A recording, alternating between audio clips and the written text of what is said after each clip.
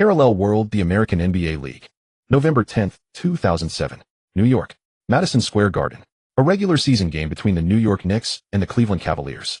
There was no loud cheering in the entire arena. The atmosphere was extremely low. Knicks head coach Isaiah Thomas was scratching his scalp almost to bleeding. The collar of his white shirt was open, his tie thrown to one side, sweat pouring from his head. He paced back and forth along the sideline, occasionally roaring toward the court. The game on the court was fiercely intense. The Knicks were being thoroughly dominated and crushed. Bang! With a buzzer-beating monstrous tomahawk slam dunk by LeBron James. At 7'9", 5'4", LeBron James walked with an imposing strut, turning Madison Square Garden into a library. The Cavaliers crushed the Knicks with a 25-point lead, bringing a huge advantage into the fourth quarter. The commentator on the American broadcast desk shouted excitedly, "OMG. This thunderous dunk has completely shattered the morale of the Knicks players and coaches. They've started the season with 3 consecutive losses." Head coach, smiling assassin, Thomas can't smile today. Is he going to replicate last season's terrible performance? From the stands, voices calling for Thomas to be fired emerged. New York is a big market, but under Thomas' coaching they had a terrible 3,349 record last season, ranking 4th from bottom in the East and missing the playoffs. This year they traded for interior powerhouse Zach Randolph along with star guard Stephen Marbury, hoping the inside-outside combo would produce a brilliant record and erase past shame. Unexpectedly, the new season started with a brutal blow, and consecutive failures made Thomas lose face. He watched his starting players sitting on the bench dejectedly covering their heads with towels, silent. For a moment, head coach Thomas held the tactical board at a loss for words. During the timeout, lively performances on the court contrasted sharply with the oppressive atmosphere on the Knicks bench. Deeply disappointed with the team, some fans had already started to leave. The previous 3 consecutive matches had been crushing defeats with an average loss of 30 points. All the American sports media were sarcastically mocking this team. Given the situation, it seemed this game would also result in a loss of over 30 points, a truly dismal record to behold. It was at this moment. At the end of the bench beside the water cooler sat a player with an Eastern face, a Chinese national sipping a sports drink and observing his dejected teammates. His heart was utterly unruffled, even harboring a secret delight at the prospect of finishing work early. His name was Lin Dapeng, a time traveler from the future. Back then he was merely a college student playing basketball with his roommates in their spare time. A fierce collision during a game sent him crashing to the ground, knocking him unconscious. All he heard were the faint sounds of an ambulance, and then he remembered nothing else. When he awoke, he found his soul had been transported into the body of a fringe benchwarmer on the NBA's New York Knicks team. As luck would have it, this person was also Chinese, sharing the same name and the same age of 21. From the original host's memories, he learned that the Knicks had only signed him to a $10 short-term contract. He was a temporary fill-in scouted from the development league to cover for the injured David Lee. The original host was physically strong, though his height of 2.08 meters wasn't exceptional. His rebounding and defensive abilities were formidable. He could play both power forward and center, making him a qualified blue-collar player. His excellent performance over 2 years in the development league earned him this opportunity.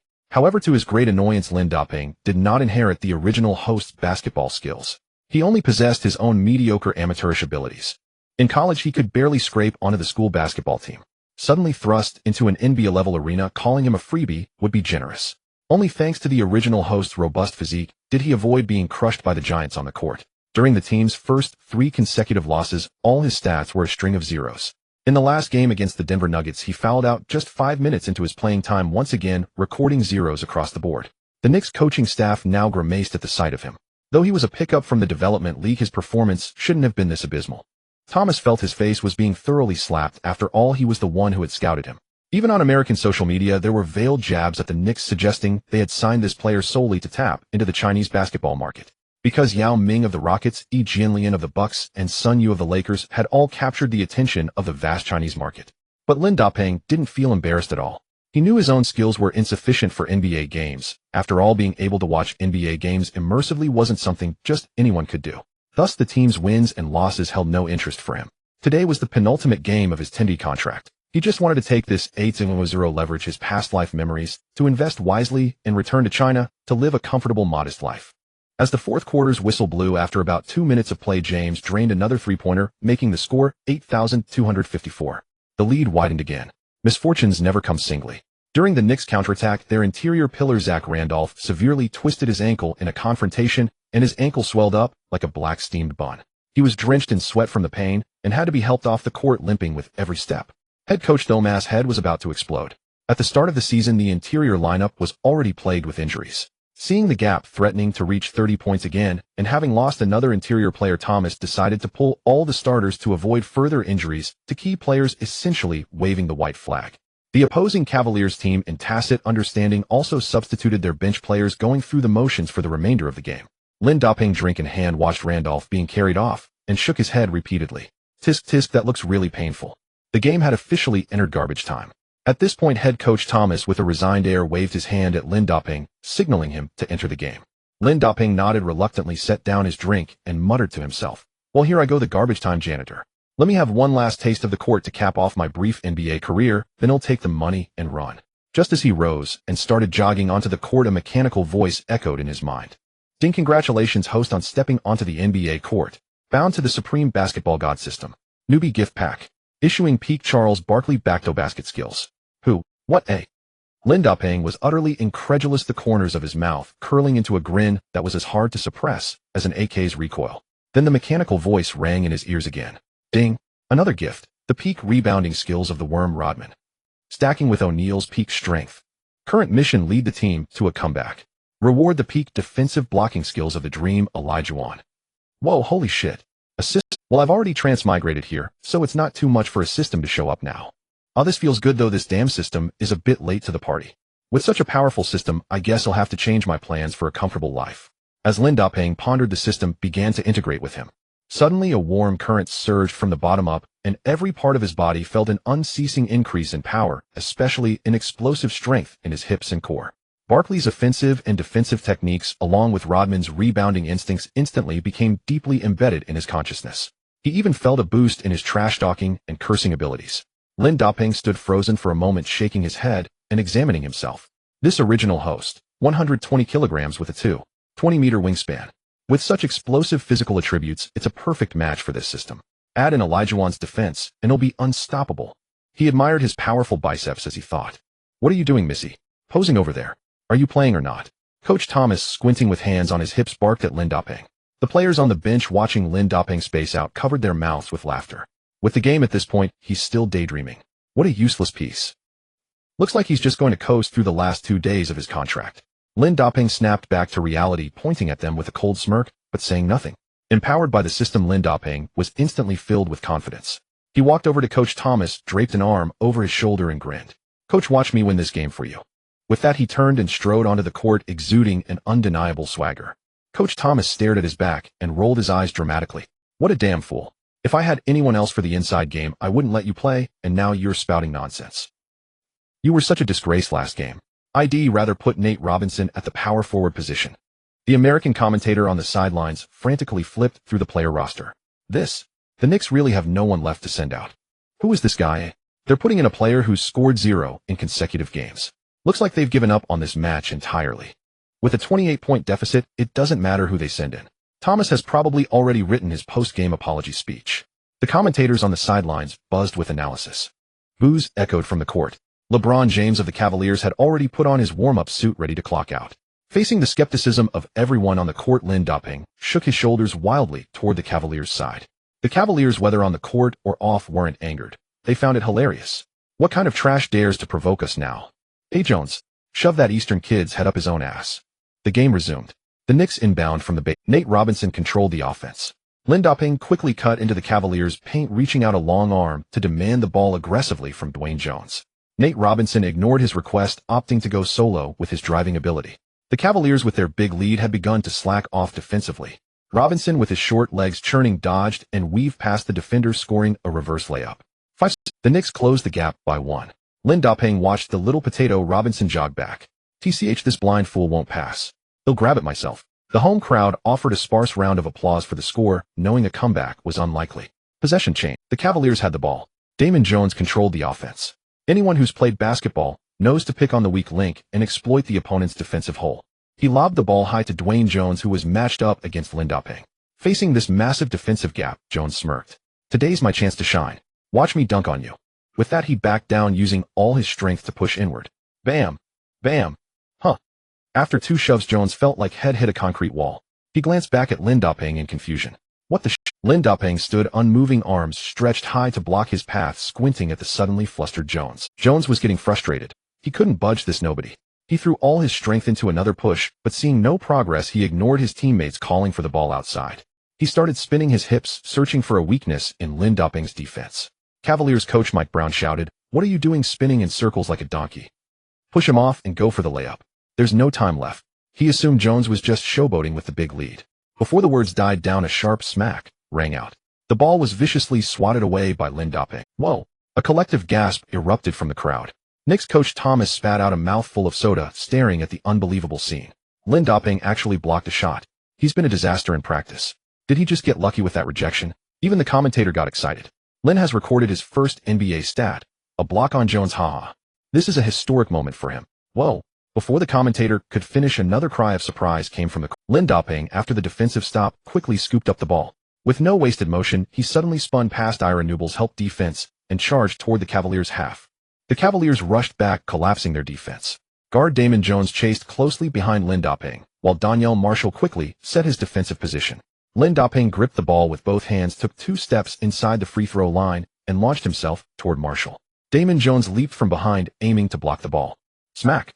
A dull thud echoed as the three collided violently in the air. "Get out of my way!" Lindoping roared. He then slammed the ball ferociously through the hoop with both hands. 2 more thuds followed as Marshall and Jones, falling from the air, stumbled and crashed into the sideline advertising boards. Beep! The referee's whistle sounded immediately. Hacking foul. 2 points count, plus 1 free throw. At that moment, everyone on and off the court fell into a brief silence. Thomas covered his black face with both hands, his eyes wide as brass bells, staring at Lindoping on the court in utter disbelief. The players on the bench leaped up in perfect unison, howling wildly and striking various celebratory poses of disbelief. The entire arena could no longer contain itself, erupting into thunderous cheers that threatened to lift the roof off the stadium. Whoa! What just happened? Wah! What is this? What's going on with this Lin? Hanging on one, dunking over, and how did he pull off such an explosive dunk? Absolutely thrilling. Who would have thought this was a temp player with 0 stats every game? The American commentator at courtside raised his hands high, marveling at the incredible scene. Knicks head coach Thomas crouched by the sideline, lightly slapping his own face. This is a damn hallucination. The Cavaliers players pulled up Marshall and Jones, who had been knocked down. The two grumbled as they got up, muttering what sounded like foul language. Lindoping dropped from the rim and stood still, staring at his own hands in disbelief. He was so delighted that his grin stretched so wide it would have reached the back of his head if not for his ears. This control, this power, this explosiveness. Damn, it feels fucking amazing. Huh. The starters on the Cavaliers bench were not overly tense after seeing this play. James even kept his eyes closed in rest, not bothering to look up. On the NBA court, it was not uncommon for fringe players to occasionally flash a couple of good plays, but consistent. Given the huge lead, coach Mike Brown did not take it too seriously. Lindoping stepped to the free throw line and caught the ball tossed by the referee. Taking a deep breath, he calmly sank the free throw. 5-9-8-2. The Knicks continued to close the gap. The Cavaliers quickly regrouped as Damon Jones brought the ball up the court. He signaled with a hand gesture to slow the pace. Calling for a pick and roll, he created space and passed the ball to Devin Brown in the corner. The latter rose for a three-pointer. Clang! The ball rattled off the rim. The paint was packed tight. Marshall quickly boxed out Lindoping. Just as he was about to grab the offensive rebound, he felt a rush of wind behind him as 2 large hands snatched the ball from above his head. Marshall turned around to see Lindoping soaring higher, his face full of question marks. Securing the defensive rebound, Lindoping immediately hurled a long pass to Robinson ahead. The two then sprinted forward, flanking Devin Brown on the retreat. Reaching the front court quickly, Lindoping pointed. Robinson lobbed the ball high, sailing over Devin Brown's head. Lindoping seized the moment and exploded into the air. Catching the ball one-handed, he slammed it down with a powerful dunk. Boom. 6-1-8-2. Wow. The crowd erupted once more in thunderous cheers. Thomas raised his hands high on the sideline, his dark face flushed with excitement. After these 2 dunks, Lindoping scored 5 consecutive points, and the home team's momentum began to recover. Some fans who had started to leave paused Madris and returned to their seats. Even Robinson, who had passed him the ball, stared wide-eyed, looking at him in disbelief. During team practice, he had never given Lindoping a second glance. But Lindoping, the team's biggest eater and drinker with no achievements, now earned his respect with those 2 explosive dunks. He ran over to Lindoping and jumped to slap his shoulder. Nice one, those 2 plays were awesome. Lindoping glanced down at him and thought, TCH, you little black potato, you worthless piece of crap. Now you remember to talk to me. He pumped his fist, celebrating his own score, ignoring him as he hurried back on defense. At this point, the Cavaliers players on the court began to take notice, quickly inbounding the ball to organize a fast break. Inside, Marshall demanded the ball and took a contested shot over Lindoping's defense. Another brick. Lin Dapeng leaped high, grabbed the rebound again, and hurled a quarterback-length pass. He threw it to the front court. Little Potato received the pass again. However, the Cavaliers' defense collapsed quickly this time. Damon Jones clung tightly to Robinson all the way to the basket. Seeing the layup was impossible, Robinson drove in and passed the ball forcefully back over his head to Lin Dapeng. At the top of the arc beyond the three-point line, wide open. Lin Dapeng caught the ball, bent his knees slightly, and rose to shoot. Lin, no. Pass it. You don't have a three-pointer. Don't just chuck it. Before Coach Thomas on the sideline finished shouting, Lin Dapeng released the ball. It traced a very high arc through the air. Thump swish. The ball hit the front of the rim and then dropped straight in. Three-pointer. 6-4-8-2. A beautiful shot. The kid has a three-pointer after all. Coach Thomas immediately changed. The courtside announcers grew excited. The huge lead made the Cavaliers' defense and offense incredibly lax, allowing an unknown player from the development league to go on an 80-scoring spurt. Who would have thought this guy had so many offensive moves? What was he hiding before? The home crowd is roaring now. The atmosphere is heating up. If the Cavaliers don't respond soon, they'll have to call a timeout. On the Cavaliers' bench, the starters sat up straighter, and even James removed the towel from his head. All eyes turned to Lin Dapeng. The lead had shrunk to under 20 points. The Knicks' offensive surge left the opponents a bit stunned. Control the tempo. Don't let that kid mess with us. Coach Mike Brown finally couldn't hold back, cupping his hands around his mouth to shout onto the court. The players on the court seemed caught off guard. The Cavaliers' point guard made another passing error which Lin Dapeng read perfectly and intercepted. He bypassed the defender using his powerful rear to back down the mismatched Devin Brown. Awesome. Go. Kill it. Seeing Lin Dapeng driving inside with the ball again, the fans began to cheer him on. Devin Brown groaned under the pressure. Backed all the way to the basket, Lin Dapeng grabbed the ball with both hands and exploded upward from a standstill. Boom. He slammed the ball in reverse. 6-6-8-2. Beep. The referee's whistle sounded. Defensive foul. Knicks get one free throw. Devin Brown staggered backward with no room to counter, standing there dumbfounded. Lin Dapeng vaguely heard the sound of sobbing coming from Devin Brown. It seemed this dunk had truly hurt the kid. Your defense is as loose as an old lattice cotton-padded trousers. Lin Dapeng, brimming with confidence, taunted Brown. As Lin Dapeng sank the free throw, the score became 6-7-8-2. On the Knicks bench, they erupted in wild cheers for this spectacular basket, as if they had just won the championship. Head coach Thomas also joined the celebration. It was truly unimaginable that this guy Lin Dapeng had stepped up when the team was shorthanded. He led the second unit to unleash an 110 offensive surge with all 11 points coming from Lin Dapeng. In 3 minutes, the Cavaliers haven't scored a single point. It seems this game still has a turning point. Coach Mike Brown is holding on to his timeouts, tightly refusing to call one. It seems he trusts his players to adjust their mindset. But this 29 Lin from the Knicks is becoming increasingly unstoppable. The commentators on the sidelines also began to focus on Lin Dapeng's performance. Just as the commentator finished speaking, the Cavaliers' Devin Brown, seemingly dazed from the dunk, attempted a three-pointer from the outside, but unfortunately clanked it off the rim.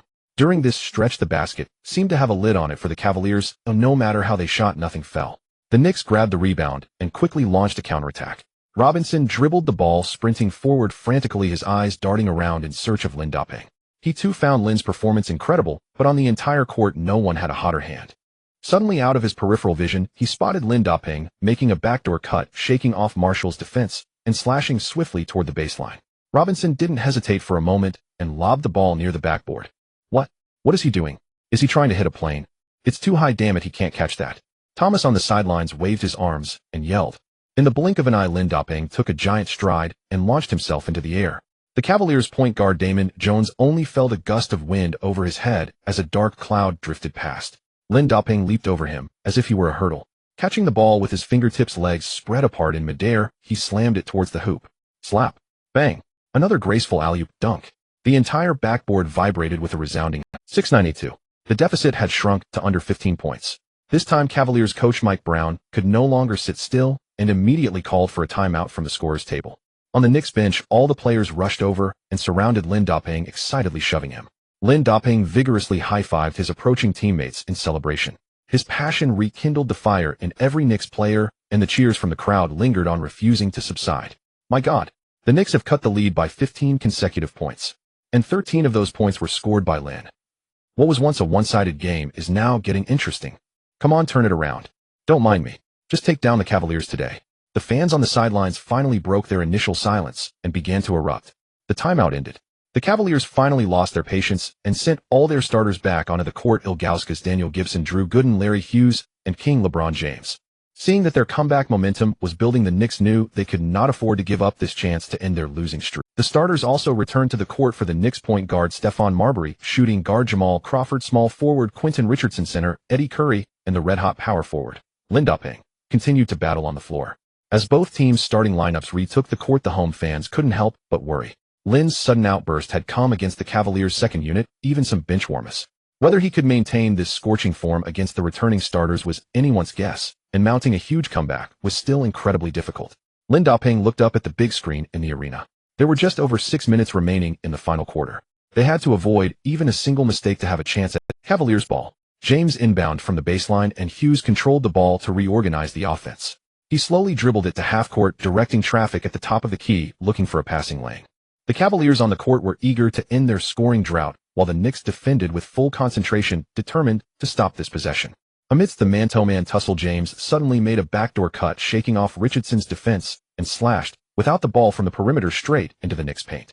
Hughes quickly bent low and fired a bounce pass. Marbury tried to kick it away to disrupt the play, but he was a split second too slow. James caught the pass, took crab-like strides as he charged and switched from 2 hands to 1, and soared up for a tomahawk dunk.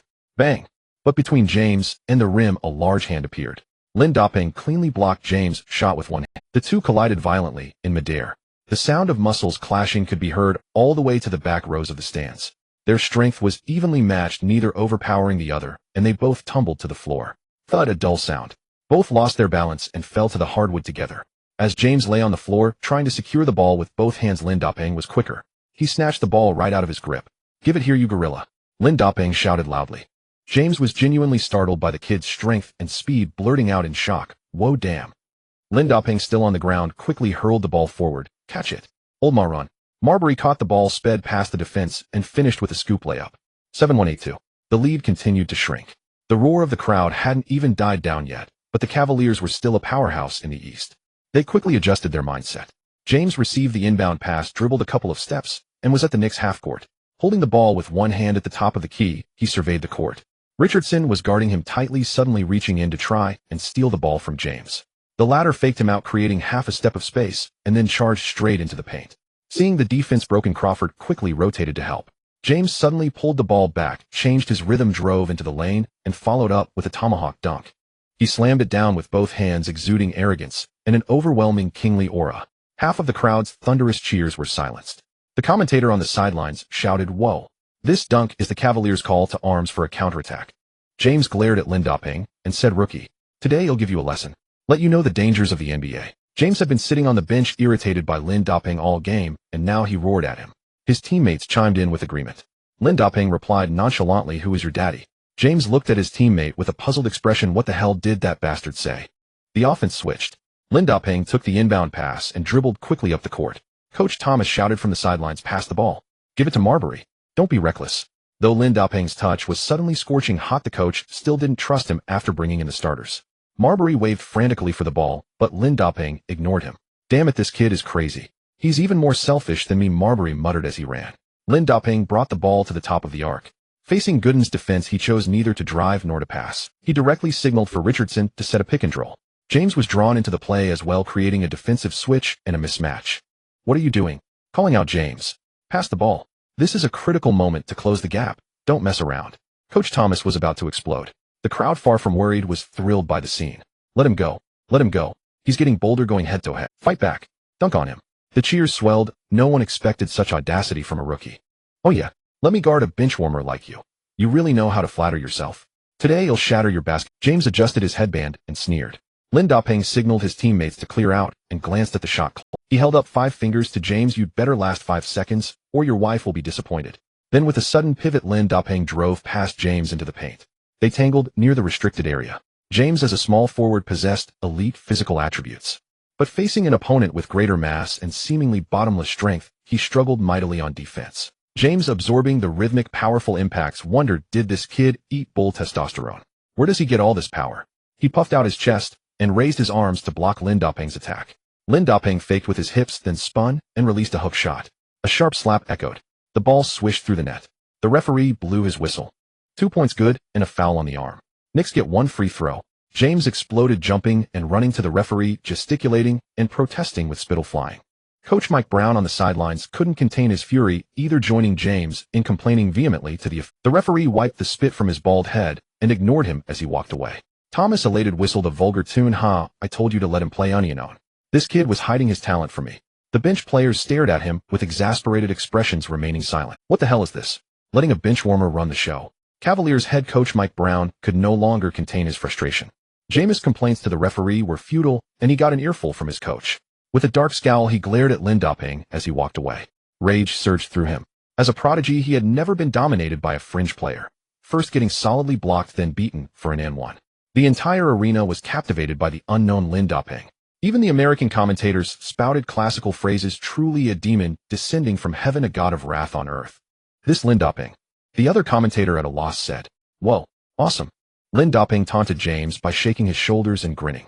Before his transmigration, James and Kobe were now going head-to-head with his idol, and possibly defeating him would be an indescribable thrill. His excitement with Lindoping smiled as he stepped to the free throw line and calmly sank the extra point.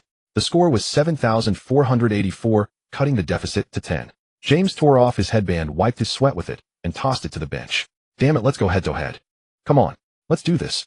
A slightly rattled James signaled Gooden to clear out and directly matched up with Lindoping. The commentators were on edge. "We see James is truly angry. He's finally taking this Knicks nobody seriously, guarding him directly." This game just got interesting. With about 5 minutes left in the quarter and a 10-point lead, the Knicks have a chance to end their losing streak. James dribbled up and directly called for Lindoping. "What? Took off your headband and think you're good now?" Lindoping taunted. Jameis' eyes blazed with fury, but he ignored the jab. He dribbled hard and charged forward. Their intense collision ignited the other players' fighting spirit.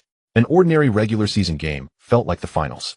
Every possession was fiercely contested, offense and defense pushed to the limit, thrilling the crowd. No one expected that a game already in garbage time would be turned upside down by a chunky kid suddenly emerging from the Knicks. Those who left early in the third quarter must have been kicking themselves. Sweat dripped from Jameis' forehead, and he and Lindoping were locked in a fierce struggle. He looked up at the big screen. The score was 9,193, with 50 seconds left in the fourth quarter. The Knicks' furious comeback had cut the lead to 2 points. Marbury dribbled at the top of the arc, searching for an opening. Lindoping was locked down by James. The ball kept moving, but returned to Marbury as the shot clock dwindled. The tension in the arena was palpable. Fans had sweat in their palms. All eyes were fixed on the ever-changing situation on the court. Marbury drove in for a layup, but it clanked off the rim. Thomas, grimacing in pain, slapped the floor and yelled, "Ah, Oldma, Oldma." Oh, a collective groan of disappointment rippled through the audience. Faint mutters of curses could be heard. After turning around with confidence, seeing his layup miss, Marbury scratched his bald head with both hands, clicking his tongue in frustration. Rebound. Lindoping locked onto James tightly, shouting loudly. Under the basket, Big Z, Ilgauskas, and Eddie Curry were nearly coming to blows, jostling for position. Utilizing Rodman's legendary rebounding skill, Lindoping accurately predicted the ball's landing spot. He subtly elbowed James aside, leaped high, and reached for the rebound. Simultaneously, the other three under the basket rose into the air. But Lindoping proved superior, extending his large hand midair. Smack! Smack! 2 crisp sounds echoed through the air as he firmly snatched the ball. Looking up, he saw a forest of hands blocking the sky, the Cavaliers' interior packed like sardines. Seeing no passing lane, Lindoping dribbled quickly out to the perimeter. Just then, Cavaliers guard Larry Hughes, anticipating a mid-range shot, lunged forward in a flash. Lindoping immediately turned sideways, shielding the ball with his back. Hughes' momentum was too great, his feet tangled, unable to stop, and he crashed into Lindoping's posterior. Larry Hughes felt as if he had hit a boulder. His vision momentarily darkened. Without a word, he flipped over and landed flat on his back on the court. BZZC. The referee's whistle blew. Knicks offensive foul. Change of possession. On the sidelines, head coach Thomas spat his drink a remarkable distance. Holy crap. What's going on? I didn't move. That little punk ran into me. Lindoping jumped on the spot, complaining to the referee. Motherfucker, what foul did my player commit? How can that be an offensive foul? Are those 2 holes under your eyebrows just for? Before Thomas could finish, his players on the court quickly pulled him away. At this critical juncture, risking a technical foul was not worth it. Fortunately, the team wasn't in the bonus, so no free throws were awarded. The home crowd erupted in deafening boos, with some fans loudly accusing the referee of biased officiating. Larry Hughes, nearly concussed from the collision, was helped up by his teammates. Clutching his chest, he groaned, "My pectoral muscles hurt so much. I just want to see if that bastard Lindoping has steel plates sewn into his damn shorts."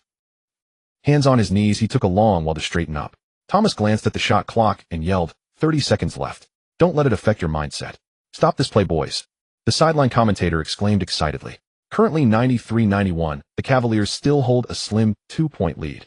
The Knicks must defend this final possession. If they score again, they'll have to resort to fouling and the game will be over. Another commentator added, indeed neither team has any timeouts left. It's all about the players' skill and losing possession at such a critical moment cannot be allowed to affect them. As Larry Hughes dribbled to reorganize the offense, the arena thundered with deafening boos. He passed the ball to James on the wing. Thomas directed from the sidelines, instructing Lindoping to guard James Onionon, signaling his growing trust in the player. Facing James, Lindoping's excitement peaked, feeling every pore on his body open wide. The entire arena chanted in unison, defense. Defense. James wiped the sweat from his face with his hand, glanced at the shot clock. At the top of the arc, he dribbled slowly, running down the final seconds. Lindoping slapped his hands together, loudly shouting, "This is exhilarating. Come on." With just 10 seconds left on the shot clock, James signaled for Ilgauskas to set a pick. James, now annoyed, aimed to use the screen to shake off Lindoping's defense. At the top of the arc, the defense switched. James seized the moment, accelerating, abruptly charging into the paint like a battering ram. Delayed slightly by Big Z, Lindoping quickly gave chase. The Knicks' interior defense collapsed instantly. A cold smirk curled on Jameis' lips as he raised the ball high with one hand like a torch set ablaze. He soared toward the rim. Boom. Whoa. Look. A stir rippled through the stands. As James went for the dunk, Lindoping from behind desperately reached out and grazed the ball. The ball was knocked out of the dunk. James, still hanging on the rim with one hand, shouted, "F. Get the rebound." He landed quickly and charged forward. Marbury, quick-eyed and nimble, scooped up the ball and sped toward the front court like a whirlwind. Amidst the roaring cheers of the entire arena, the team launched a fast break, accelerating toward the Cavaliers' half. On the sidelines, the Knicks bench could no longer contain themselves, all standing and screaming wildly. Thomas waved his arms and yelled at the top of his lungs, "Go, go, go." 8 seconds left. Secure 2 points. On the other side, Coach Mike Brown similarly waved his arms, shouting for defense. The two head coaches looked like they were engaged in a silent dance-off. The entire audience couldn't stay seated, either rising to their feet, eyes glued to the court. Old ma, pass it to me." Just past half-court, Lindoping shouted to Marbury. Marbury shook off the double team and threaded the ball through the crowd. Lindoping caught the ball just beyond the three-point line, adjusted briefly, and raised it for a shot. James arrived from behind, extending his large hand to block. "Drive inside. Don't settle for 3. Secure 2 points." Thomas pointed at Lindoping on the court, shouting hoarsely. Lindoping faked a shot, freezing James, then dribbled and took a lateral step. "To hell with it. I'm taking the 3. He rose and fired. James quickly adjusted his center of gravity and lunged again to block the shot. Clang. The ball clanked off the rim. Bzzz. Immediately the referee whistled. Reaching foul. 3 free throws for the Knicks. James threw his hands up, an innocent look on his face, feeling like the sky was falling.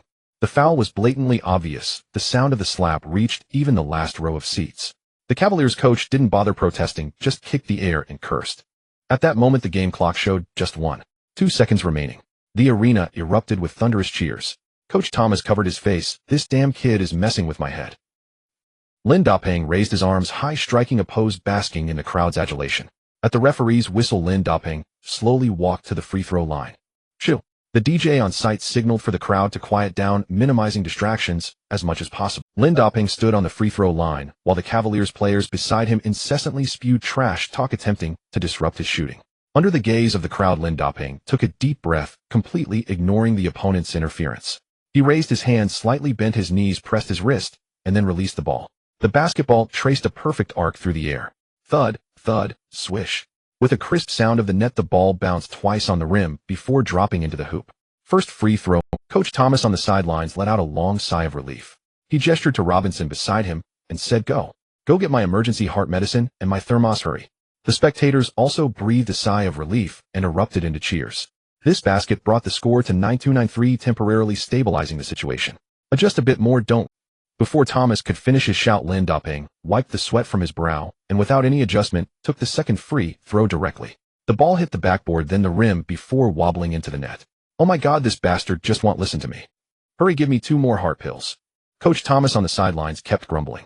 The hearts of the entire audience rose and fell with Lindoping's second free throw. Seeing the second free throw go in, the whole crowd cheered. The score was tied at 93, putting everyone at ease. Even if the last free throw missed, a good defense could at least force overtime.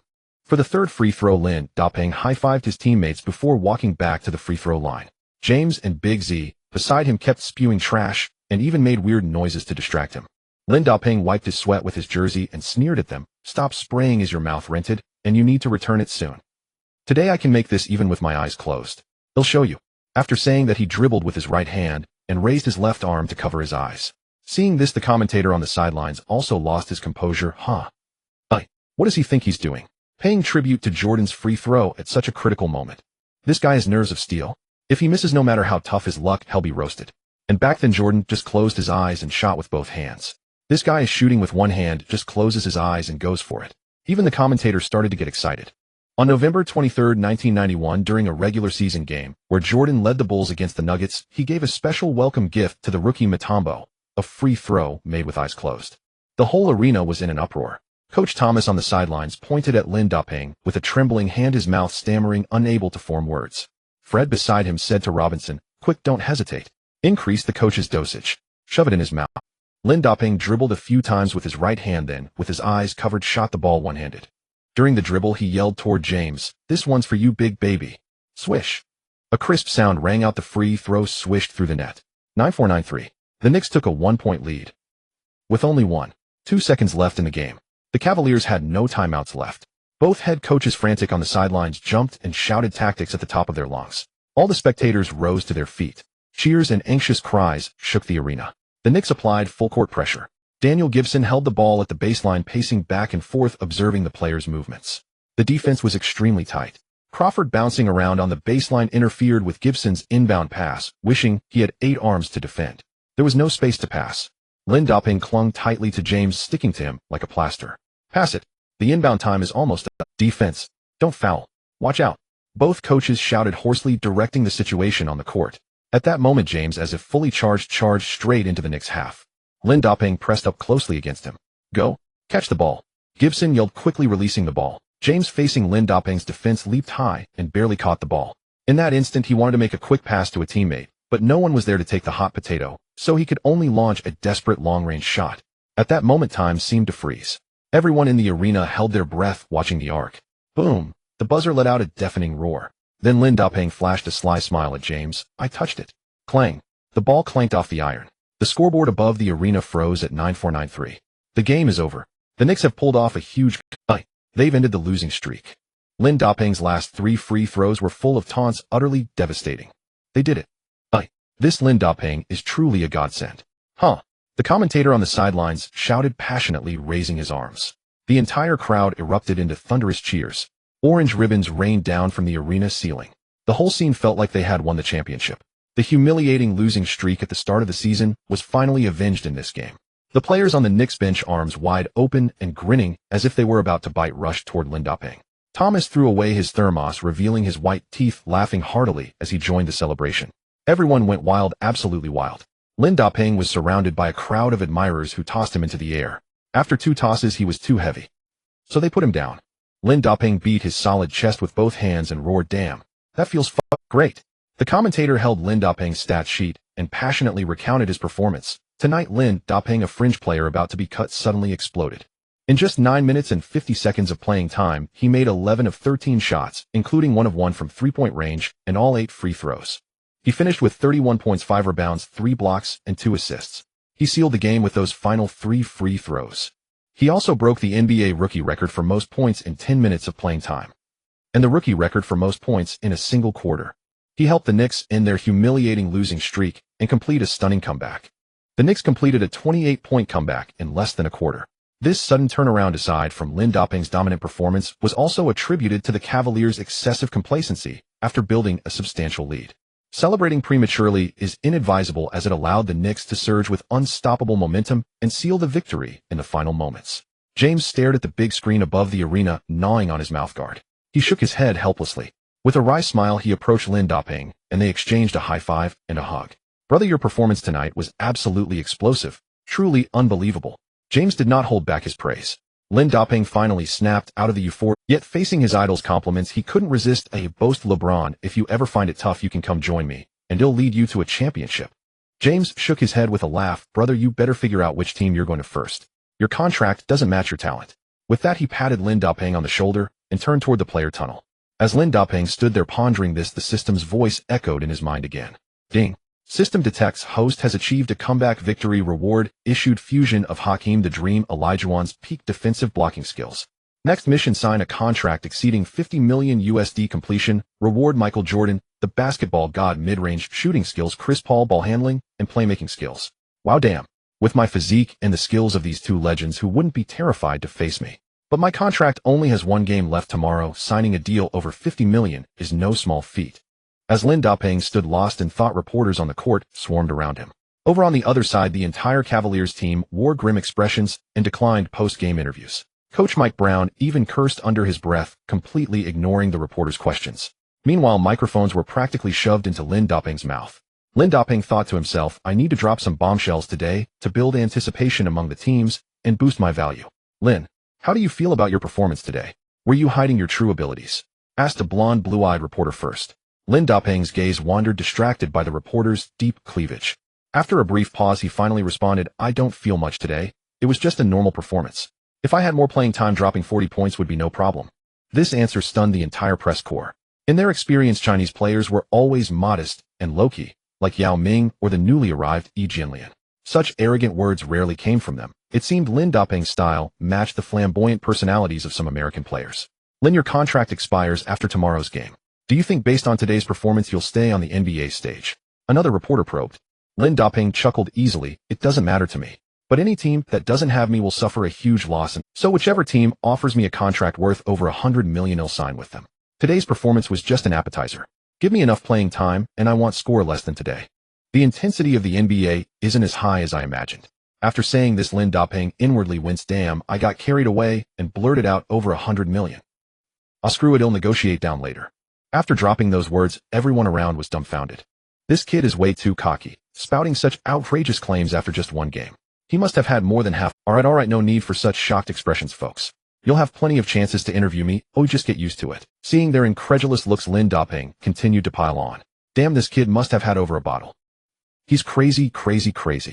That very night, Lin Dapeng's performance and audacious remarks shot to the top of media trends across the United States, generating unprecedented buzz and traffic.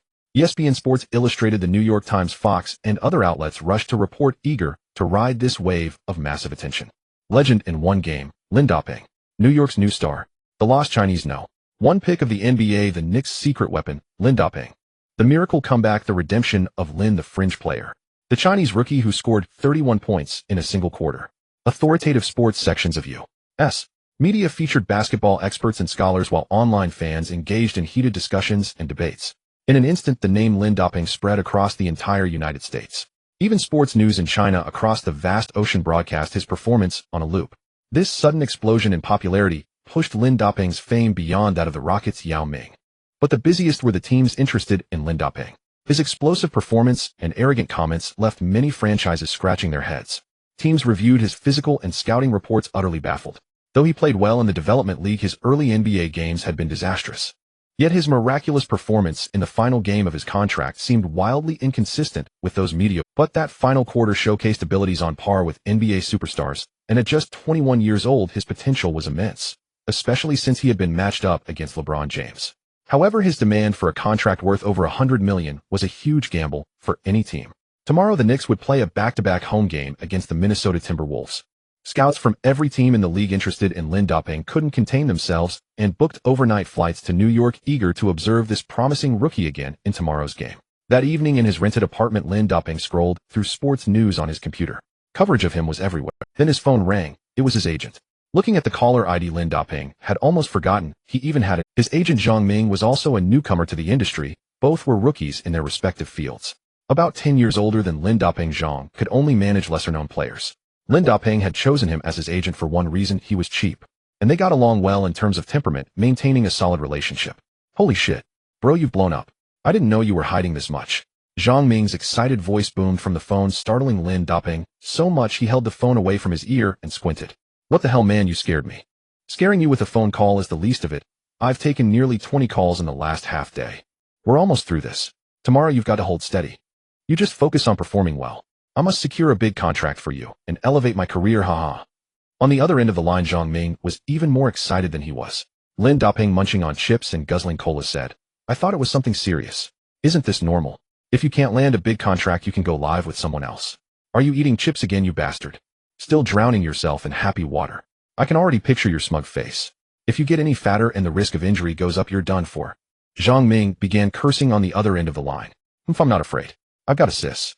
Come and get me if you dare. Damn it, just you wait. The next day, November 11th. Morning at the New York Knicks training facility. Now the team's little potato, Nate Robinson, had become Lin Doping's fan, a devoted little admirer. He was utterly astonished by the previous day's performance on the court.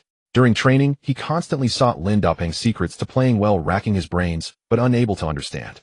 How could someone who usually played so poorly manage to go head-to-head with LeBron James and lead the team to a massive comeback within a single quarter? The more Lin Doping evaded or was vague, the more curious Robinson became.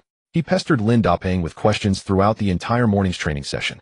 David Lee, who had come in for rehabilitation training today, also joined in the fun, asking a few casual questions. Utterly annoyed by Lin Doping's persistence, he had a sudden idea and said to Robinson, "Tell you what, if I can still stay on this team in the next couple of days, I'll tell you the secret to my game. But there's a condition. You have to agree to it." Robinson looked up, blinked his big eyes innocently, and said, "Brother, just say it. I've been in New York for 2 or 3 years. Whatever you want to eat, drink, or do for fun, the choice is yours." "How did you know that's what I was going to ask? Are you treating?" Lin Doping perked up instantly. "Yeah, are you treating?" While they were talking, David Lee and Marbury came over and surrounded Robinson. Robinson pushed them away and said, "Why are you guys so tall? You're blocking my light, making it dark as night. It's just food, drinks, and fun. I'm treating. He'll show you the beautiful women and fine wine of New York." Marbury's eyes widened. "Is it that same place as last time?" "No, the quality there is too poor, like a scam. There's a new one opening on the east side." Night fell, the city lights began to twinkle, and the bustling metropolis was illuminated by brilliant lights. Madison Square Garden.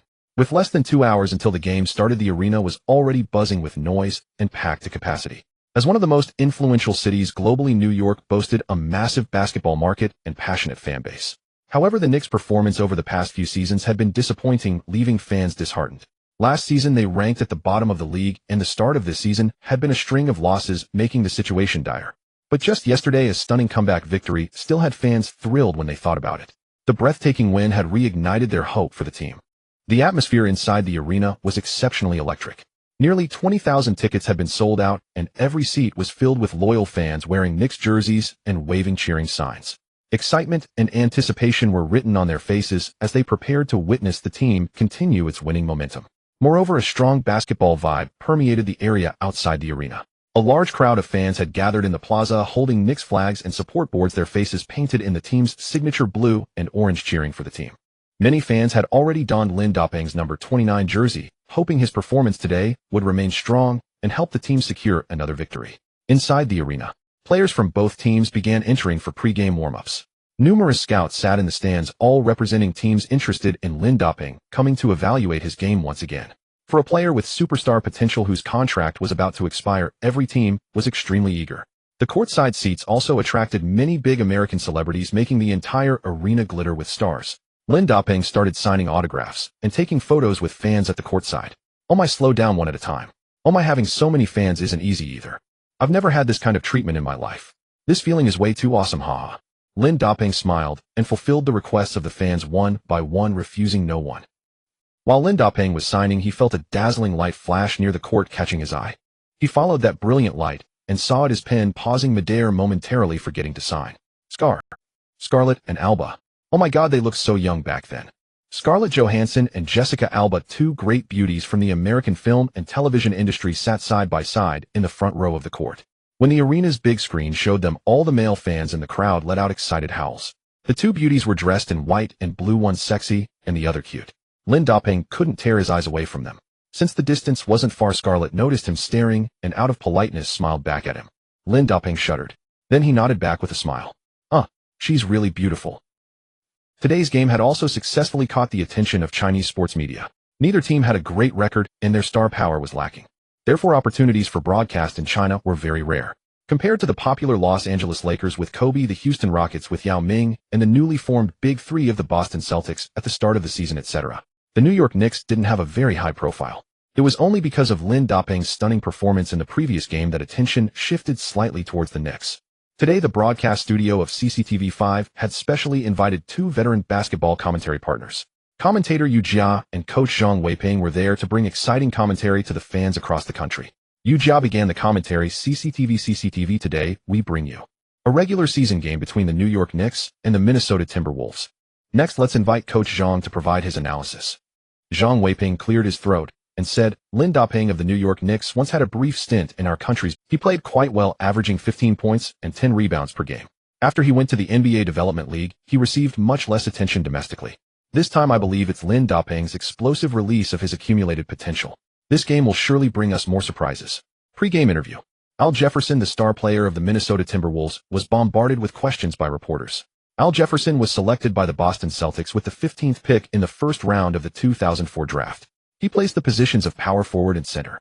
Standing at 2.08 meters and weighing 130 kilograms, he appeared a size larger than Lin Dapeng in this matchup. His playing style is very classical.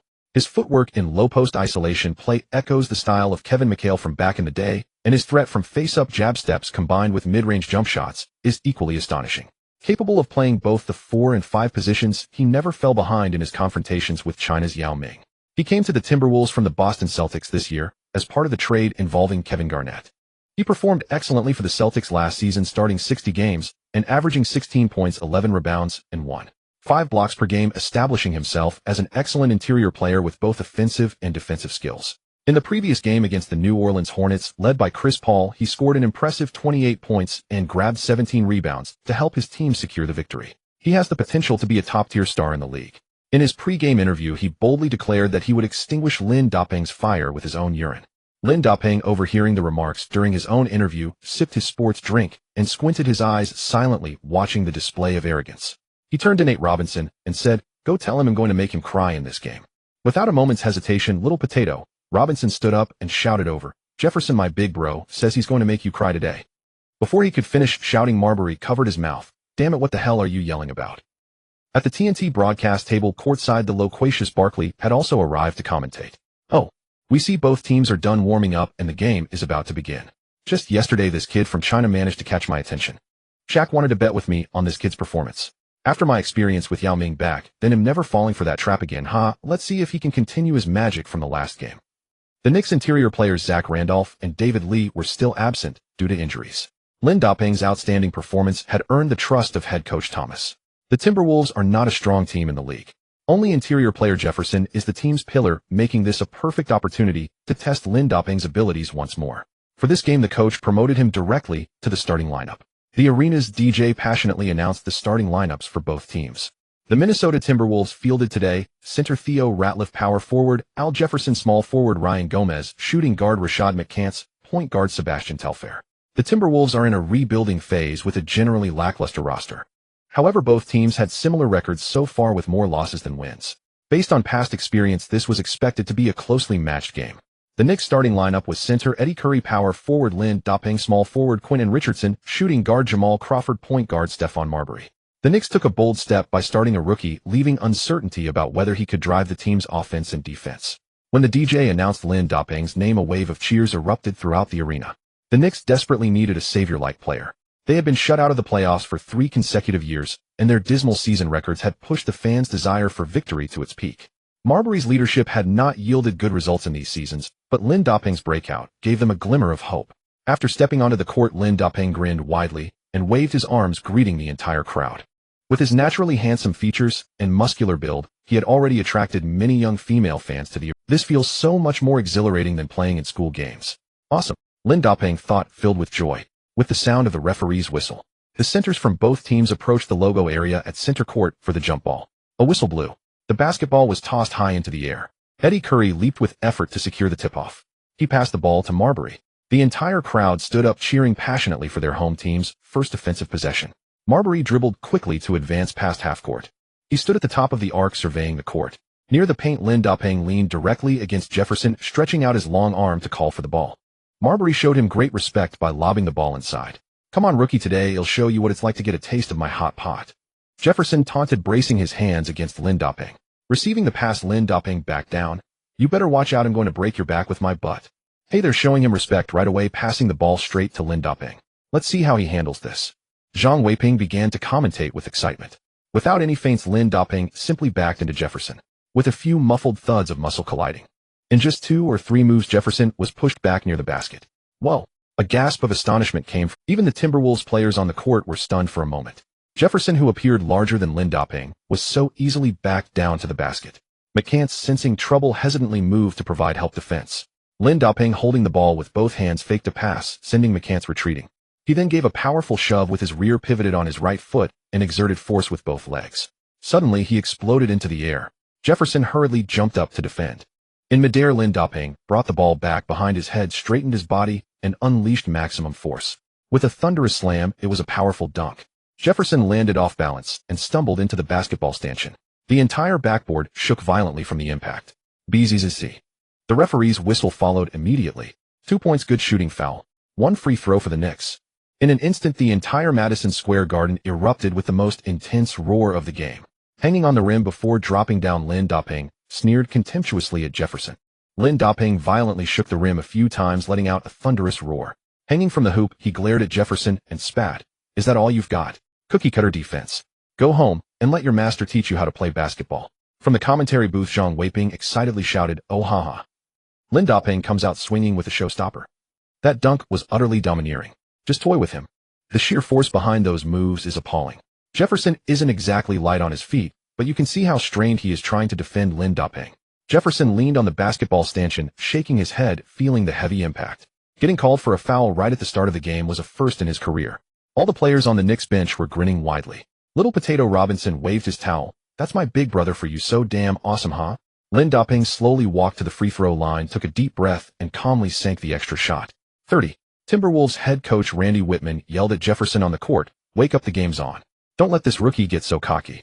Unleash your weapons. Jefferson was already annoyed from being posterized, and the coach's nagging didn't help.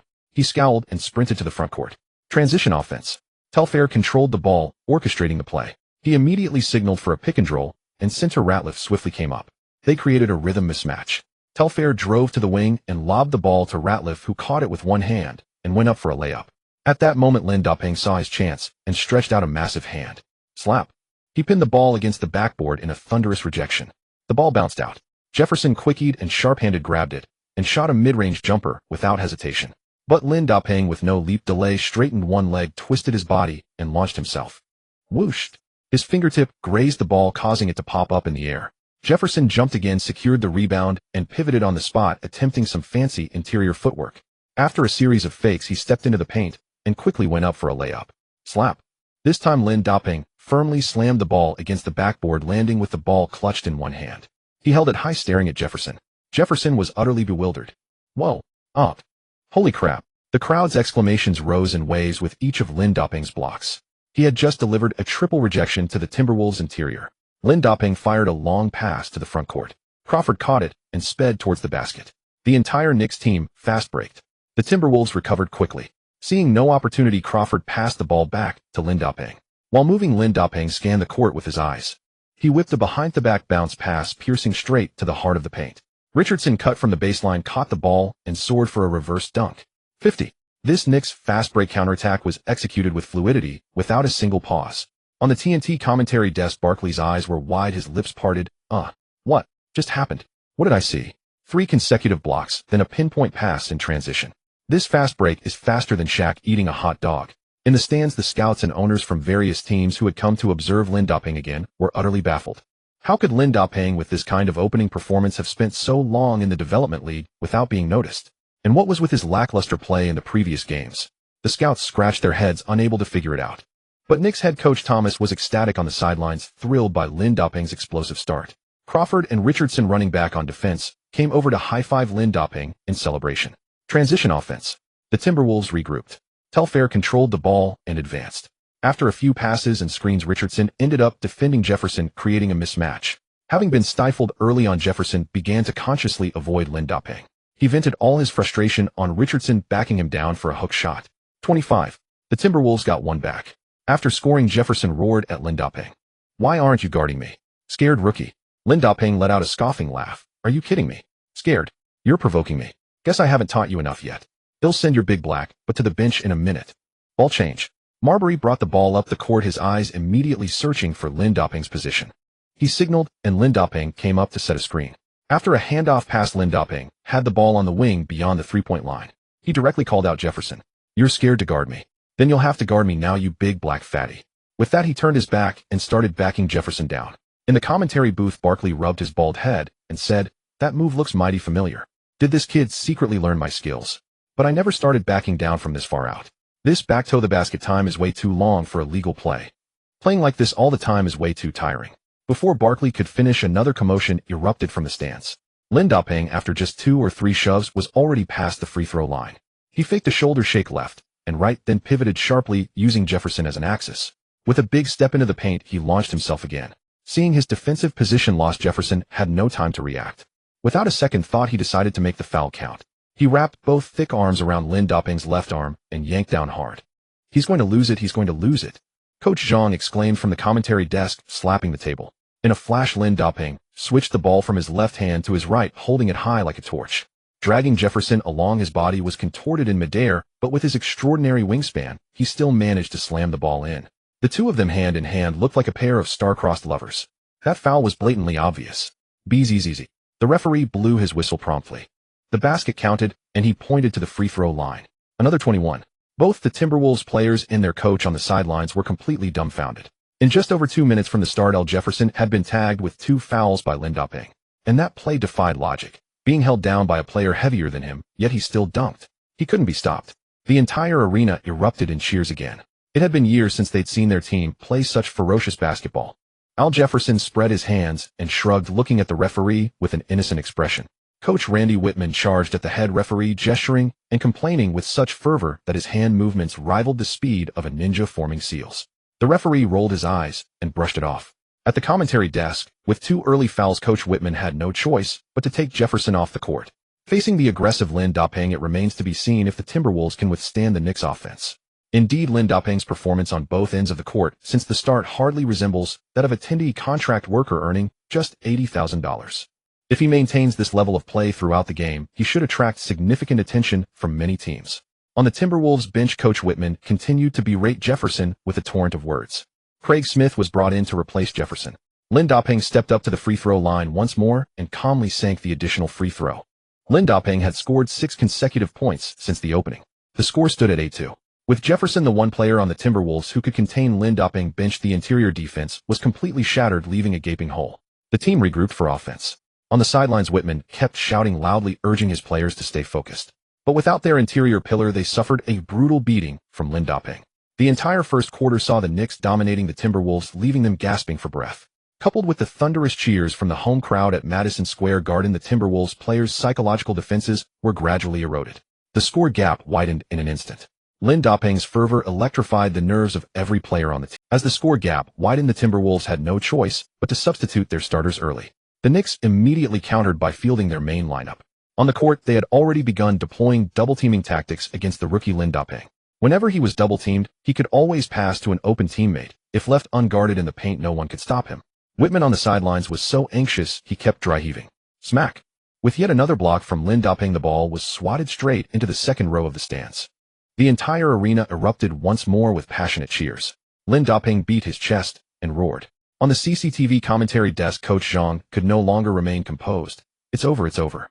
They've gone mad. Lindoping has gone berserk, the Knicks have gone berserk, and the fans in the stands have gone berserk." With halftime nearly over, the score stands at 6-0-3-5. The Knicks are about to trounce the Timberwolves. Yu Jia chimed in. Indeed, all season the Knicks have been getting crushed by other teams. Who would have thought Lindoping would emerge out of nowhere? For the first time, they're dominating another team. Now Al Jefferson was thoroughly disgusted by Lindoping. His offense was extremely labored. Either he was trapped into a dead ball, or his shots were blocked. On the defensive end, even after resorting to double-teaming Lindoping, it still proved largely ineffective. Moreover, Jefferson had picked up another foul. Burdened with 3 fouls, Jefferson felt as though his brain nerves were damaged. He felt nauseous and on the verge of depression. With the final 20 seconds of the first half remaining, the Timberwolves were inbounding the ball. Jefferson rubbed his face with both hands to lift his spirits. He shouted to Gomez, who was inbounding, "Give me the ball. I've got to reclaim my honor this possession." Lindoping, standing beside him with hands on his hips and squinting, listened and said, "You're cracking me up. Look at you acting like a strutting little heifer. All talk and no substance. If I don't rattle your brain today, you'll never know what a concussion feels like." Jefferson caught the inbound pass on the wing, and Lindoping immediately closed in. The sight of Lindoping's face made Jefferson involuntarily want to vomit. As the two matched up again, the crowd in the arena went wild. Hasn't the big black guy had enough of being blocked? Let him taste New York's might. Have a taste of Lin's spicy. You. Go Jefferson. If you can't score, just go home. Trash. The crowd roared some cheering for Jefferson, but many more were putting pressure on him. Sweat kept beading on Jefferson's forehead. He dribbled a few times to run down the clock, wiped the sweat from his brow, and tried to block out the noise by covering his ears. His eyes suddenly grew resolute, as if he had made up his mind. With 10 seconds left on the shot clock. Facing Lin Dapeng, he executed a sudden crossover dribble, then mustering all his strength, he turned his back and tried to back down. But he couldn't budge. It felt like hitting a wall. Fuck. Was this kid raised on rebar? He's all muscle and rock hard. Jefferson cursed inwardly. Lin Dapeng waved his arms in the air once again, trapping Jefferson in place. The defensive pressure intensified and Jefferson was on the verge of a turnover. Tom was running out. He caught a glimpse of Gomez out of the corner of his eye and tried to pass him the ball. Smack. In his panic, Lin Dapeng stole the ball cleanly. He glanced up at the shot clock, which showed less than 2 seconds remaining. Summoning all his strength, he grabbed the ball with one hand, wound up his arm, and hurled it. He'll just take a wild shot. Here goes. Everyone on the court watched the ball soar through the air. The high arc nearly hit the arena's overhead display. Boom. As the ball reached its apex, the buzzer for the end of the first half sounded. Thud. Swish. A ridiculously long three-pointer banked off the backboard and rattled through the net. 6-3-3-5. The three-pointer counted. The roof of Madison Square Garden was in jeopardy as the entire arena erupted in a deafening roar. Barkley's eyes nearly popped out. Whoa-ho-ho. Holy shit. What did I just witness? From under his own basket, he launched it into the opponent's hoop. What kind of divine three-pointer is this? It's a rarity, even in the NBA. Truly, such a shot could only exist in heaven, rarely found in the mortal world. He scratched the back of his head and asked his colleague, "Hey, what's the next line?" Lin Dapeng pointed one finger to the sky, putting on a cool and aloof expression, silently basking in his moment of glory, enjoying the high-fives from his teammates rushing off the bench. Robinson leaped onto Lin Dapeng's back. Holy crap. This guy is my big brother from now on. That was epic. Lin Dapeng peeled Robinson off his shoulder and said. Lin Dapeng pulled Robinson off his shoulder and said, "What's all this big brother nonsense? It's not proper. If you admire me so much, just call me Godfather directly." Lin Dapeng spoke these words in Chinese, leaving Robinson tilting his head with an awkward smile, utterly baffled about their meaning. Nearby, Marbury, who seemed to understand some Chinese, explained, "He wants you to call him Godfather." Robinson was momentarily speechless. "Godfather, your sister." In the first half, Lin Dapeng had managed to sink an ultra-long three-pointer. This single shot utterly shattered the Minnesota Timberwolves' morale. The score stood at 6-3-3-5. A nearly 30-point deficit at halftime is an incredibly difficult gap to close in the second half. It's not entirely impossible, though. The Timberwolves coach could consult with the Cavaliers from the previous game. They have experience with such situations. After the halftime break, as Lin Dapeng delivered another massive block against the driving Gomez, his total blocks for the game had now reached 10. The score gap had widened to 34 points. Opposing coach Whiteman threw in the towel, substituting all his starters. The game had completely entered garbage. Thomas, out of respect for Lin Dapeng, pulled the other starters and let him lead the bench through the third quarter. In the final minutes of the game, Whiteman sat on the sideline bench, zoning out alongside his players. Jefferson, with a towel over his head, muttered, "Just ended already. I'm tired." As the final buzzer sounded, the score stood at 118-90. The New York Knicks had crushed the Minnesota Timberwolves. Yu Jia was ecstatic. "I never imagined another Chinese player would emerge to take charge in the NBA. This long-awaited blowout has the whole crowd electrified." Let's check Lin Dapeng's stats tonight. Starting and playing less than 3 quarters, he dropped a massive triple-double with 38 points, 15 rebounds, and 10 blocks. His matchup, Al Jefferson, got thoroughly dominated, managing only 6 points, 5 rebounds, and 5 fouls in a disastrous performance. Lin Dapeng seized the opportunity and proved his worth.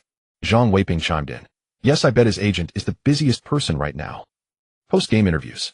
The entire Timberwolves team declined interviews with grim faces, each claiming urgent family matters as they hurried through the player tunnel. Thomas, now living up to his nickname, not just with a smile, but a broad laugh, answered questions. "What? Lin is our franchise cornerstone now. Where else would he go? This team was falling apart, and it's Lin's passion that's holding us together." Facing reporters, Thomas laughed so hard the goji berries in his thermos shook. Thomas' sole thought now was to do everything possible to keep Lin Dapeng, as his Tindy contract was set to expire. Scouts from other teams were on site, keenly watching Lin Dapeng's every move. "He must stay in New York. We're grooming him to be a superstar. If he stays, he'll give him unlimited scoring freedom." "What a... No way. He was just hiding his true strength earlier. You know what keeping a low profile means." He rattled on endlessly. Throughout the interview, Thomas did a complete 540-degree turn in his assessment of Lin Dapeng. Earlier, he had claimed Lin Dapeng only cared about eating eggs on the team, hence scoring 0 every game. Now he exhausted every word of praise, lauding Lin from head to toe. Standing nearby, Lin Dapeng watched him and thought, humph, this little punk is a carbon copy of my homeroom teacher. Summa Mason, a gentle female voice came from behind him. Lin Dapeng was sipping his favorite energy drink. Whoa shit. Did I just hear some dog barking from that little island? Turning around, Lin Dapeng froze in a non-moving frame. There stood a woman with Asian features behind him.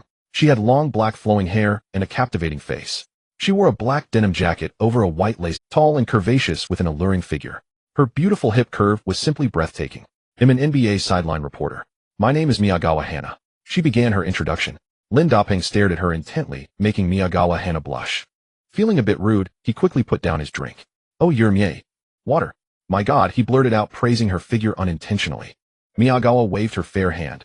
No, not my water, it's Miyagawa. Lin Dapeng chuckled. Right, I miss. Your name sounds like you're from that little island, but you don't look it. Ah yes, I'm of Dutch and Japanese descent.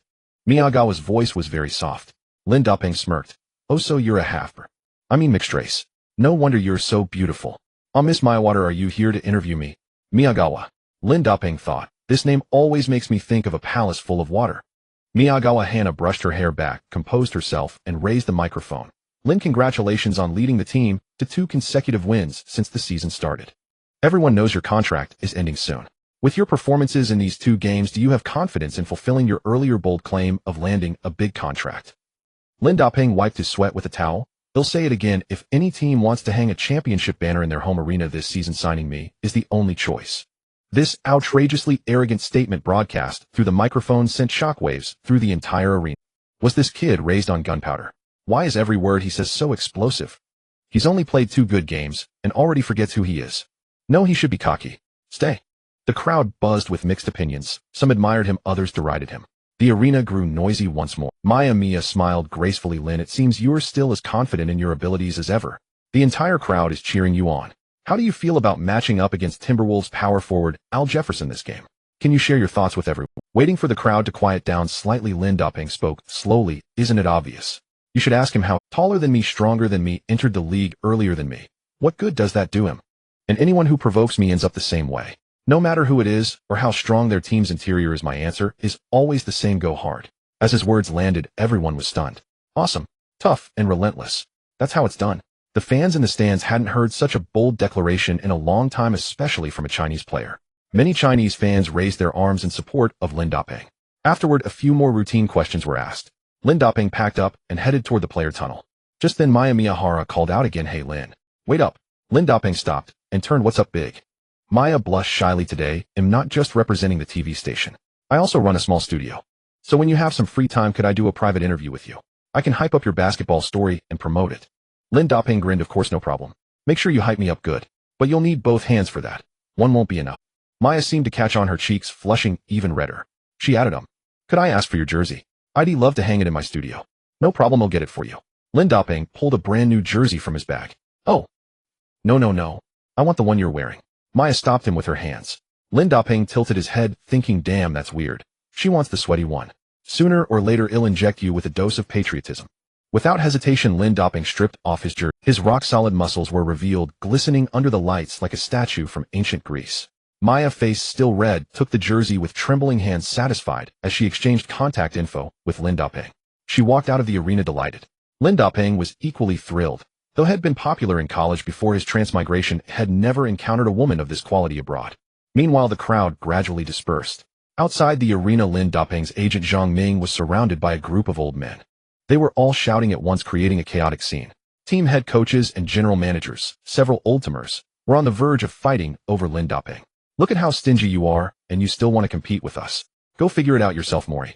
Pat Riley taunted. Maury waved his hand, refusing to back down. Damn it. Let's keep it civil. How am I stingy? Look at your scrawny, rat-faced self. Beside them, Knicks head coach Thomas was still holding a tactical board, probably having rushed out in a hurry. He was arguing fiercely with Cavaliers GM Danny Ferry and Lakers GM Mitch Kupchak. Impossible. Absolutely impossible. Our owner gave me a direct order. We must keep Lin Dapeng. You two can forget about it. Not gonna happen. Thomas swung his tactical board, nearly hitting both of them in the face. Maury stepped in confidently. Yao Ming on our team will definitely help us sign Lin Dapeng. Our massive Chinese market will attract him too. Save your breath. Just wait for our official announcement tomorrow. Ferry stubbed out his cigarette with a cold laugh. Why would he go to your team? A 3-year-old with a beard. Look at your sorry state. Don't think I don't know about the shady stuff you've done. One day you'll spill it all, and you'll be in deep trouble. What the hell did you say? You want to fight me, Onion? You think I'm scared of you? Damn it, come on.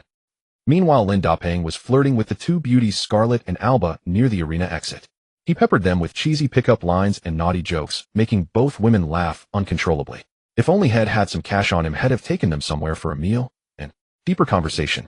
After making an excuse, they exchanged contact info, and the two women left happily. Lin Dapeng then noticed Zhang Ming, Thomas, and a few old men nearby trying to mediate. As the group spotted Lin Dapeng approaching, they quickly surrounded him. Let's go, this isn't the place to talk. Get in my car, Lin. Mitch Kupchak spoke first. Pat Riley grabbed Mitch's arm. Why are you so quick? Let go or I'll have to beat you. The others chimed in, creating a 3D surround sound around Lin Dapeng's head. Thomas jumped up. Enough. We're all respectable people here. Let's have some class. Lin's contract doesn't expire until tomorrow, so for now he's still mine. Everyone get in my damn car. We'll talk at my place. Lin Dapeng watched these big shots arguing over him, a rare sight in NBA history. A bunch of them blocking the parking lot exit waiting for an undrafted rookie was truly absurd. Thanks to Thomas and Zhang Ming's efforts, the group finally got into the car and headed to Thomas' home. At another exit of Madison Square Garden, the GMs of the Seattle Supersonics and New Jersey Nets were still standing there, cigarettes in hand, waiting for Lin Dapeng. Damn, it's cold. Why isn't this kid out yet? You don't think that bastard Morey tricked us, do you? The Supersonics GM asked, frowning. The Nets GM stubbed out his cigarette. No way. We're tight. He wouldn't fool me. Well, should we wait a bit longer? All right, let's wait a little more. Should be soon. Huh. Why isn't Morey answering my damn phone? I believe you'll make the right choice. If you join us, we can definitely overcome the Jazz and defeat the Celtics Big Three to win the championship. But I'm just extending a sincere invitation. The real decision must come from your heart. They'll support you no matter which team you choose. Yao Ming's voice came through the phone. All right, brother Yao. Lin Dapeng's heart raced with excitement as he received Yao Ming's call. In the mass study, Morey began playing the emotional card, having Yao Ming call to win Lin Dapeng's loyalty. I've made up my mind. I want to go to the Rockets. After putting down the phone, Lin Dapeng declared bluntly, without consulting his agent. Cough. What? I haven't even laid out the terms yet.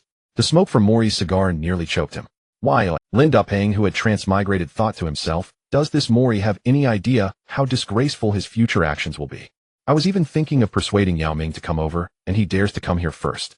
Lin Dapeng spread his hands. You don't need to offer terms. I don't want to hear them. I just don't have much interest in the Rockets. No matter how much Morey argued, Lin Dapeng remained unmoved. Morey had gone to great lengths to eliminate two competitors, only to be met with a bitter rejection. Before he could even state his terms, he was shut out. The general managers of the Nets and Supersonics would surely have words with him upon his return. Cursing under his breath, he slammed the door and left, burning his lip on the cigar. 3 years, $48 million. That's the best we can offer. 4 years, $60 million. The maximum contract the management has approved. 3 years, $40 million with a player option for the final year. The Cavaliers, Lakers, and Heat all made substantial offers. The Heat in particular put forward a lucrative 4-year, $60 million contract, showing tremendous sincerity. It matched Lin Dapeng's expectations, allowing him to secure a big contract while completing the system's tasks to earn rewards. Yet a lingering doubt gnawed at Lin Dapeng. He kept sucking his teeth in contemplation. The offers from these teams were all attractive, but each had an undisputed leader. The Cavaliers had LeBron James, the chosen one. The Lakers had Kobe Bryant, their absolute leader, and the Heat had Dwayne Wade, the key figure in their first championship 2 years prior. These teams all lacked a dominant interior presence and were eager to develop him as their core. Despite his formidable skills, Lin Dapeng knew that playing under the shadow of these superstars might not lead to. Now he awaited the Knicks' decision. He had discussed at length with Zhang Ming, deciding that if the offer wasn't too disappointing, he would consider staying. In the living room, Agent Zhang Ming and Thomas negotiated tirelessly. Thomas' phone rang constantly as he communicated with the Knicks management. After a while, Zhang Ming and Thomas entered the study. 4 years, $78 million. It's not a supermax, but it rivals the contracts of stars like Kobe and Garnett. You'll have a player option for the final year, allowing you to opt out and become a free agent. You can also choose to extend your contract, and we promise you a starting spot. And the team will be built around you. You'll be the absolute core. Thomas snapped his flip phone shut with confidence. Now that's what I call sincerity. And New York is a big market with tremendous growth potential. Lin Dapeng's heart raced with excitement as he listened intently, struggling to keep his composure. If the 4-year contract wasn't the maximum length, the deep-pocketed Knicks would likely have offered even more. Building the team around him. That was exactly what Lin Dapeng wanted to hear. The Knicks' offer fulfilled all his desires. We don't have any emotional cards to play. I admit I mocked your poor performance back then. I was blind, don't hold it against me. But today I've done my utmost with your agent. Thomas said with a grin, handing Lin Dapeng a drink. This guy can really adapt. His demeanor reminds me of our class teacher. Lin Dapeng thought to himself. Not only was he surprised by the contract, but Thomas was equally astonished. He had initially planned to offer a mid-level contract with some add-ons thinking that would suffice. He never expected the other teams to bid so fiercely, driving up the stakes. The Knicks owner got caught up in the frenzy, issuing a direct order to Thomas secure Lindoping at all costs. "I'm staying. I choose to sign with the Knicks," Lindoping said calmly while sipping his soda. Just then the Knicks general manager hurried in. Yes, Lin, your answer is the sweetest sound I've heard. Welcome back." The general manager shook his hand warmly. Lindoping forced a smile, thinking, damn, this old guy is getting creepier. With the deal settled, he had Zhang Ming inform the other teams. Pat Riley let out a long sigh after receiving the call. He turned to his companion and said, "We'll have to find a way to pry LeBron away in the next couple of years." The next day, Lindoping, accompanied by his agent Zhang Ming, visited the Knicks general manager's office again. He signed his first major contract in the NBA, a fully guaranteed 4-year $78 million deal. After signing, the New York Knicks immediately held a press conference to announce the news. He kept his jersey number 29. That same day, Zhang Ming secured a luxurious penthouse for Lindoping in Manhattan, offering a breathtaking view of Central Park and opulent interior design. Lindoping lay on the sofa in his new home, surveying the decor, unable to suppress a smile. Finally, I'm out of that rundown rental. He gazed out the window, lost in thought. Ding! A chime sounded. Detected that the host has completed a $50 million contract. Reward: Michael Jordan's mid-range shooting skill, Chris Paul's ball handling skill. Next task: achieve a winning streak and be selected as Eastern Conference Player of the Week. Completion reward: peak Derrick Rose's explosive driving skill. Peak Ray Allen's three-point shooting skill. This system is steering me toward becoming an all-around player. Skills for inside and outside the paint are coming one after another. I'm about to take off. Excited Lindoping stood still, hands on his hips, laughing heartily, as he reveled in admiring his new skills. Just then the ringing of a phone interrupted his thoughts. "Hello, Lindoping. Brother Lin. Huh, I knew you wouldn't abandon us. Have you finished settling into your new place? Come on, let's go." The booming voice of Nate Robinson came through. From the sounds of it, it was quite noisy on the other end, as if several people were chattering and cheering in the background. "Hey, can you keep your voice down when you call next time? You sound like a baboon in heat. I haven't even finished unpacking at my new place. Where am I going with you?" Lindoping said, holding the phone far from his ear. The chatter on the other end was incessant. "I'll just wait. SEC will come up to find you in a bit." "You guys? Who else?" Before he could finish, the other side hung up. "That little rascal," Lindoping muttered quietly, holding the phone. About half an hour later, a frantic knocking, a loud bang bang on Lindoping's door. "What the hell? You knocking for a funeral?" Lindoping cursed as he ran to the door. When he opened the door, Nate Robinson, David Lee, and Stephon Marbury all barged in noisily. They were all dressed ridiculously. Thick gold chains, flashy watches, slicked back hair, small crossbody bags, Hermes belts, tight shirts, black leather pants, and tattooed arms with Dunhill accessories. Lindoping couldn't help but burst out laughing. "Guys, did you guys plaster everything you own onto yourselves? And David Lee, are you fully recovered? Why are you limping along with us?" He walked over to David Lee and jiggled the thick gold chain around his neck. "Damn, that chain is thick enough to tether in." David Lee smirked dismissively. "As long as I can walk, that's fine. Doesn't affect the important stuff, don't worry." Just then Nate Robinson grinned, flashing his white teeth. "Since you've decided to stay, we won't pester you about your basketball secrets anymore. We're brothers. Today your bro Ma is treating you to a celebration." Marbury put on his sunglasses and cut in. "Today he'll show you the top nightclub in Manhattan. Yo-yo." He struck a very pretentious pose. Lindoping was frozen in awkwardness. "Oh, that sounds awesome. I've never really had a critical tour of one. But there's a very technical problem. It's only afternoon. Are you sure the nightclub is open?" Marbury waved his hands. "Come on, let's eat and drink first. Your spud buddy is treating." "Damn, I never agreed to that." Night fell. Lindoping, Marbury, and the other two, arms around each other's shoulders despite their varying heights, arrived at their destination. Robinson, already tipsy, raised a hand to recite a poem for Lindoping. In New York, a life without experiencing the nightlife is incomplete. The nights here are filled with endless possibilities. Whether you want to lose yourself in the most avant-garde music and dance freely, or yearn to encounter a romantic and wild adventure, don't hesitate. Put on your coolest gear, follow me, the Prince of Nightlife, shed all your defenses on the dance floor, and be your truest self. Look, and over there. Just get inside already, enough with the nonsense." Marbury cut him off, shoving Robinson inside. Inside the club, Marbury generously tipped every pretty beer girl he saw, clearly a regular. Bold women flocked around him in circles, watching the seductive pole dance in the center of the dance floor, feeling the thunderous music. The decadent lifestyle captivated Lindoping completely. "Ha, damn. This is on a whole different level from our crappy college KTV. This is awesome. These American girls sure dare to wear anything, each one bigger than the last. Here I come." Without any adjustment period, Lindoping quickly assimilated into this harmonious family. He watched Robinson and David Lee holding newly opened bottles with their arms around girls, their hands moving rapidly up and down as if dribbling at high speed. Under the dim lights, Lin Dapeng completely let loose with those three. He joined the dribbling crowd. Having never experienced such an atmosphere, Lin Dapeng felt like he was seeing the world with new eyes. They dribbled dark balls, then white ones, then drank after each round. They were all NBA stars, and the pretty girls in the club knew they were wealthy. They kept pressing against him, especially since Lin Dapeng had played 2 exceptionally good games in New York recently, gaining some fame in the city. With his handsome face, explosive physique, and youth, girls began actively throwing themselves at him. In just a short while, Lin Dapeng felt like he was getting repetitive strain injury in his shoulder. All right. Let me take a break. You guys are too intense, so let me get used to it. Lin Dapeng waved his hand at Marbury and the others. He plopped down onto the sofa. Sipping a beer, he watched the dazzling lights and bustling scene. Sweating from dancing, Lin Dapeng took off his shirt while drinking his cold beer. Under the dim lights, his upper body muscles were sculpted like marble, grinning as he watched the beautiful girls in the dance floor writhe wildly. Lin Dapeng felt the alcohol hit him. Everything began to blur.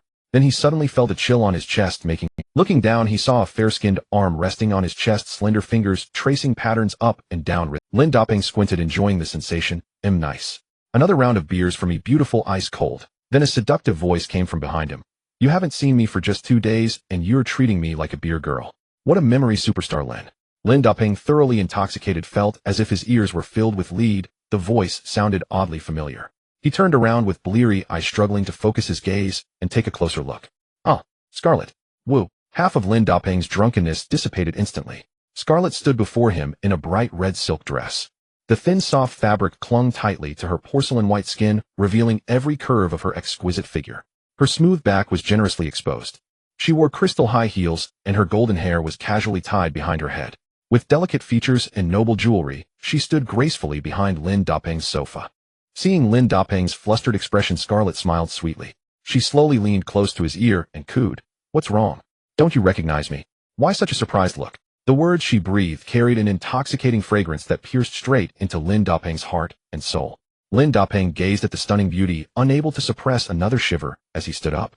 Dressed so beautifully today, my drunken eyes failed to recognize you. Lin Dapeng struggled to control his trembling leg as he spoke. Scarlett covered her lips with a light laugh. Quite the smooth talker, aren't you? Such a sweet tongue. Steadying himself, Lin Dapeng replied. Not sweet, not sweet. Nothing could be sweeter than your lips. Scarlett, wine glass in hand, laughed so hard her body swayed, her chest heaving like undulating waves. What do you mean? How would you know? Have you tasted them? Lin Dapeng grinned. Because I have diabetes. Scarlett paused for a moment, then her cheeks flushed crimson. She lightly tapped Lin Dapeng with her small fist. You're quite the tease. Seriously, I've been in New York for a while and always go to the games. Yesterday's match was impressive. Why haven't I seen you before? With skills like yours, you should have been famous by now. Lin Dapeng took a sip of his drink and smirked. I wouldn't dare become famous without your permission. What a silver tongue. I heard you moved into a new place today. Care to invite me for a tour? Scarlett's gaze grew hazy and her slender fingers traced hesitantly over Lin Dapeng's abs. Lin Dapeng nearly spat out his beer. Before his transmigration, he had only seen Scarlett on TV. Now not only did he see the real young her, but her boldness also exceeded his imagination. Of course, when such an opportunity presented itself, turning it down would be a waste. Sure. Welcome. Shall we go now? My place isn't far. But I just moved in, so there's not much furniture, just a bed. Lin Dapeng regretted adding that last remark. Why did he have to make such an ambiguous comment? It might make her think he had ulterior motives. Just as he was about to explain, Scarlett clapped her hands lightly. Let's go now. I was overthinking it. After bidding farewell to the 3-dazed nightclub regulars, Lin Dapeng led Scarlett to his new home. Got any more alcohol? Any kind will do. It's too cold. I need to warm up, Scarlett said as she shed her heavy coat. Lin Dapeng headed to the kitchen and called out to her in the living room. Is baijiu okay? I brought it from back home. Bet you've never tried it. I've only heard about your Chinese liquor before. Today's the perfect chance. But I'm not a heavy drinker. A little goes to my head, and once I'm tipsy, I can't walk straight, and then I'm too weak to even struggle. Scarlett said with a teasing smile. Lin Dapeng thought to himself, the hint is practically slapping me in the face. If I don't catch it, I'd look like an idiot. After a few cups of baijiu, Scarlett's cheeks flushed pink. Under the soft yellow light inside, her face was radiant and tempting. The potent liquor made her break into a light sweat which trickled down her swan-like neck. Oh, your liquor is so hot and fiery and my hair is damp. I can't drink anymore, I'm already dizzy. Mind if I use your bathtub for a soak? Scarlett asked, lightly tapping her lips. Lin Dapeng pointed toward the living room. My bathtub's in there. You can enjoy a panoramic view of New York's night skyline while soaking. Scarlett staggered over tipsy and gently poked Lin Daping's head. Perfect for me. With that she shed her glamorous attire and headed straight for the large terrace bathtub. Lin Daping could no longer stay seated. He stood up and called out to her, "Do you know a palm technique that descends from—" By then Scarlett was already lying bare inside the tub, her blue eyes wide and playful. "I don't know about a palm technique from the heavens, but I do have a leg technique that rises from below." As she spoke, Lin Daping turned off the lights. "What are you doing? Stop." Ignoring her, Lin Daping dashed forward. His speed was incredible, like a meteor streaking across the sky. Scarlett's heart skipped a beat, but she quickly composed herself, ready to meet the challenge. What followed was an intense sparring session of traditional martial arts. Lin Daping's moves were fierce and mighty. Each strike carried astonishing power and momentum. His attacks were like hammers targeting Scarlett's vital points. However, Scarlett was not intimidated. She nimbly dodged his assaults, using her own martial arts skills to cleverly neutralize his offense. Her movements were light and graceful, like a butterfly dancing. Due to the significant difference in their weight and height, Scarlett struggled to face Lin Daping head-on. Thus, she employed soft yielding techniques, using 4 ounces to deflect 1,000 pounds, redirecting Lin Daping's strength in other directions. This skill allowed her to handle his attacks with ease while occasionally landing counterstrikes. Scarlett was agile and quick to react. She always found opportunities between his attacks to deliver powerful blows. Clearly a seasoned veteran, her sneak attacks often threw Lin Daping off balance. But he quickly regained his composure and pressed on with his own. The scene was exceptionally fierce. They exchanged blows relentlessly, neither yielding. It was not until the early morning that things gradually quieted down. The next day arrived. It was nearly noon before Scarlett managed to drag herself out of bed, feeling as though her entire body was about to fall apart. Struggling to sit up, she glanced at the note Lin Daping had left for her, a bewitching smile curling at the corners of her lips. "I've got you now, don't think you can escape." Scarlett slowly stretched her limbs, taking a long while to recover. Lin Daping's strength was overwhelming, especially since it was her first time sparring in martial arts with a foreign beauty. Driven by excitement and thrill, he had unleashed all his might. An ordinary person would have been utterly overwhelmed had Scarlett not traversed the martial world for years, amassing rich experience. Those moves from Lin Daping would have left her either unconscious or severely injured. At the Knicks arena, Lin Daping's spirits were completely undiminished. He had arrived at the arena early in the morning to train with the team. "Men, aren't you too exhausted?" "I think last night was the most tiring I've ever been," Robinson asked Marbury, and David Lee, his hands on his knees. Marbury yawned incessantly, deep bags forming under his eyes. "What do you mean tired? I had to handle 3 at once to feel worn out." "You still need practice." David Lee, performing simple recovery exercises and rubbing his eyes, said, "Come on, old ma, those 3 of yours were tiny. None of them even reached 5 feet. The one Robinson picked was nearly as tall as me. It's a miracle I can see him alive today." Robinson stiffened his neck and retorted, "What do you know? Doing this challenges my psychological endurance, which helps when the game gets intense. Besides..." Mid-sentence, Robinson seemed to recall something and turned to ask Lin Daping, "By the way, where did you disappear to last night? We finally got Brother Ma to treat us, and you bailed early. I searched for you everywhere, but couldn't find you to ask for help." Marbury and David Lee, equally curious. Lin Daping released the ball from his hands and said, "Me? Well, I went to work on a road expansion project. The road was a bit narrow, so they sent me to renovate it. But halfway through, a pipe burst and gushed out, causing a mess of water that was hard to clean up." Lin Daping spoke with animated excitement, clearly thrilled. The 3 of them stood nearby, basketballs in hand, listening with utterly bewildered expressions, exchanging confused glances. Marbury spread his hands and said, "What the hell is this guy talking about?" The next day, the Knicks were set to embark on a back-to-back road trip. In the afternoon, after packing his gear, Lin Daping boarded the flight to Sacramento with the team. On November 13th, the Knicks completed their morning practice. At the hotel where they were staying, Lin Daping was devouring a burger while browsing tabloid news about American female celebrities. Just then, a frantic pounding came at his door. Robinson's voice screamed from outside, "Lin, open up, open up." Startled by the sudden noise, Lin Daping nearly dropped the meat patty from his burger onto his foot. "What the hell is this? How you all knock doors back home? Doesn't your mom smack you for that?" Lin Daping grumbled as he opened the door, exasperated. Robinson burst in, breathless. "Quick, turn on the computer. Arteist from the Kings is calling you out on social media." Man, his tone is so arrogant. The two sat before the computer watching a video Arteist had posted on social media. In it, he directly challenged Lin Daping by name. In the video, Arteist was shirtless, revealing his robust, dark muscles, holding a birdcage. "Lin Daping, I hear you've been pretty hot lately, rookie, but you haven't faced an opponent like me. I just don't like your attitude. They call you Daping. That means Big Bird. A total rookie. Today I'll lock you in this birdcage. I'll defend you into submission, suffocate you. You've been too arrogant with your talk. This time I'll show you how hard my iron elbow can hit." In the video, Arteist continued his tirade against Lin Daping. "Yeah, take him down. Let this rookie know my power." A weak Eastern team winning 2 games thanks to an undrafted rookie. Today, he'll put him back in his place. Lin, show your strength. Shut that trash-talking mouth. I can't wait to see what chaos today's game brings. The comments under the video were a chaotic mix of support for both sides, more tumultuous than Wilt Chamberlain's person. Robinson frowned, his cheeks puffed out. Bro, what do you think? What's the main takeaway? If it were me, I wouldn't take this lying down. Lin Doping pushed Robinson aside. You're blocking my fries. What are you waiting for? Curse him out online. Robinson hopped around, unable to contain himself. Lin Doping bit into a fry and said calmly, tonight, he'll rub him into the ground, then call him out to his face in front of the cameras. Isn't that better? Well, that does make sense. Originally, these two teams weren't particularly high profile. But today, with Arteist's online stunt and Lin Doping being the hottest topic in American basketball, this ordinary regular season game instantly became the center of attention. The internet exploded. Arteist had blatantly thrown down the gauntlet, slapping his provocation right in Lin Doping's face. Yet Lin Doping, usually quick with explosive remarks, remained silent. Debates raged online and offline. Ron Arteist, nicknamed the Beast, was one of the NBA's most notorious enforcers. Pitted against the equally cocky and powerful Lin Doping, the sparks were bound to fly. This matchup had fans on the edge of their seats with anticipation. Not just American fans, but those from across the Pacific and China were eagerly waiting. After an agonizingly long wait, night fell. In Sacramento at the ARCO Arena, the long-anticipated game was about to begin. Fueled by Arteist's inflammatory remarks, fans from both sides outside the arena were already locked in heated verbal battles.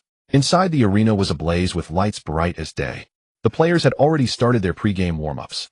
Due to Lin Doping's outstanding performance, quite a few Knicks fans showed up at the Kings' home court. Many local Chinese fans held up banners and signs in Chinese, wearing Lin Doping's jersey, shouting his name wildly in the stands. Their fervent cheers made it feel as though the Knicks were playing on their own turf. The two American commentators courtside watching the players warm up found their conversation drifting to Lin Doping. This undrafted player from China, just as his short-term contract was about to expire, suddenly exploded onto the scene and became a sensation across America. His performance is truly baffling. After those 2 games at home, we'll see if he can continue his miraculous run on the road. Another commentator chimed in. Yes, today is a good test for this Chinese player. He beat a Cavaliers team that wasn't prepared, and last time, he beat the lowly Timberwolves. So many people still doubt Lin Doping's ability, whether it's a flash in the pan or the real deal.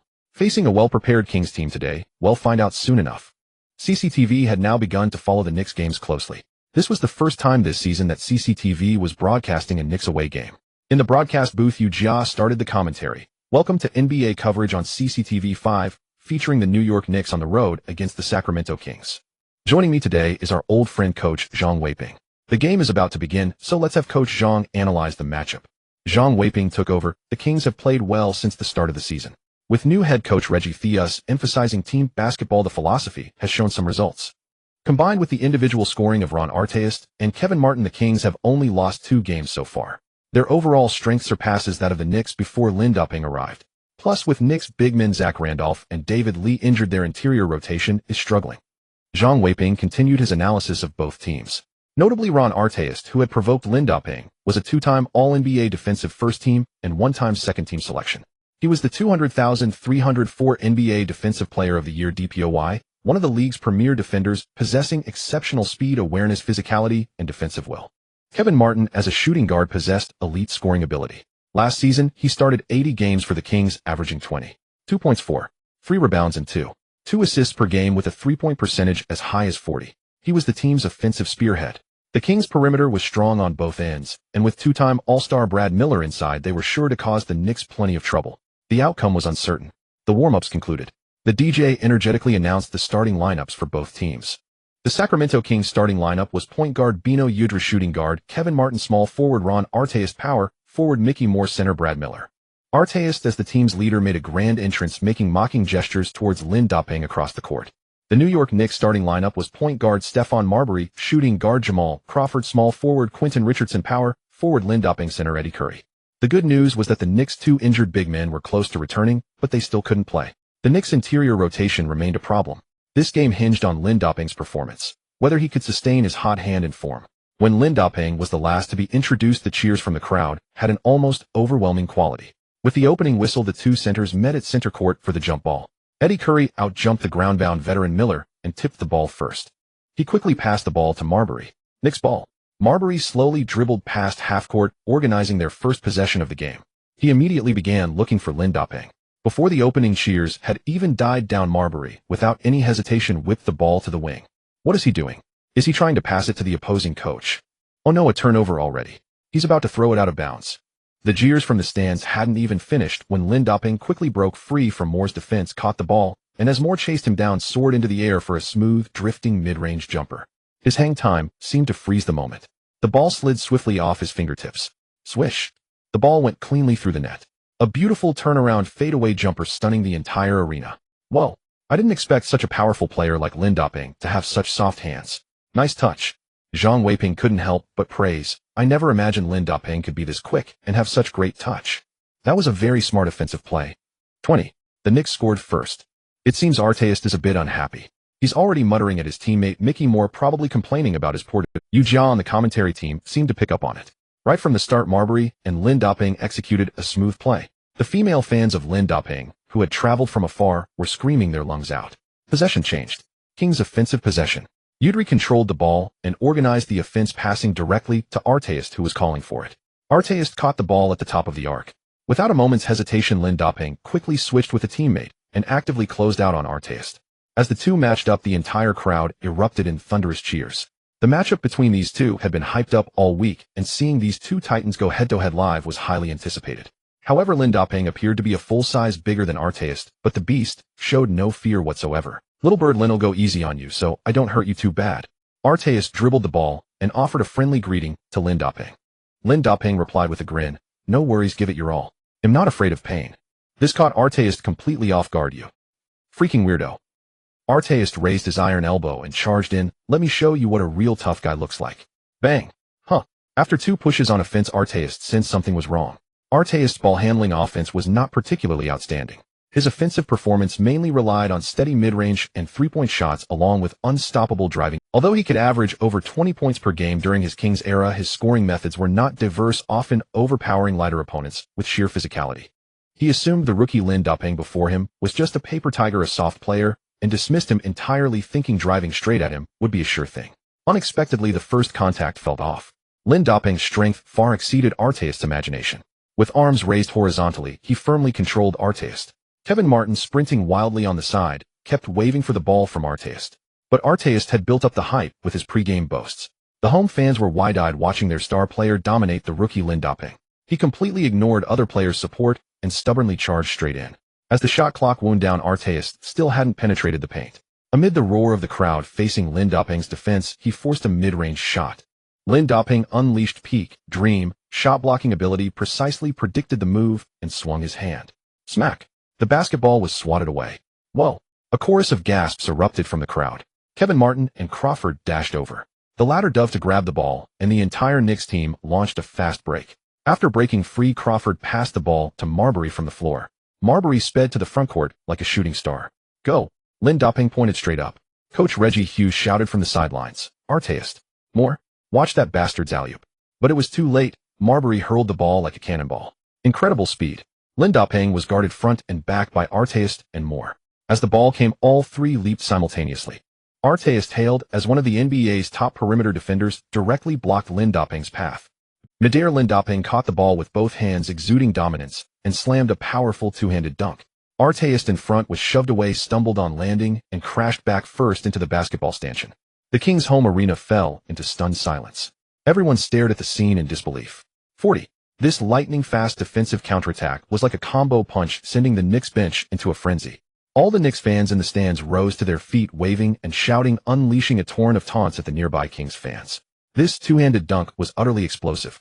Yu Jia on the commentary stand raised his arm and cheered. Lindoping, trapped like a dumpling, suddenly erupted and nearly dunked Artest into the floor. What a formidable defense. A direct lesson for the arrogant Artest before the game. Satisfying. Awesome. For today's top 5 plays, I've got to think hard about how to write this up. Leaning on the stanchion, Artest stared at Lindoping in disbelief, his anger visibly surging. Lindoping stood tall with arms crossed, taunting Artest with wild shoulder shakes. Is this the level of the NBA's best defensive player? Not even as good as the chubby kid in the kindergarten near my neighborhood. You said you'd lock me down. He'll lock you in a chicken coop. Robinson on the sidelines waved a towel and yelled, damn, bro, that's badass. Take him down. Lindoping ran back on defense, high-fiving Nate Robinson on the sideline. Possession changed. Kings ball. Udry organized the offense, scanning for opportunities at the top of the arc. Kevin Martin on the wing found a slight opening, caught the pass, and released an oddly contorted shot. Swish. The ball swished through the net, a mid-range two-pointer. Lin Dapeng marveled inwardly. I'd seen Kevin Martin's weird shooting form on TV before, but seeing it live on the court is even more absurd. How does he even get the ball off? It's like the ball burns his hand, and he can't wait to toss it away. 42. Martin's shot finally broke the silence on the court. Ripples stirred in the stands. Knicks offense. Lin Dapeng called for the inbound pass. He dribbled toward the front court himself. Though Artest had just been beaten, his pride demanded retaliation. He immediately pressed up on defense. Lin Dapeng ignored his curses and signaled for Crawford. A defensive switch at the top of the arc created a mismatch. Lin Dapeng seems to be teaching a lesson to whoever scores. I am worried about Martin's slender frame. Hope Lin Dapeng doesn't break him. Commentator Zhang started getting playful. Artest pulled away, still couldn't shut up yelling at Lin Dapeng. What are you chickening out? Come at me. Lin Dapeng let out a disdainful chuckle, ignored him, and backed down against Martin from the three-point line on the wing, ready to bulldoze in. Bang! With a single hip thrust, he sent Martin flying back. Lin Dapeng nearly lost his balance from the lack of resistance. Martin had no strength at all. In 2 steps, he muscled into the paint. Miller moved to double team, but Lin Dapeng faked a pass with both hands, sending Miller retreating. Lowering his shoulder, he overpowered Martin, leaped on the spot, and slammed a two-handed reverse dunk. Martin didn't even bother jumping, defending, with just his eyes utterly helpless. 62. Pushing backward with his rear, Lin Dapeng crushed Martin, who felt his head ache from the impact. This is going a bit far, hey, Zhang Weiping said, barely holding back a laugh. Kevin Martin shook his head helplessly, almost laughing at his own defensive inadequacy. They weren't even in the same weight class. With Lin Dapeng's system-enhanced paw-like athleticism, even double-teaming made stealing the ball difficult, curing all kinds of defiance, crushing your inside and outside game. This sent the Knicks fans in the stands into a frenzy. Now that's crisp. Looks like Lin Dapeng isn't a flash in the pan. Those opening plays were rock solid, just bang bang bang with the dunks. Zhang grinned widely. Thomas on the sideline turned to Robinson. Are we being too cruel? I don't think. Robinson threw up his hands. Lin, then be even more cruel. Lin Dapeng had no need to waste words online in response to Artest's provocation. He had little interest in the online verbal battles. Now he intended to prove himself on the court against all doubts. Under Lin Dapeng's leadership, the New York Knicks seemed to be undergoing a transformation, breaking away from the ranks of the weak. And this was achieved even with the Knicks short of players. Those faster than him were not as strong, and those stronger than him were not as fast.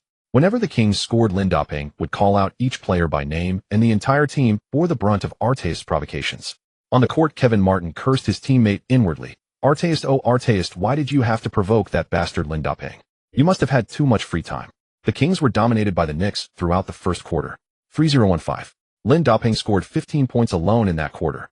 That accounted for half of the team's total points. Dunks, mid-range shots, blocks.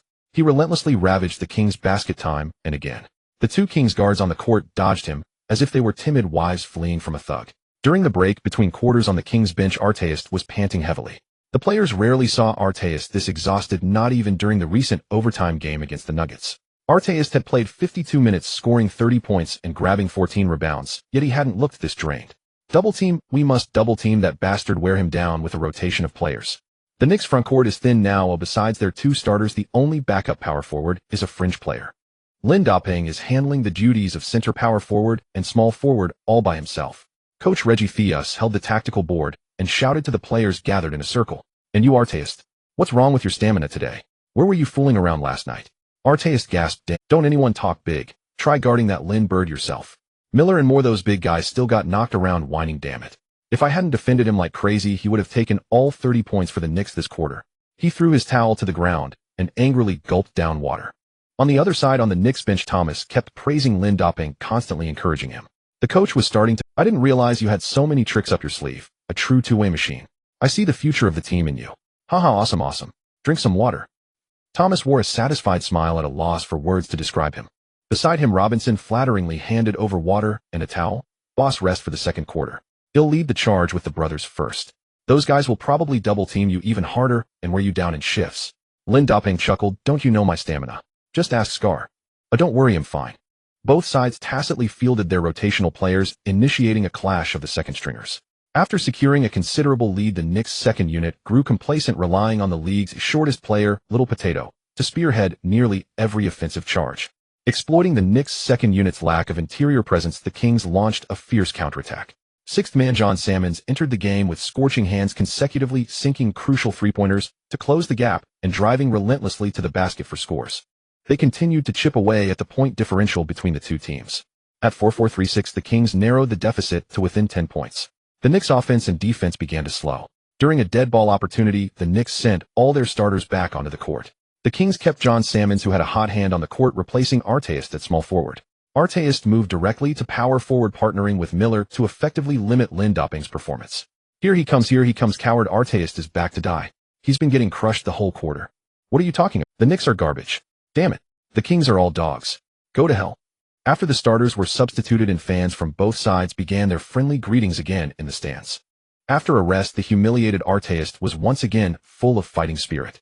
His fierce eyes burned with rage as he glared intently at Lindoping, who was not far away. Reggie on the sidelines knew this hothead's temper and kept advising, "Don't do anything rash. This is a critical time to close the gap. Just focus on limiting Lindoping's performance." The Kings had possession. The home crowd cheered loudly for their team, and the atmosphere in the arena began to heat up. Udry quickly brought the ball to the Knicks' half.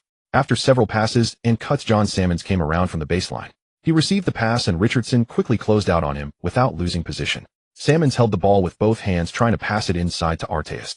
Under the basket, Lindoping and Artest were almost coming to blows, their muscles tensed as they constantly jostled for position. After his rest, Artest, holding a grudge, desperately boxed out Lindoping and reached for the ball. Neither gave an inch near the restricted area, their mouths never stopping as they exchanged pleasantries about each other's families. Seeing no opportunity, Salmons made a behind-the-back pass to Martin at the top of the arc. The latter seized the moment and shot as soon as he caught the ball. Contested. Missed.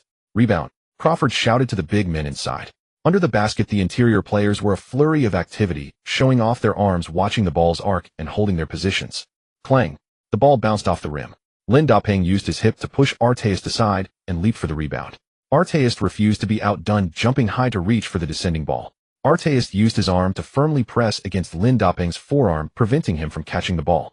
Unable to raise one arm, Lindoping barely managed to tip the ball. The ball bounced off the tips of their fingers several times before finally rolling out of bounds. Just as everyone looked to the referee for the call on the out-off-bounds play, Lindoping and Artest got tangled up under the basket. Artest pressed his face close to Lindoping's, unleashing a verbal barrage. Lindoping, pressing his forehead against Artest, refused to back down, cursing loudly at him. Several referees on the court blew their whistles and rushed over to intervene in the altercation. In his haste, the lead referee stumbled and fell, colliding with Artest's lower back. Seeing that Artest and Lindoping were about to come to blows, the referee hurried over to intervene. But with a slip of his foot, he collided directly into Artest's back. The two were face-to-face, exchanging heated trash talk with fervor. Artest suddenly felt a powerful shove from behind. Already standing close to Lindoping, this forceful collision caused him to lose his balance. In an unguarded moment, he swiftly brushed against Lindoping's lips. This scene unfolded with lightning speed, leaving everyone on the court stunned and dumbfounded, as if time itself had frozen, utterly unable to believe what they had just witnessed. At that moment, the entire arena plunged into a deathly silence, with only the wind howling past. The two struggled to pull apart. Wah, chow, spit, spit, tui, tui, tui, fuck, fuck. Lindoping spat and cursed incessantly. Holy shit. Oh shit. You fucking beast. Damn it. Oh. Artest felt utterly humiliated in that instant. He swung his iron elbow straight at Lindoping's head. In the chaos, Lindoping dodged to the right, taking the blow on his shoulder, then twisted his body and swung his arm back. Intending to evade Artest's attack, he inadvertently swung his arm wide, and his large hand slapped directly onto Artest's face. Ah, smack. A thunderous slap, crisp and clear, was delivered straight to Artest. The sharp sound nearly reverberated beyond the arena walls. Artest was stunned, his hand covering his face. Was that me who got hit? Lindoping's slap was semi-intentional, but he hadn't expected it to land so solidly. He felt a sense of disbelief, and a smile involuntarily tugged at the corner of his mouth. Struck and then mocked, Artest was now thoroughly enraged, charging forward with his iron fist raised. To prevent further escalation, teammates from both sides struggled to separate the two burly men. Artest, unable to land his punch, vented his fury with a barrage of trash talk aimed at Lindoping. He felt deeply humiliated and taunted. Knowing his volatile temper, his teammates held him back with all their might to avoid any further incidents. Lindoping watched him, recalling the scene, and pressed a hand to the corner of his mouth, struggling to suppress his laughter. The officials, ever the ones to add fuel to the fire, played the slow-motion replay of the kiss and the ensuing conflict on the arena's big screen as the referees needed to review the footage for the call. The entire crowd erupted in waves of laughter and exclamations, stirring up a ruckus. Players on both benches struggled to contain their grins, towels covering their faces as their bodies trembled. This little interlude barely settled down, with the fans in the stands gradually calming their emotions. The referees reviewed the footage repeatedly before penalizing both sides equally. Lin Dapeng and Arteist each received a technical foul. Feeling he had suffered a great loss, Arteist fumed, with smoke practically billowing from his nostrils, as the head coach and other players continuously urged him to calm down. Think of the big picture, the big picture. No fighting, just take a deep breath. After much persuasion from the group, he finally steadied his emotions and returned to the court. The game resumed. The Kings had possession. From now on you won't score a single point under my defense. I swear. Lin Dapeng continued to needle Arteist's nerves. Arteist rolled his eyes, ignoring him, clenching his jaw as he fought to control his iron elbow. For the first time on the court, the beast, Arteist, suffered such a silent loss. Pressured by the need to close the score gap, he refrained from acting impulsively. Receiving a pass from Martin, he charged straight into the paint using his body. Dribbling the ball with both hands, he took a step inside and launched himself into the air. He aimed to unleash his fury with a thunderous dunk. Just as success seemed within reach, a large hand intercepted the ball midair. Boom! The two muscular physiques collided in the air, momentarily suspended, as if time had stopped. Get down! Lin Dapeng roared. The powerful dunk was forcibly stuffed down. Whoa! The entire crowd gasped in astonishment. Both reacted with lightning speed, dashing to retrieve the ball about to bounce out of bounds. In desperation, Lin Dapeng lunged forward with all his might. He hurled the ball about to land out of bounds back behind him. Then in a single burst he barreled into Kings coach Reggie on the sidelines, sending him tumbling. The momentum of the massive frame left Coach Reggie seeing stars. Amid the chaos, Richardson caught the pass, sprinted down the court, and executed a spectacular tomahawk dunk. 4-6-3-6. The lead stretched back to double digits. Lin Dapeng got up without even glancing at Coach Reggie and hurried back to join the defense. Coach Reggie, nearly knocked breathless by the collision, took a moment to recover before shouting onto the court, "Double team that bastard Lin Dapeng. Damn animal." In a single possession, Lin Dapeng had managed to rattle both the opposing head coach and their star player. Yet on the court, they could do nothing to stop him. Lin Dapeng's offense and defense were nearly flawless from then on. The Kings tried to rally with their own momentum, but Lin Dapeng's antics had dampened their spirits. By halftime, led by Lin Dapeng, the Knicks had extended their lead to 5-7-4-0. In the latter part of the second quarter, the Kings' offense went completely cold, managing only 2 mid-range jumpers from Kevin Martin. Arteist was held scoreless by Lin Dapeng's defense. The Kings' tactic of rotating players to wear him down proved ineffective. Instead, Lin Dapeng had exhausted Arteist's stamina. The third quarter became almost a solo showcase for Lin Dapeng, with relentless, powerful dunks and brutal blocks. He wreaked havoc in the Kings' paint. The interior defenders tried their utmost to guard Lin Dapeng, but no amount of pulling, grabbing, or physical resistance made any difference. Lin Dapeng always found a way to get the ball into the hoop, often drawing fouls from the Kings players in the process. The entire home arena fell as silent as a library, where even a fart could echo across the court. Early in the fourth quarter, Lin Dapeng delivered another violent dunk over Miller. The score reached 9-0. With such a commanding lead, Kings coach Reggie was forced to concede defeat early. The Kings' psychological defenses were completely shattered. All their starters were substituted out except for Ron Arteist, who had fouled out at the end of the third quarter. With a towel draped over his head, his large eyes stared vacantly and helplessly at the court situation. The game had officially entered garbage time. The Knicks, in a tacit understanding, also pulled all their starters.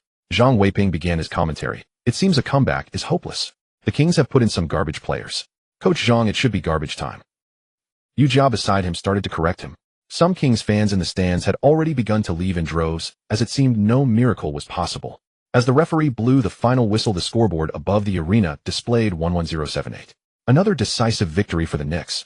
At the American commentary desk courtside, they were also discussing congratulations to the Knicks for another win, after their 3-game losing streak to start the season. Counting this win, they've immediately completed a 3-game winning streak to turn things around. Another commentator chimed in. Yes, everyone thought the Knicks, plagued with injuries from the start, were destined for another disastrous season. Unexpectedly, Lin Dapeng emerged from the sidelines, and in today's game, he completely played up to his worth. It seems Lin Dapeng is determined to lead the team to reclaim their honor one game at a time after the humiliations they suffered earlier. In this game, Lin Dapeng played 36 minutes, achieving a transcendent stat line of 39 points, 16 rebounds, 4 assists, and 6 blocks, earning the highest score of the game. Starting from the comeback victory against the Cleveland Cavaliers, Lin Dapeng has now recorded 3 consecutive games with 30 points.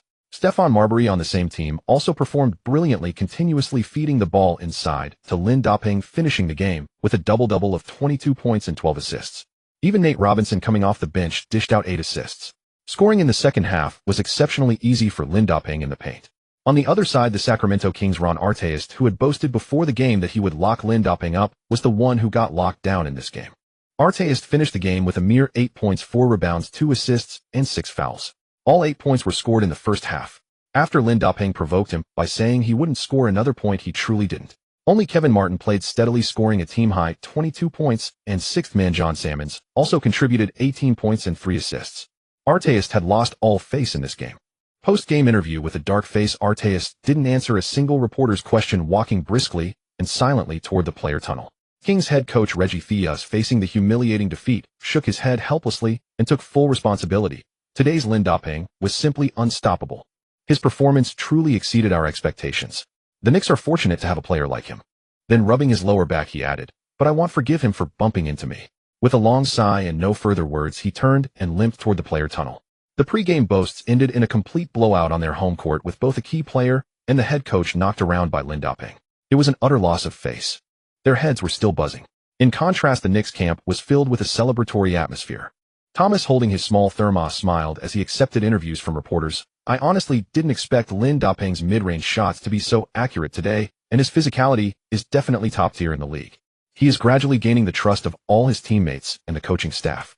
Whenever the ball is in his hands, Marbury and Robinson beside him gesticulating excitedly told reporters, "Our team feels completely transformed, giving us so much more hope." Marbury generously stated, "I think building the offense around Lin as the core is a wise move. If we stick together, we can definitely go further. I'm fully committed to playing a supporting role." Hearing such words from the notoriously stubborn and proud Marbury astonished the reporters present. In a short time, Lindoping's performance had completely won him over. After everyone else had been interviewed, Lindoping was the grand finale, with all the reporters crowding around him. One reporter eagerly began asking, "Lin, after winning this game, your team is on a 3-game winning streak, and even Marbury has said he'll play a supporting role for you. And you've scored 30 points in 3 consecutive games. What are your thoughts on that?" Lindoping wiped his sweat with a towel and said, "First of all, my personal performance doesn't feel like much. It's just a slightly above average performance. Besides, my teammates have been incredibly supportive. Basketball isn't a one-man game. As for scoring 30 in 3 straight games, I believe this is just the beginning. Playing against weak teams like this, it doesn't feel like much." After hearing this, Coach Thomas slapped his forehead, muttering to himself, "This kid is getting too cocky. Those are some bold words, absolutely insane. But I love it." The reporters were also stunned for a moment. Then another question was posed. "Lin, we really appreciate your confidence. Facing Artest's provocation, you proved yourself. Tomorrow's back-to-back away game is against the Miami Heat. Their center Shaquille O'Neal has been waiting for you. Do you think he will cause you trouble, eh?" Lindoping spread his hands and said, "Who've trouble? You should ask them that. Look at Artest. He's their example. I advise the Miami Heat's Shaquille O'Neal and Dwayne Wade not to utter any provocative words. This isn't a warning. It's a notice." At the American Airlines Arena in Miami, the Heat had just defeated the Washington Wizards at home. O'Neal recorded a massive double-double of 28 points and 20 rebounds in this game. Wade also scored a team-high 30 points. In the locker room, the Heat were also paying attention to the Knicks game, especially their coach Pat Riley. Although he had failed to recruit Lindoping to his team, he firmly believed his judgment was absolutely correct. The duo watched Lindoping's arrogant remarks, and O'Neal couldn't help but laugh. "Want to make a bet, Shaquille?" Wade turned and asked. "He'll bet on anything," O'Neal said, sipping his drink like medicine. "Just don't drag me into something with Barkley. That guy would do anything if he gets riled up." Wade waved his hand with a laugh. No, it's got nothing to do with him. Tomorrow, just limit that arrogant rookie inside the paint and snap his streak of 30-point games. O'Neal's grin stretched ear to ear. "That's so easy, it's almost insulting. You're really doubting your big brother's skills." He held up 2 thick fingers. "If Lindoping's combined points and rebounds in the next game go over 20 AY." Ever since head coach Pat Riley set his sights on Lindoping, he and Wade had discussed Lin's game extensively, analyzing game footage and his offensive and defensive moves. O'Neal didn't take the rookie seriously. Though past his prime, there were still few in the league who could truly dominate him. But Wade knew Lindoping's capabilities. It wouldn't be simple for O'Neal to just bulldoze this rookie. Hearing O'Neal's response, Wade smirked slyly. "Don't be so sure. Lin's got some skills like in the last game." Before Wade could finish, O'Neal cut him off. "Enough, deal's done. So what's the bet? What do I get if I lose, and what if I win?" Wade's eyes twinkled. "Well, I hear you dropped 70 or 80 grand on a single trip to the grocery store. Even the bank calls you thinking your card's been stolen. I'm not asking for much. If you lose, just cover my tab at that new spa I went to yesterday. If you win, it'll pay for your next grocery run." O'Neal laughed heartily, patting his belly. Fine. How much can a spa visit cost?" When I win, don't say I took advantage of you. $20,000. Wade said, holding up 2 fingers. O'Neal's eyes nearly bulged out. Holy shit. What kind of spa is that? 20,000. After their game against the Sacramento Kings, the Knicks packed up that night and flew straight to Miami. On the plane, he'll play center. Nothing else, just want to go head-to-head with Shaq, Lynn Dopping said, taking off his headphones and discussing with Thomas. Thomas hesitated. Lynn was visibly smaller than O'Neal. Though past his prime, O'Neal was still a behemoth in the paint, a tough matchup for any big man. After a few good games, Lynn was still a rookie fresh to the league. His basketball skills looked sharp, but he lacked experience. Thomas pondered, a troubled look on his face. Just then, Little Potato Robinson bounced over excited. Coach, I think my big bro Lynn's got this. Even I could dunk over Shaq. Lynn's definitely got it.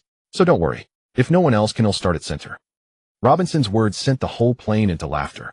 Eddie Curry, sitting in the back, clutched his stomach. You, that little squirt. Shaq will use you like a dollar coin. Ha ha. Holy crap. You fat ass. How dare you mock me? Robinson spun around and yelled at Curry. I'm telling you, with my hops he'll dunk right over him. Who the hell do you think you are? He flipped Curry the bird for good measure.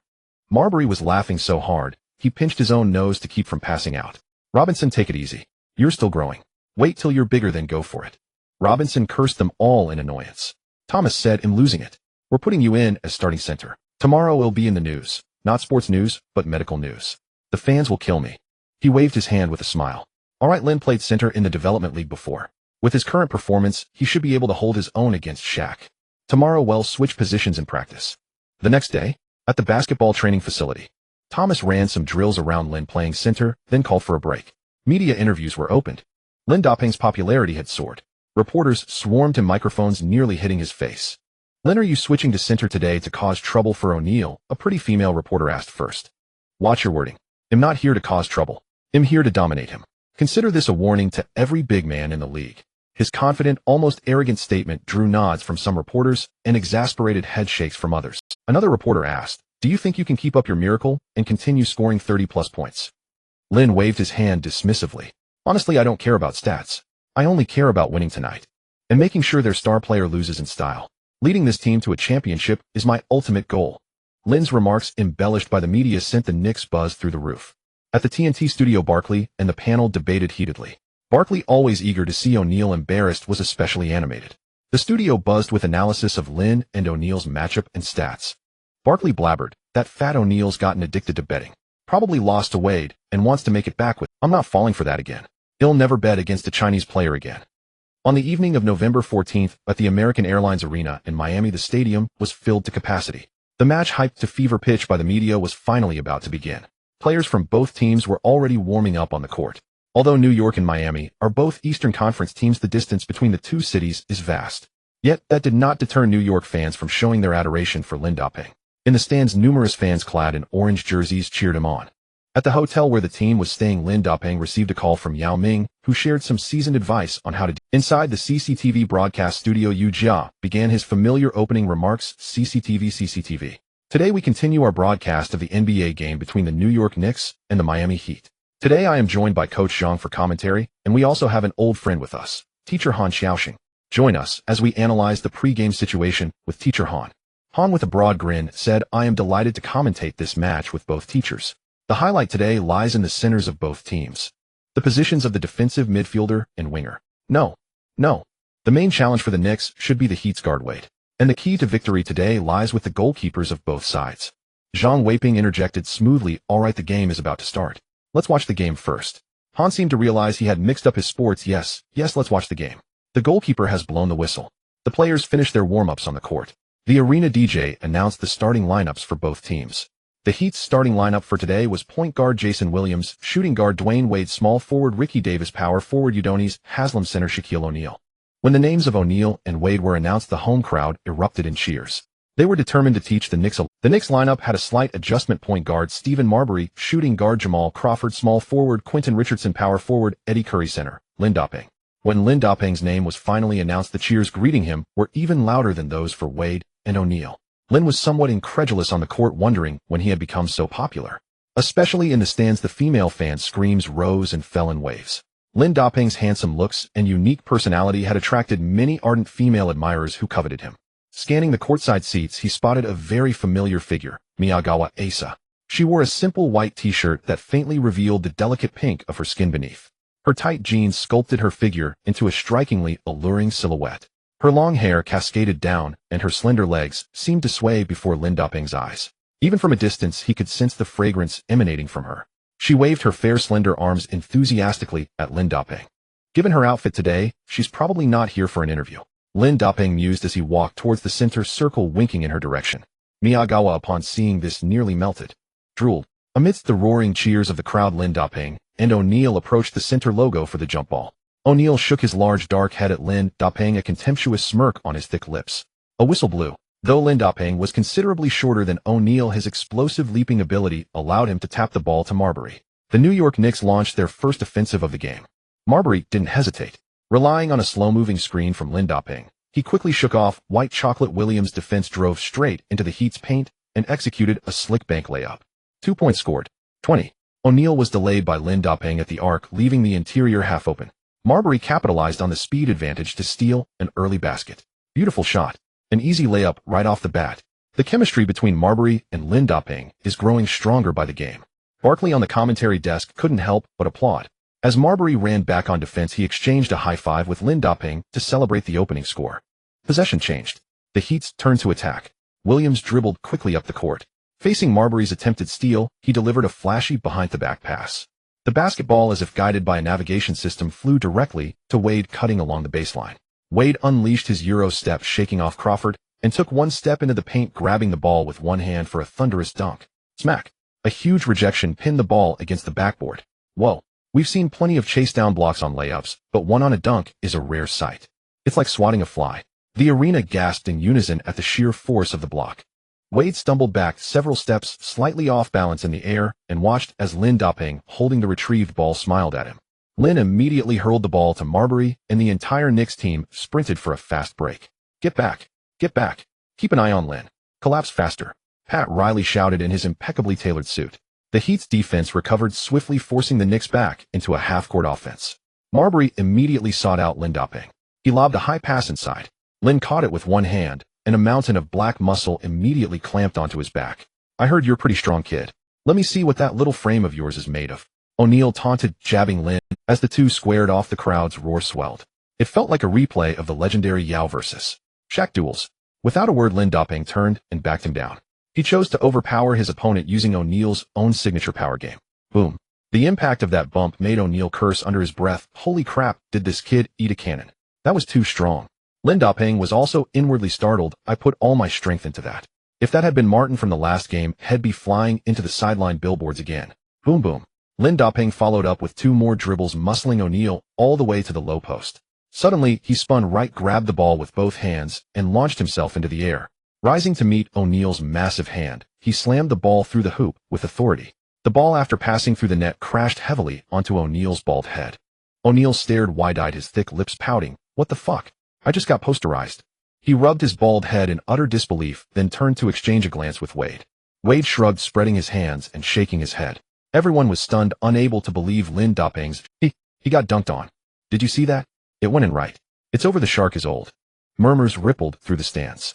Head coach Pat Riley slapped his thigh repeatedly. Useless management. I told them to sign him with a max contract, even if it meant paying the luxury tax. Nobody listened. Someday, when I'm in the front office, he'll build the most unbeatable championship team. Meanwhile, Honda Zue at the CCTV broadcast desk grew animated. In basketball, the closer you are to the basket, the higher your shooting percentage. The farther out you go, the more you miss. So interior players are more valuable than perimeter players. So our Chinese Lin Daping has proven his worth, built his confidence, and shown his. Ball possession has switched. Let's watch the Heat's offense. Yujia quickly cut him off. Williams dribbled the ball, his mind racing for a strategy. He called for O'Neill to set a pick and roll. As Lin Daping was drawn out, Wade shook off Crawford's defense. Driving straight into the Knicks' paint from the wing. A sharp bounce pass. Wade exploded in acceleration, caught the ball, switched hands midair to evade Eddie Kai's contest. A quick layup. 2 points scored. 42. The Heat finally let Wade break the ice. Wade began to show his swagger, pumping his arms to ignite the home crowd. Only then did the lifeless stands erupt with some noise. You want to show off? Today I'll make sure neither of you can get it up. You'll both go soft. Lin Daping inbound the ball from the baseline. The Knicks reorganized their offense. Marbury quickly passed it in, and Lin Daping received it in the post. He turned and felt the sky darken. Coach Zhang watched the scene with growing urgency. 1, 2, 3. The Heat are desperate at triple team. The paint is too congested, he needs to pass to Yao Ming. No, pass it out quickly. He's going to lose it going. O'Neal and Haslam surrounded him, while Wade sprinted over to strip the ball. In an instant 8 hands were flailing, and the scene descended into chaos. Seeing no outlet for the pass, Lin Daping made a firm decision. He gripped the ball tightly with both hands. Squeezing through the gaps between defenders, he planted his feet, tensed every muscle, and roared as he exploded upward. Pass! Pass! Don't be stubborn, you'll get blocked. Thomas shouted frantically from the sideline on the verge of exploding. The 3 Heat players rose into the air with arms outstretched, determined to swat the ball away. Boom!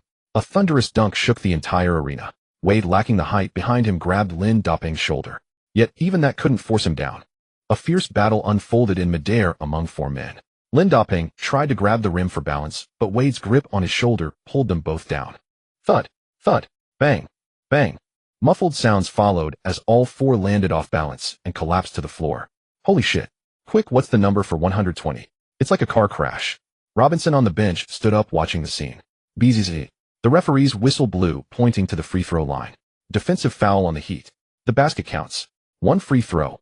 The entire arena erupted in curses. The Heat's own star player was knocked to the floor by a dunk. Such an explosive play so early in the first quarter with 3 players as mere backdrops was utterly shocking. At the TNT broadcast desk, Barkley shot to his feet, his finger trembling as he pointed at the live feed, his thick lips quivering, unable to form words. Miyagawa Asa stood courtside, her small fair hands clenched into fists pressed against her lips. Watching Lin Daping's display of strength, her body trembled involuntarily. A soft whisper escaped her lips. So big. Such strength. It must be so painful, that fall. Coach Zhang began his usual spiel. Hey, we always say defense is a labor. It's different from offense, which requires touch and skill. When you're on defense, as long as you put in the effort and have the belief that you must stop him, you can stop him. Looks like the Heat's confidence isn't high today. Beside him, Ujia, drafting his top 5 plays commentary, stared blankly at Coach Zhang's ramblings. On the court, Eddie Curry and Richardson pulled Lin Daping to his feet, pounding his chest in wild celebration. Hi. This and one was both high and tough. What a fucking powerful play. In front of their TVs, Chinese fans instantly erupted with excitement. This one play from Lin Daping declared his dominance in the paint to the entire league. The 3 Heat players on the floor helped each other up.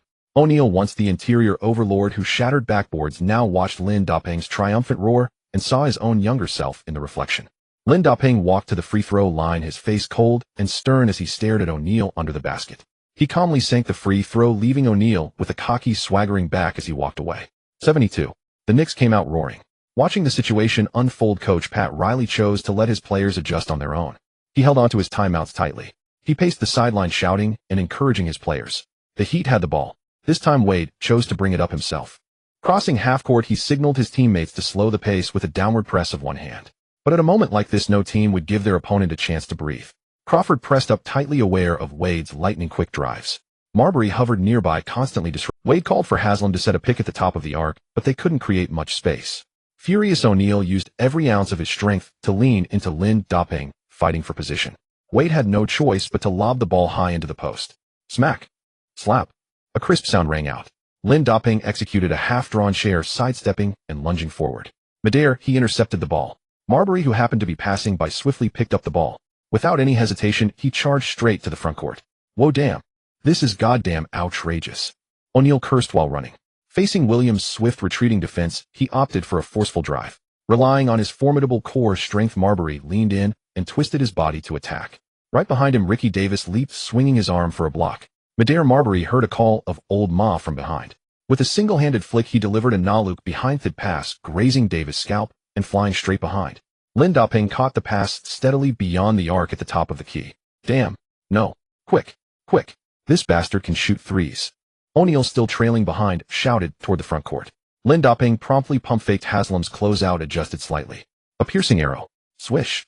The three-pointer was released decisively. It swished through the net. 102. Lin Daping smiled, raised one hand skyward, forming an OK gesture, showing off on the spot. Pat Riley could no longer sit still. He immediately called for a timeout from the scorer's table. He greeted his descending players with a stream of friendly encouragement, starting with bombs. Lin Daping listened to the string of censored sounds coming from over there and exchanged a knowing smile with Marbury. On the Heat's bench. Lin Daping, are you guys just letting him run wild? No one can control him. Pat Riley roared angrily, holding the clipboard. Then he pointed at O'Neal and said, and you, Shaquille, You got pushed over by a rookie who's shorter and skinnier. In truth, in Pat Riley's eyes, Lin Da-Ping was indeed formidable, but not to the extent that O'Neal should struggle so much against him. Haslam, take a seat. Morning, you're in. You and O'Neal need to shut Lin Da-Ping up, got it? Alonzo Mourning was selected as the second overall pick, right behind O'Neal by the Charlotte Hornets in the 1992 NBA draft. He won the NBA championship with the Heat in 2006. Known for his robust physique and tenacious, he is a legendary Iron Man in NBA history. Though in the twilight of his career, he played 77 games last season, averaging 6 points, 5 rebounds, and 2.3 blocks per game. He remained a formidable defensive presence in the paint, forming a twin tower lineup with O'Neal to contain Lin Da-Ping. The timeout ended. Despite the Heat maximizing their interior intensity, by all means reality slapped Pat Riley in the face. Mourning and O'Neal were past their prime, their stamina simply unable to withstand the grind. Having taken no rest throughout the entire quarter, Lin Da-Ping remained brimming with vitality, exhausting the two interior players of the Heat until they were drenched in sweat. Whether on defense or offense, they had to exert their utmost strength and concentration against this fellow. Every offensive and defensive encounter was a hand-to-hand struggle. Moreover, with the enhancement of the system, Lin Da-Ping's mid-range shots were exceptionally accurate. When he was double-teamed inside with no room to maneuver, he could swiftly pull out for a jump shot, occasionally even sinking a three-pointer. Substituting Mark Blunt for the gasping Shaquille O'Neal was an even greater gift to the opponent. The first half concluded with a score of 56-40. Another 16-point lead. The Knicks, short-handed in the frontcourt, had Lin Da-Ping play almost the entire first half. In 20 minutes of play, he made 8 of 8 two-point shots inside, 1 of 1 three-pointers, and all 5 of his free throws. With a perfect shooting and free throw percentage facing full-scale clampdowns from the Heat's interior defense, he amassed explosive stats of 24 points, 7 rebounds, and 3 blocks. This astonishing performance left the home crowd of the Heat in awe. All the Knicks players were now playing with remarkable unity, their emotions thoroughly ignited by Lin Da-Ping's passionate leadership. In the TNT studio, Barkley analyzed, since Lin Da-Ping's sudden awakening, the Knicks have consistently led their opponents by over 15 points in the first half. He truly turns decay into magic, pulling the team's morale and spirit back from the brink. But seriously, O'Neal is really struggling. He should just quit and join me in commentary, haha. Halftime arrived. Inside the Heat's locker room, the entire space was shrouded in gloom. Ice packs were wrapped around almost the entire lower half of players' bodies, thick protective gear encased knees and lower backs. Wade leaned in and whispered to him that Lin from the other side has already scored over 20 points, not counting rebounds. Don't forget our bet. O'Neal turned his head in displeasure and spat tooey. Pat Riley steadied his emotions, clapping his hands to encourage, listen boys, don't give up. We're not that far behind. Right now the Knicks interior is draining too much of our energy, giving their perimeter too many opportunities. Hold on, rotate players to exhaust Lin Da-Ping's stamina, and we can win. Alonzo Mourning, sitting nearby and drinking water incessantly, thought to himself, is this like the 6 great sects besieging Master Zhang? What a damn terrible strategy. Pat Riley now felt the severe aging of his team, truly sensing a sense of powerlessness. The idea of dismantling and rebuilding this roster grew increasingly strong. At that moment, O'Neal stood up and said to Wade, we still have a chance to win. Leave the interior to us. You and Davis handle the outside. And I want to revoke our bet. In the second half, Lin Da-Ping won't score a single. I didn't agree to revoke the bet. Wade muttered, tugging at O'Neal's jersey. The second half began. The Heat sent Mourning to partner with O'Neal in the interior twin tower lineup. The Knicks fielded all their starters. All right, we see some changes in the Heat's starting lineup. The Heat have the ball. Beautiful. Dwayne Wade sinks a three-pointer from 30 kilometers out to stabilize the situation. Hondazue remained unaware of his mistake. Score 43-56. Wade truly had a big heart, igniting the crowd's passion right from the start. He gestured provocatively at Lin Da-Ping with swagger. The showman couldn't shake off his habit. Lin Da-Ping spread his hands and said, no choice, I'm about to flip the table. Lin Da-Ping received the serve and sprinted forward like a galloping steed. Before O'Neal could catch up, he charged directly toward Wade. He aimed to create a mismatch for an isolation play. Wade, who had just shown off in front of Lin Da-Ping, faced the mismatch without a hint of fear.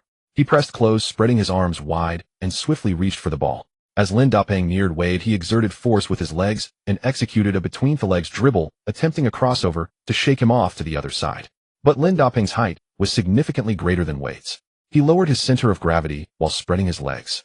The gap between his legs precisely collided with Wade's hand, which was trying to grasp the ball.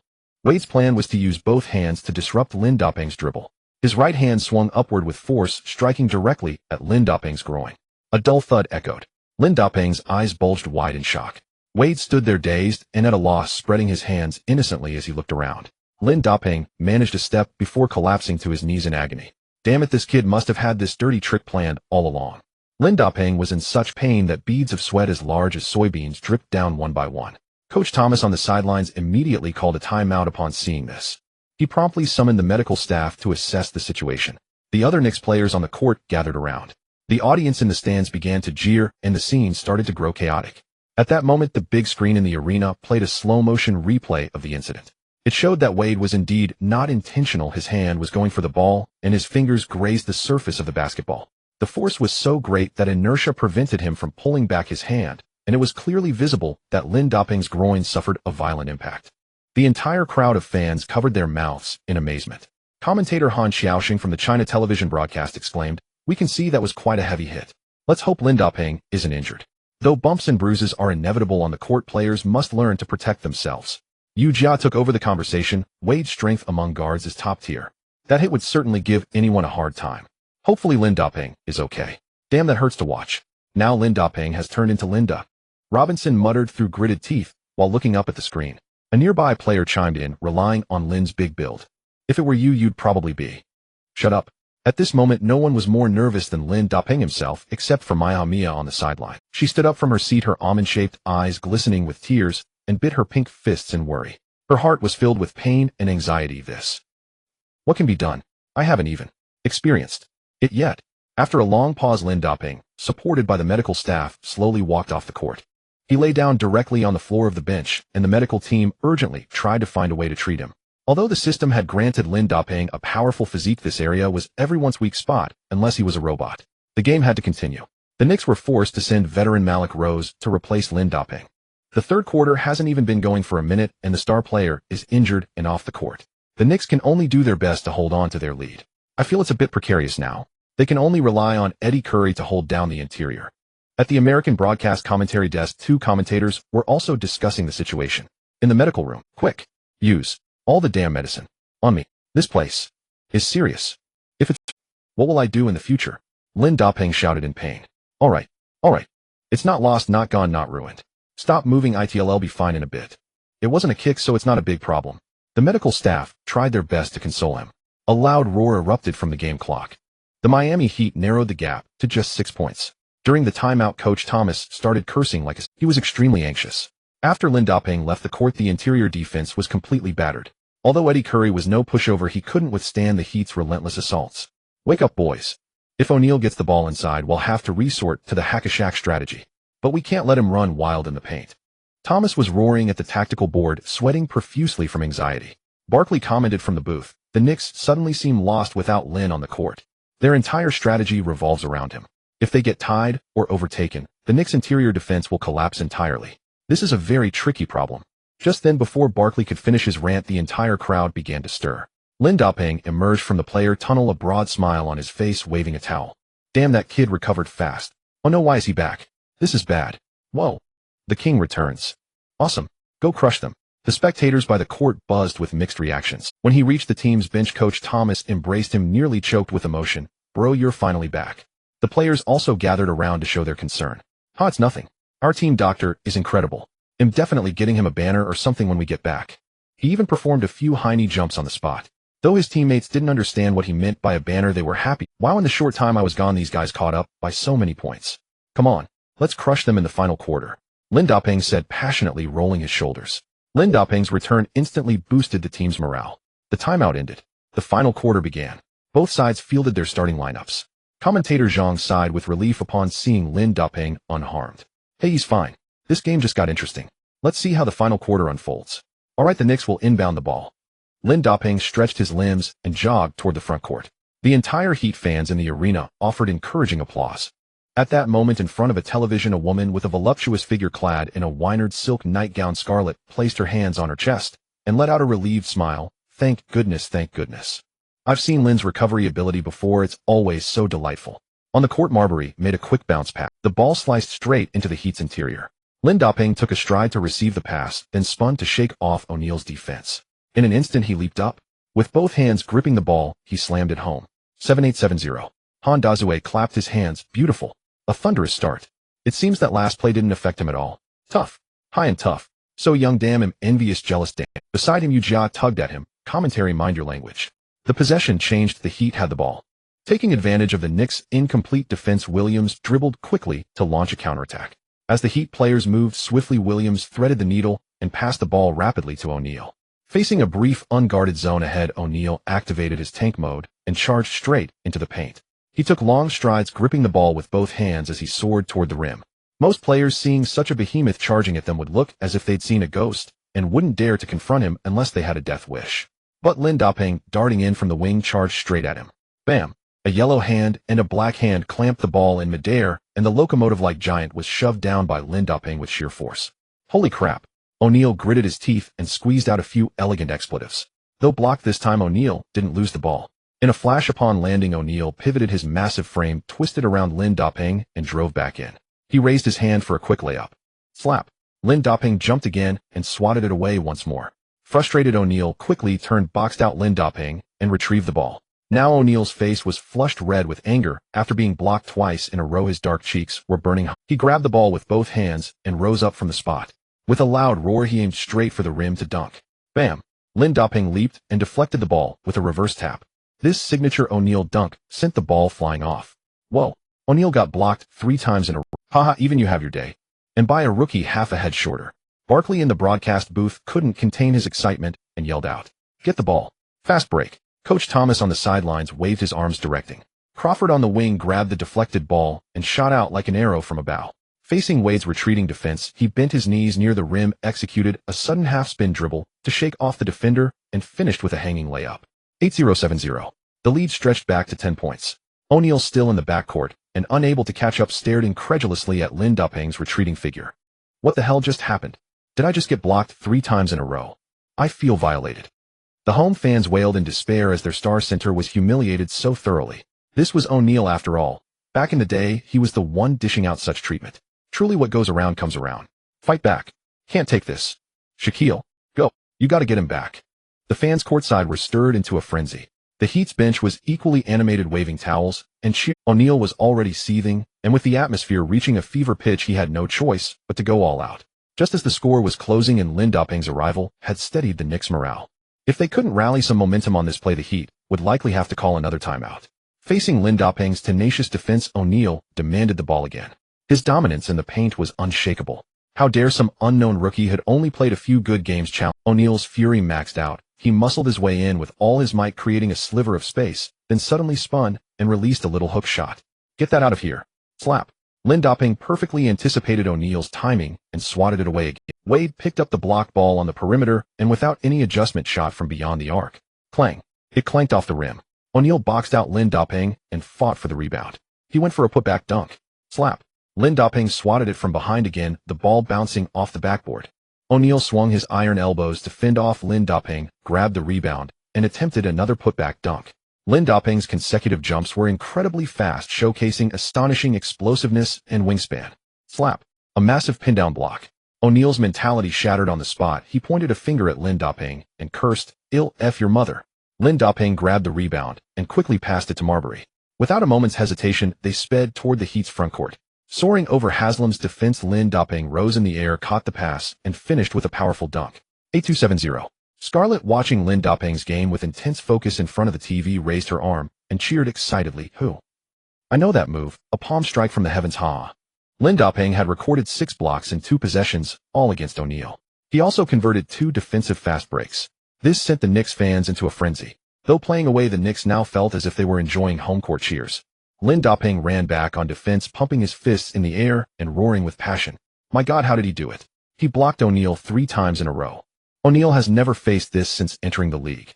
Incredible explosiveness. Incredible defense. Incredible strength. Today, Lin Dapeng continues his miracle.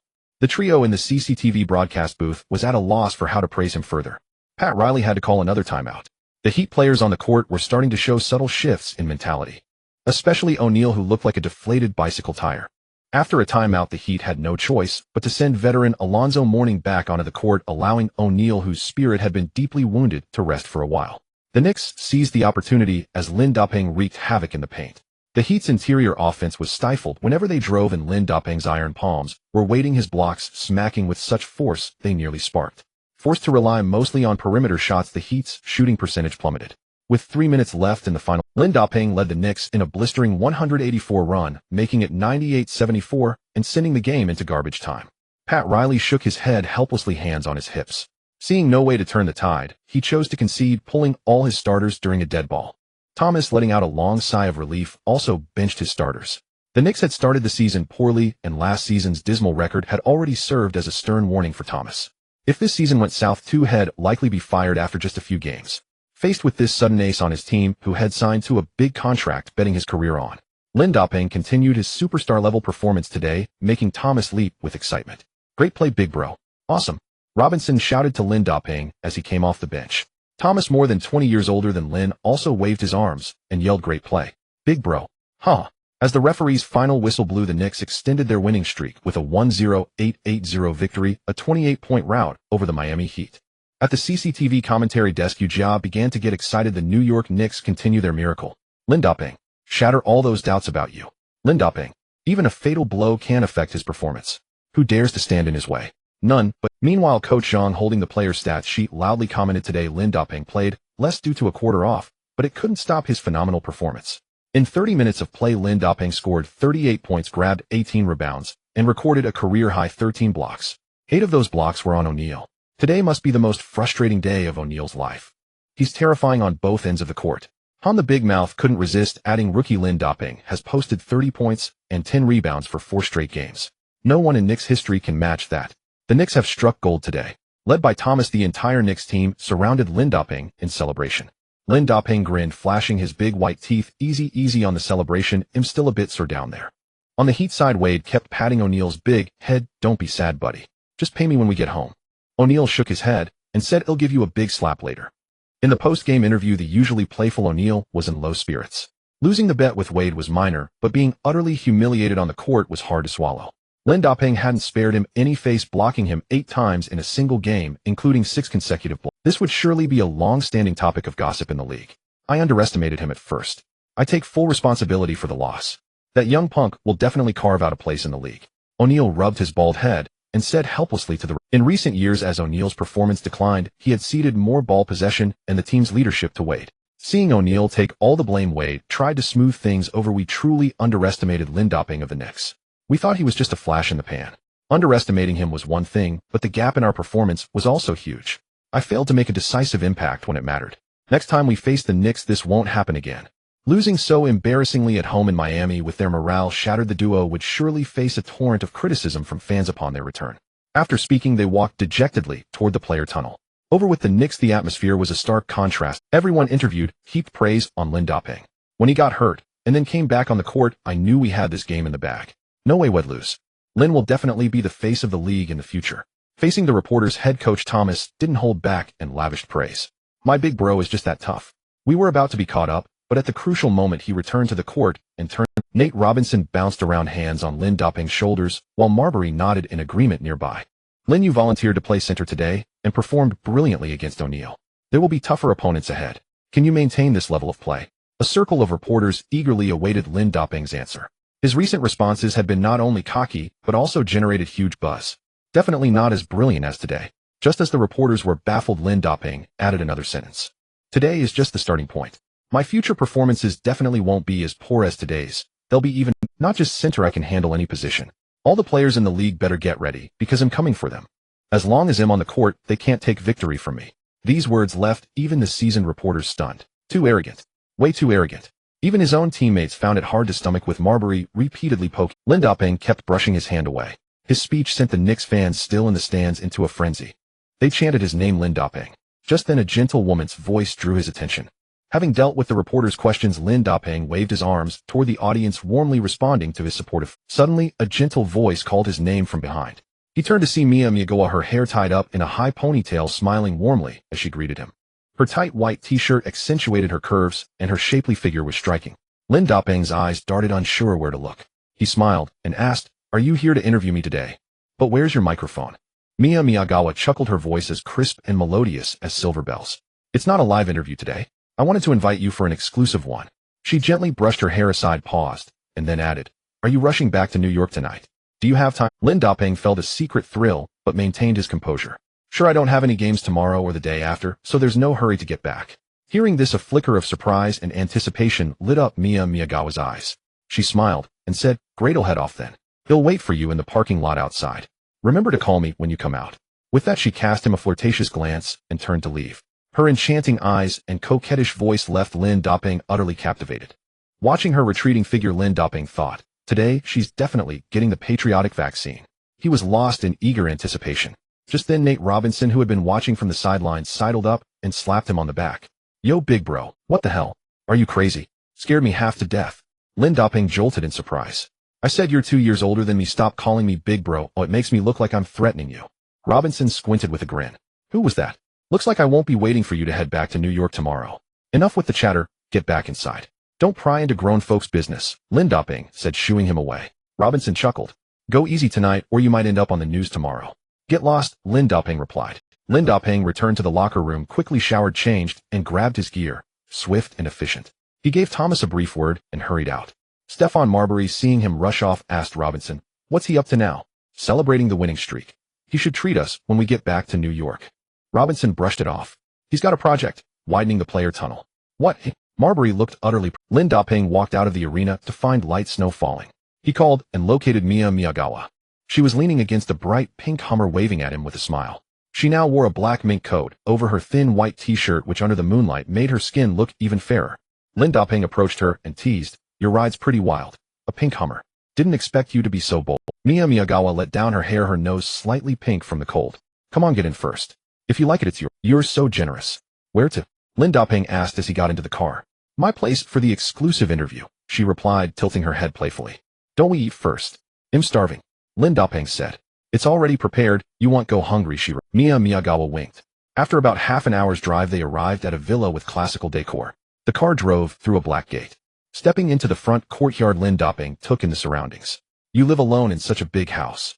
"Not just this one. I have a villa in New York too," she said. "I'm abroad for work, so I split my time between Miami and New York. Renting was too much trouble, so I just bought two," Mia Miyagawa said as she unlocked the door. Lin Daping muttered under his breath, "Living alone, nice." Once in the living room, Mia Miyagawa asked him to wait while she changed in the bedroom and got the interview equipment. Bored, Lin Daping looked around the room. Gazing at the warm fireplace, he thought, "Damn, I should have Zhongming get me a villa like this. With all this space, I could really stretch out for activities at home." After a meal's time, Mia Miyagawa emerged from the bedroom, clearing her throat softly. Lin Daping turned his gaze from the fireplace and nearly choked. She stood barefoot, wearing a sheer flesh-colored silk nightgown, her hair wisely tied up. You do interviews dressed like that?" Lin Daping was stunned by such a direct, seeing his mind going. A faint blush colored Mia Miyagawa's cheeks. "What do you think is more appropriate?" Her eyes, seductive as silk, fixed on him as she leaned closer. "How about a suggestion from the big star?" Lin Daping blinked. "I think we should eat first. It might affect my performance." His reply made her burst into laughter. "Aren't I your dish?" She slowly approached the fireplace, her nose almost touching his face. "I'm just warming up the meal for you now." Her fragrance intoxicated Lin Daping, leaving him dizzy with desire. This woman's clearly experienced. She's done this before. "I can't even come up with lines like that," he thought, his heart pounding. He turned and switched off all the lights in the living room, leaving only the faint glow of the fireplace flames. The dim light cast a radiant glow on Mia, making her even more alluring. A thick carpet lay before the fireplace, heightening the atmosphere. Unable to resist any longer, Lin Daping pushed her down onto the carpet. What are you doing?" "I'm not that kind of person," she said, still playing coy. Lin Daping had already taken a stance. "What a coincidence, I'm not human when I let loose. Today I'll show you what trembling power means. It'll instill patriotic thoughts deep into your soul." With that, Lin Daping lunged forward. Lin Daping and Gong Ha Mei immediately engaged in a fierce confrontation, a battle that was not merely a clash between Chinese traditional martial arts and Japanese karate, but a collision of two cultures and two philosophies. In short, Lin Daping held a single conviction: he must absolutely defeat her and grant her no chance to Lin Daping moved with agile grace, his actions flowing as smoothly as drifting clouds and running water, each technique imbued with profound internal energy. His fist techniques were fierce and powerful, while his legwork was fluid and very dazzling to the eye. Gong Ha Mei in turn displayed the distinctive style of Japanese karate. Her movements were concise and brisk, focusing on linear attacks, emphasizing explosive power and heightened speed. The two exchanged blows, neither yielding an inch. Their figures interlaced across the arena, fists and shadows weaving together into a breathtakingly beautiful tableau. Lin Daping watched in stunned amazement, letting out occasional gasps of admiration.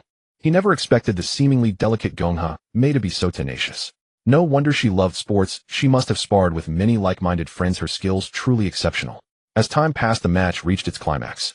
Lin Daping gradually gained the upper hand, but Gongha Mei refused to give up, gritting her teeth and persisting, seeking an opportunity to counterattack. In the end, she could not withstand the formidable Lin Daping and was defeated. The next day arrived. In the morning, sunlight fell upon Gongha Mei. She still had not awakened. The fierce battle from the previous day had left her injured with a strained thigh. After a long while, Gongha Mei rubbed her bleary eyes and climbed out of bed. Massaging her sore thigh, she slowly walked to the dining area. Seeing Lin Daping brewing coffee, he said with a smile, "Awake. You sure can sleep. It's almost noon. Want something to eat?" Gongha Mei slowly sat down, supporting herself on the chair, and said with a shy expression, "I'm not hungry. Lin, our exclusive interview hasn't started yet." Lin Daping nearly spat out his coffee. "What do you want to do now? I just rubbed your leg with safflower oil. We have plenty of time. Let's take it slow." "What are you thinking? It's really an interview.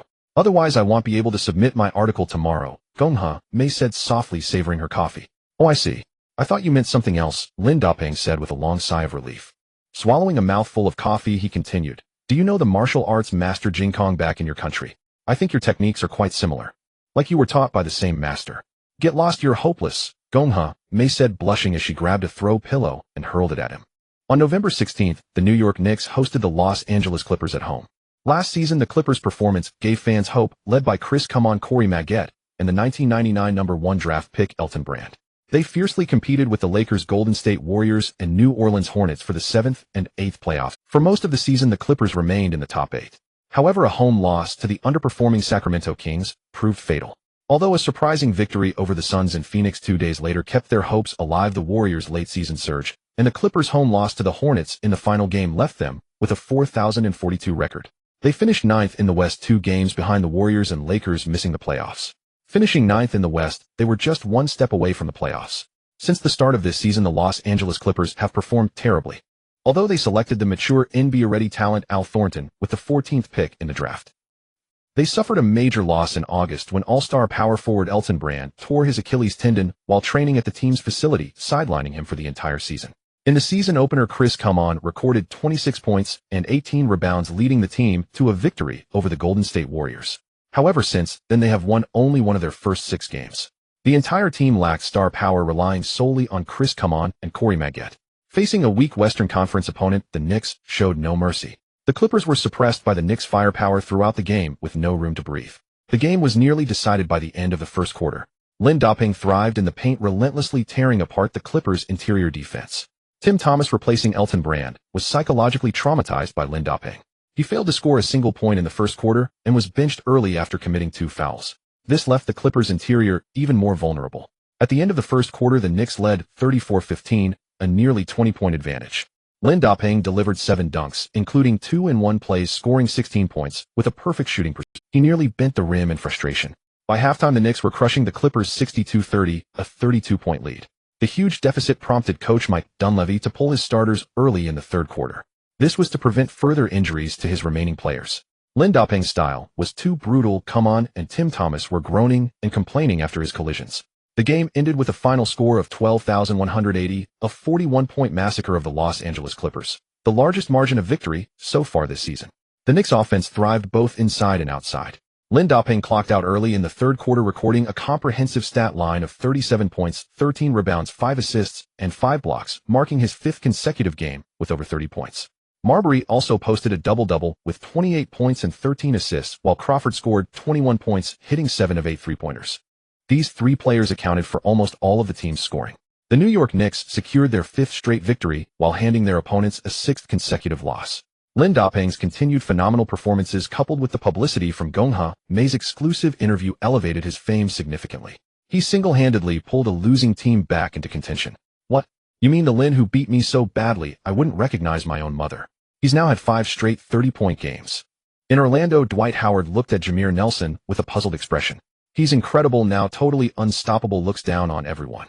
He's talking trash every day, challenging everyone," Nelson said excitedly. The same Lin Daping from the Knicks, whose stats are all fouls and turnovers. Howard stood up to confirm again. Jameer Nelson, facing Howard's doubt, confirmed again, "Yes, that's the one. The one who has become incredible in just a couple of weeks. And he signed a big contract with the Knicks." Howard's eyes widened. "What are you talking about?" On the opening night of the new season, the Orlando Magic handed the New York Knicks a huge defeat. They crushed the Knicks 1-1-2-8-0, a 32-point blowout. In that game, Howard played only 3 quarters, yet recorded a double-double of 26 points and 22 rebounds along with a game-high 3 blocks. Nelson also clocked out after 3 quarters, delivering a stellar performance of 24 points and 10 assists. They ground the Knicks into the dust. Marbury and Randolph gave their all, but couldn't win. The gap in strength was too vast. Lin Da-Ping, who had yet to acquire the system in that game, relied solely on his college basketball skills and ended up with 5 fouls and 4 turnovers, getting benched. Since the start of the season, the Orlando Magic had lost only one of their first 7 games, ranking second in the Eastern Conference, just behind the Boston Celtics with their Big Three. Just yesterday at home against the Seattle Supersonics, they won by nearly 40 points, 11,300. Howard left the game at halftime, while this year's highly touted rookie Kevin Durant managed only a paltry 8 points and 3 rebounds. It was clear that the Magic's offensive and defensive intensity was formidable this season. Hearing Nelson say that the Knicks, led by a rookie, had won 5 straight games and were climbing the rankings rapidly, Howard found it utterly unbelievable. Initially, when Lin Da-Ping suddenly exploded and led the Knicks to a comeback against LeBron James' Cavaliers, Howard dismissed it as a flash in the pan, a lucky break, and paid him no mind. Howard asked Nelson, "When do we face them? I can't wait to go up against this guy. It seems only our team can teach him a lesson." At that moment, Rashard Lewis put down his gym equipment and chimed in, "This kid has been all over the sports news lately. Didn't you know? When do I have time for that? I'm too busy with the new waitresses at the stores I just opened," Howard said with a wave. True. A nobody suddenly gets hot and forgets who he is. We have to show him what's what. When we challenge them in New York tomorrow, leave Lin to me. Rashard Lewis thumped his chest confidently. Lewis had joined the Magic in July through a Signan trade deal with the Supersonics. The Supersonics received a second-round pick and roughly $9 million in trade exceptions from the Magic. Lewis signed a 6-year $18 billion contract with the Magic, making it the 10th 9-figure contract in NBA history. In his first 7 games with the team, Lewis averaged 21 points and 5 rebounds per game, sinking at least 4 three-pointers each night, while maintaining an 85 free throw percentage. He was the team's offensive powerhouse, a precise sharpshooter standing at 2.08 meters, playing both power forward and small forward.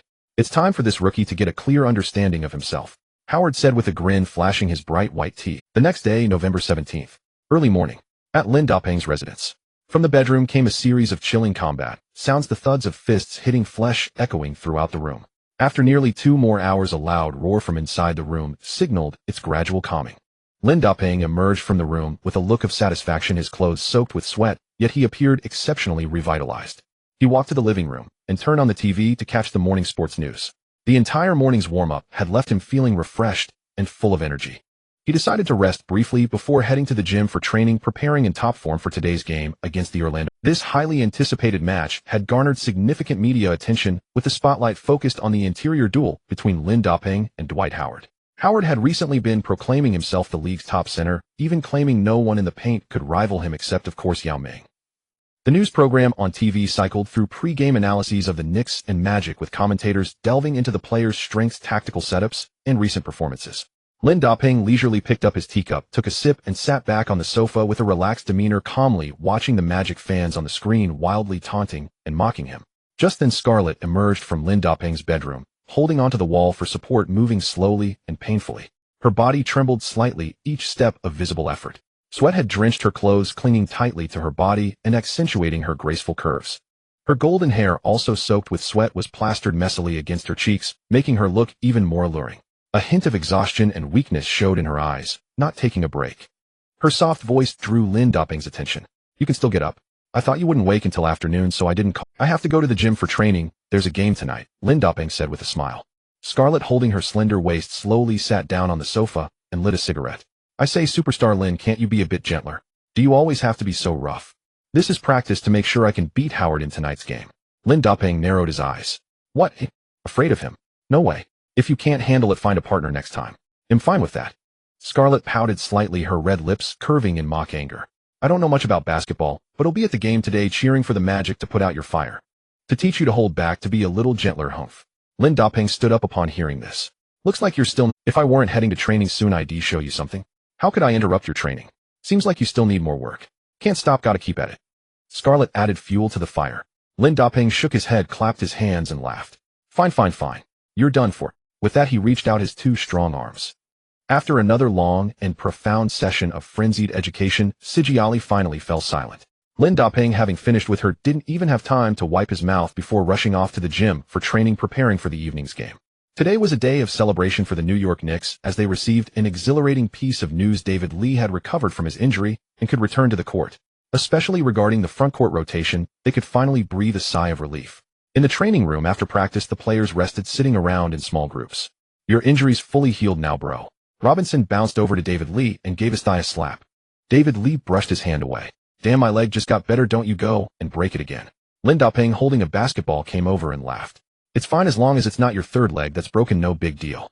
Now that you're back from injury, shouldn't you treat us to a little celebration?" Marbury also gathered around. David Lee gave a wry smile. "Hanging out with you lot never ends well. Last time at that Manhattan nightclub. If my leg hadn't been fully healed, and I was slow to run, I wouldn't have been the one stuck with the bill. Old my, you're such a scoundrel. You said you'd treat, but in the end, everyone ran faster than me. I'm never going out with you guys again."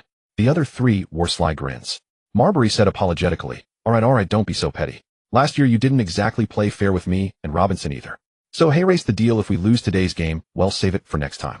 If we win, he'll treat everyone to drinks. Our New York F4 will drink till we drop." Time came to 8 p.m. At Madison Square Garden, the game between the New York Knicks and the Orlando Magic was about to begin. The American commentators courtside began analyzing the two teams. The Orlando Magic have strengthened their forward line this year, greatly boosting their power.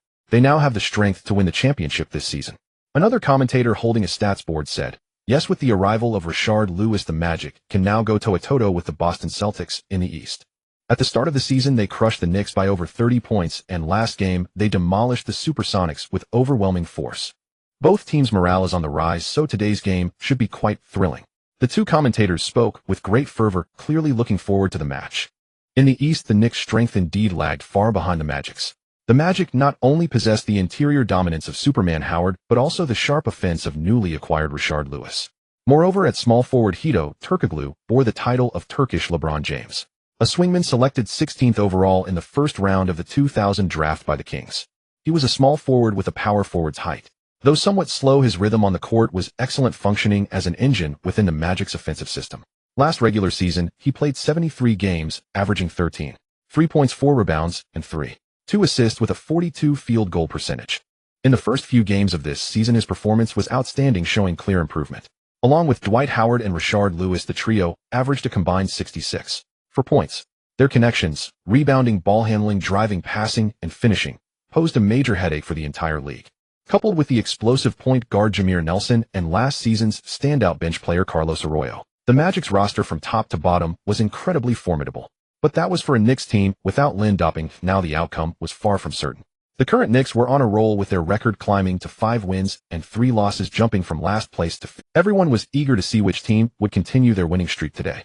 Far away across the ocean, Chinese fans were closely watching the Knicks. Besides Yao Ming's Houston Rockets, Lindoping's team was now the other focus. In less than a week, Lindoping had captivated a vast number of fans and official media. CCTV now broadcast almost every Knicks game. Today, due to Zhang Weiping's illness from a bad stomach, he couldn't commentate. Yu Jia hastily called in Yang Yi to co-commentate. Yang Yi cut straight to the chase. CCTV 5, CCTV 5. Hello, dear audience in front of your screens. Yang Yi. Huh. Hey, say something. What are you looking at? What are you doing? Yu Jia poked him with a finger and whispered. Yang Yi covered his mouth and whispered back. Hold on, let me finish watching the opening cheerleader performance. Yu Jia was rendered speechless. Then he quickly added, all right, today's game is full of highlights. Both teams are in great form with intensity on both ends of the court. Let's see if our Chinese player Lindoping can continue to disrupt the opponent's defense. Fortunately, Yu Jia reacted quickly and smoothly transitioned without an awkward pause. As both teams finished their warm-ups, the starting lineups took the court. The visiting Orlando Magic's starting lineup: point guard Jameer Nelson, shooting guard Keith Bogans, small forward Hedo Turkoglu, power forward Rashard Lewis, center Superman Howard. The New York Knicks starting lineup: point guard Stephon Marbury, shooting guard Jamal Crawford, small forward Quentin Richardson, power forward Lindoping, center Eddie Curry. Amidst the deafening roar of the crowd, the two centers stood at midcourt. The referee tossed the ball high into the air. Howard, spring-loaded, exploded upward and tipped the ball away. The ball landed in Nelson's hands. Howard flashed his signature grin with a mouthful of white teeth. The entire crowd stood, eyes fixed on the court, watching the Orlando Magic's first possession of the game. Nelson dribbled the ball across half-court amidst the thunderous roar of the crowd. Without any wasted motion, he raised his hand and directly called for Lewis to come out for a pick-and-roll. Lindoping was also drawn out from the paint.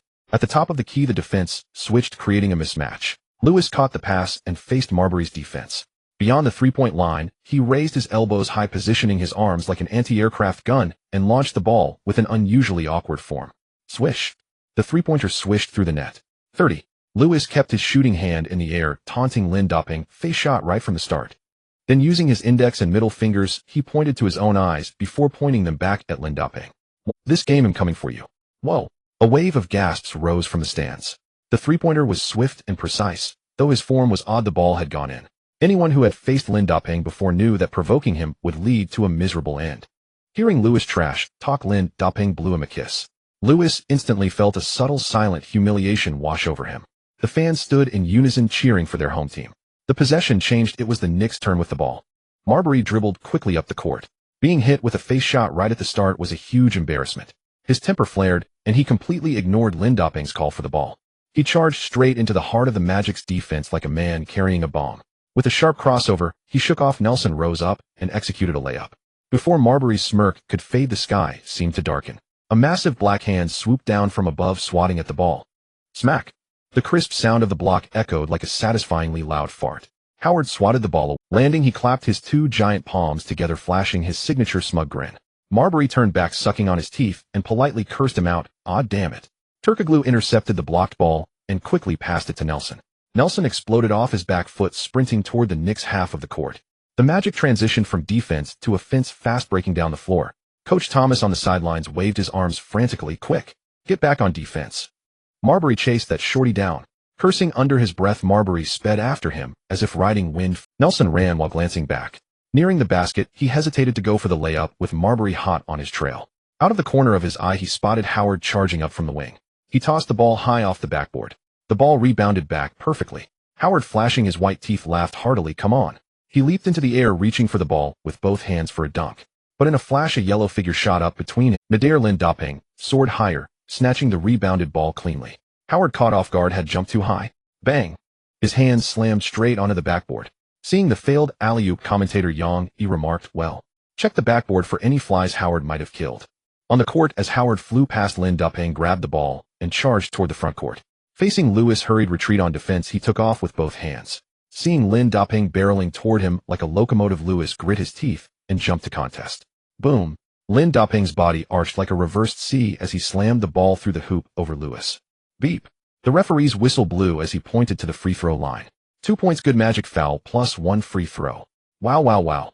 The crowd finally settled back into their seats, relieved to see a familiar sight. It felt like something was missing from the game without a posterizing dunk from Lin Doping. Lewis staggered, grabbing the basketball stand with both hands to steady himself. Lin Doping sneered at him. "Humph, you're pathetically soft."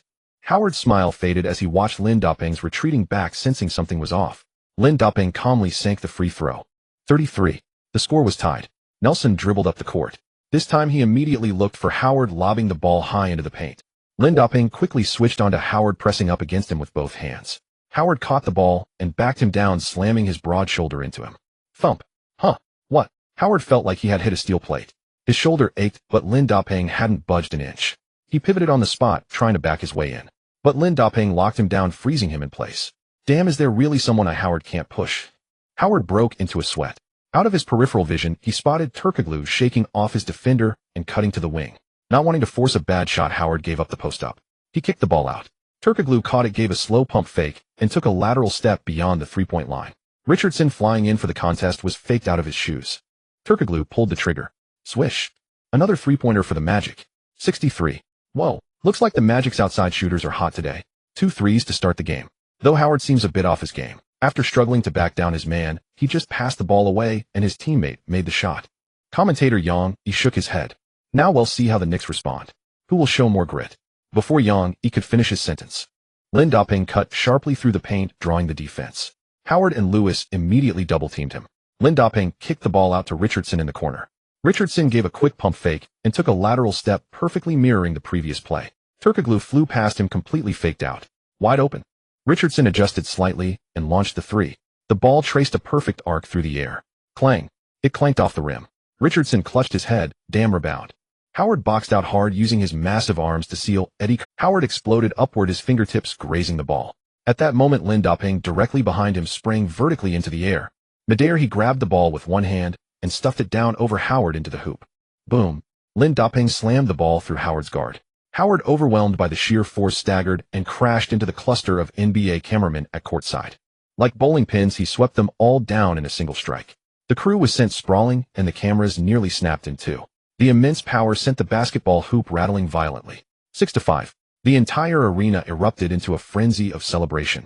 Scarlett, arriving late at the venue, witnessed Lin Daping's ferocious dunk and felt her legs go weak. Her cheeks flushed and her heart pounded. Oh my God. After the morning's battle, he's still this aggressive on the court. Looks like he'll need to call for backup. Despite her trembling legs, Scarlett let Jessica Alba, who accompanied her, help her up as she cheered wildly. Jessica, while supporting Scarlett, watched Lin Daping roar on the court, waving his powerful arms. Her white teeth unconsciously bit her seductive red lips. Her eyes were glued to Lin Daping's sculpted muscles. At the commentary desk, Yang Yi excitedly craned his neck and said, "Oh ho ho." A powerful response. It got the whole crowd hyped. Lin Daping's first two attacks named every Magic player in the paint with a dunk. Howard and Lewis from the Magic each got a turn as the background. Looks like Howard didn't want the NBA cameramen to capture this moment, so he chose to knock them all down. From the opening exchanges, both teams entered a scoring spree. Lin Daping was fully unleashed, showcasing his formidable strength. Howard, pulled out of the pile by his teammates, stared at Lin Daping's back with its shiny orange number 29, and his smile faded. Yet defiance still dominated his expression. On the offensive switch, Turkoglu began dribbling to organize the attack, planning a high-low game. Lewis understood and quickly moved off the ball to shake off Lin Daping's tight defense. But he was mistaken. Lin Daping clung to him like a passionate lover, leaving no room to breathe. Turkoglu waved for Lewis to come over for a handoff pass for a coordinated play. As their bodies crossed, a loud smack was heard. "They'll let you pass notes." Lin Daping, chasing from behind, swiftly intercepted the ball. Lin Daping precisely read their intentions and executed a perfect steal. He immediately hurled the ball. "Old ma. Catch." Marbury received the long pass, faked out Nelson's defense, and scored a delicate layup. 7-6. The Knicks took the lead. With Lewis and Turkoglu's lack of speed, they could only grit their teeth and watch from afar. The Turkish magician had planned to showcase his playmaking skills, but was immediately thwarted by Lin Daping. Lin Daping clapped his hands at Turkoglu. "Is that all?" Coach Stan Van Gundy on the sidelines directed a series of friendly remarks at Turkoglu for that poor turnover. Turkoglu quickly composed himself, received the inbound pass, and organized the offense. He threaded the ball through the gaps past Richardson's back into Howard's hands. Howard saw the defender was Eddie Curry, not the annoying Lin Daping. He braced with his shoulder, spun around to shake off the defense, took a big step into the paint, and slammed a two-handed dunk. After dunking over Eddie Curry, Howard roared loudly at Lin Daping. 8-7. The Magic regained the lead. Eddie Curry stood frozen, looking utterly lost. Eddie Curry had height, hops, wingspan, and speed, but the word defense wasn't in his dictionary. He had been confused, ignored, rejected, and even hostile towards defense. Possessing a massive body, he failed to move his feet to secure position, making his defense a disaster. Nate Robinson on the sidelines cursed Howard. "Damn it. Don't bully my little brother. If you've got the guts, go after my big brother Lin Daping." Lin Daping waved him off on the court. "Useless fool, don't embarrass yourself here." Then he turned to Eddie Curry. "It's okay, bro. We'll get him next play." Marbury dribbled to the Magic's half. Nelson quickly stepped up to defend. Lin Daping in the paint kept signaling Marbury, waving his hands and making subtle gestures. At the top of the key, Marbury called for a screen from the paint area, his eyes constantly darting toward Lin Daping. Nelson nervously looked left and right, wary of anyone popping out to block his path. Marbury's eyes flickered and he shouted toward Lin Daping, diverting Nelson's attention. Suddenly he drove in the opposite direction. Nelson was caught off guard. Oh fuck. Truly old and slime, Marbury had completely fooled Nelson. As Marbury was about to penetrate the paint, the Magic defense quickly collapsed. Lewis stepped over to help defend. The paint was wide open. "Oh." A confused gasp rose from the stands. The ball seemed to slip out of Marbury's control. "Oh no." It's chaotic, a wild throw. A turnover. Driving straight into the paint, Marbury, without looking, lobbed the ball high from behind his head. He also drew Lewis' attention. Then two giants emerged from the side of the paint. Lin Daping and Eddie Curry both understood Marbury's pass. They leaped high, sandwiching Howard, who was guarding the rim, right between them. On one side was Lin Daping, 2.08 meters tall and weighing 120 kilograms. On the other was Eddie Curry, the baby Shaq, 2.13 meters tall and 134 kilograms. The sheer impact combined with their massive frames was like two locomotives colliding. Not even Howard could withstand it, let alone an elephant. Howard, squeezed in the middle, gasped, nearly spewing blood with no room to jump. Lin Daping touched the ball first and slammed it home for an alley-oop. BZZZ. The referee's whistle blew. Howard was called for a defensive foul. The 2 points counted and Lin Daping would shoot one free throw. With consecutive explosive dunks to start the game, the entire crowd went into a frenzy. "That's amazing. That dunk was brutal." Exclamations erupted from the stands. Howard clutched his chest and complained to the referee with gestures. They were crushing me. Can't you see that? You old white. Lewis quickly covered his mouth, preventing him from finishing the sentence. On the sidelines, Van Gundy's hair practically stood on end as he joined Howard in a chorus of complaints. On the Knicks bench, Robinson leaped onto David Lee's back, wildly waving a towel and howling with glee. As he landed, Lin Da-Ping and Eddie Curry bumped shoulders with fiery passion, celebrating the score. This goal has set the Knicks ablaze with morale. It's a surefire candidate for today's top 5 plays. I need to come up with the words quick. In the commentary booth, Yu Jia was equally ecstatic. Magic head coach Van Gundy, seeing his complaints yield no result, reluctantly called for a timeout from the scorer's table. After sinking 2 3-pointers to open the game, the Magic thought they had steadied their footing. They held the long, weak New York Knicks in little regard. But the counterattack, led by Lin Da-Ping, soon made Van Gundy unable to sit still, prompting him to call the game's first timeout. Stan Van Gundy has always been a coach renowned for defense, forging an ironclad defensive philosophy as his coaching creed. Under his tutelage this year, Superman, Howard's defensive prowess reached its peak, with his abilities markedly. In Van Gundy's eyes, the New York Knicks were a team devoid of defense, a team that could never go far. Every Knicks starter taken individually boasted offensive skills that outshone one another, but their defensive capabilities were a contest of who was worse. Eddie Curry, a massive presence on the outside, seemed to have no connection to defense or rebounding. His defensive effort sometimes lasted minutes a night, other times just a minute over several games. Jamal Crawford loved everything except defense. Stephen Marbury only wanted to innovate on offense. David Lee had the attitude for defense, but lacked the ability. Quentin Richardson did little beyond dunks and three-pointers, playing a style with three-point shooting, but no defense. The newly acquired Zach Randolph, aside from decent rebounding, offered little in interior defense. Moreover, this group never seemed to gel like scattered sand. Their dismal record last season and the losing streak at the start of this one led other league teams to dismiss them lightly. In short, the lineup was formidable on offense, but abysmal on defense. Together they were a mess, apart they shone like stars. So the high-flying Magic didn't take them seriously. What they hadn't expected was the immense energy of the Knicks rookie. Flawless on both defense and offense, his fighting spirit united the entire team. Even a player of Marbury's temperament began running plays around him.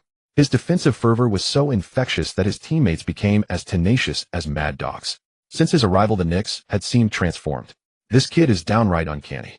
Van Gundy furrowed his brow, clutching his clipboard as he watched Lin Da-Ping across the court, hands on hips, speaking with fiery intensity to his teammates. A flicker of doubt stirred within him. Turning back to his players, he said, "No, you can't let this guy Lin set the pace. Make him uncomfortable. Oh, don't let him get easy scoring opportunities. Brawl with him. Double-team him. Wear him down. Smother him with our iron defense."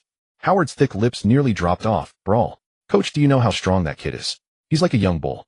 Lewis, equally troubled, murmured in agreement, "A young bull. More like a bear." Van Gundy pursed his lips and narrowed his eyes. "The game's just started and you're already deflating yourselves. We're here to fight." But the Magic, after all, were a strong team in the East, and with a dose of Van Gundy's motivational pep talk, the Magic players regrouped. After the timeout, both teams fielded their starters. As Lin Da-Ping sank the free throw, the score stood at 108. The Knicks pulled ahead. The game grew intensely tight.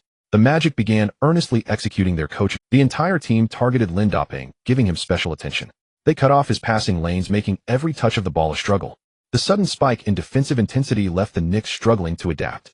Without Lin Da-Ping as the pivot, the whole team seemed lost on the court. As the game neared the final minutes of the first half, the Magic's interior finally couldn't outlast Lin Da-Ping. He had rested only 1 minute throughout the entire half.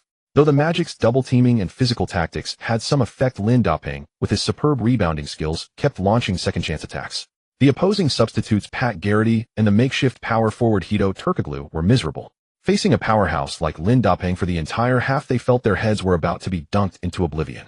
When Turkoglu matched up with Lin Da-Ping, he felt all his advantages evaporate.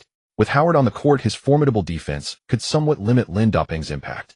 But when Howard rested, the Magic's interior was as bare as a newborn. Lin Da-Ping rampaged through their paint with sheer brute force. And with him anchoring the defense inside, the Magic found it extremely difficult to attack the paint directly, forcing most of their offense to rely on perimeter shooting.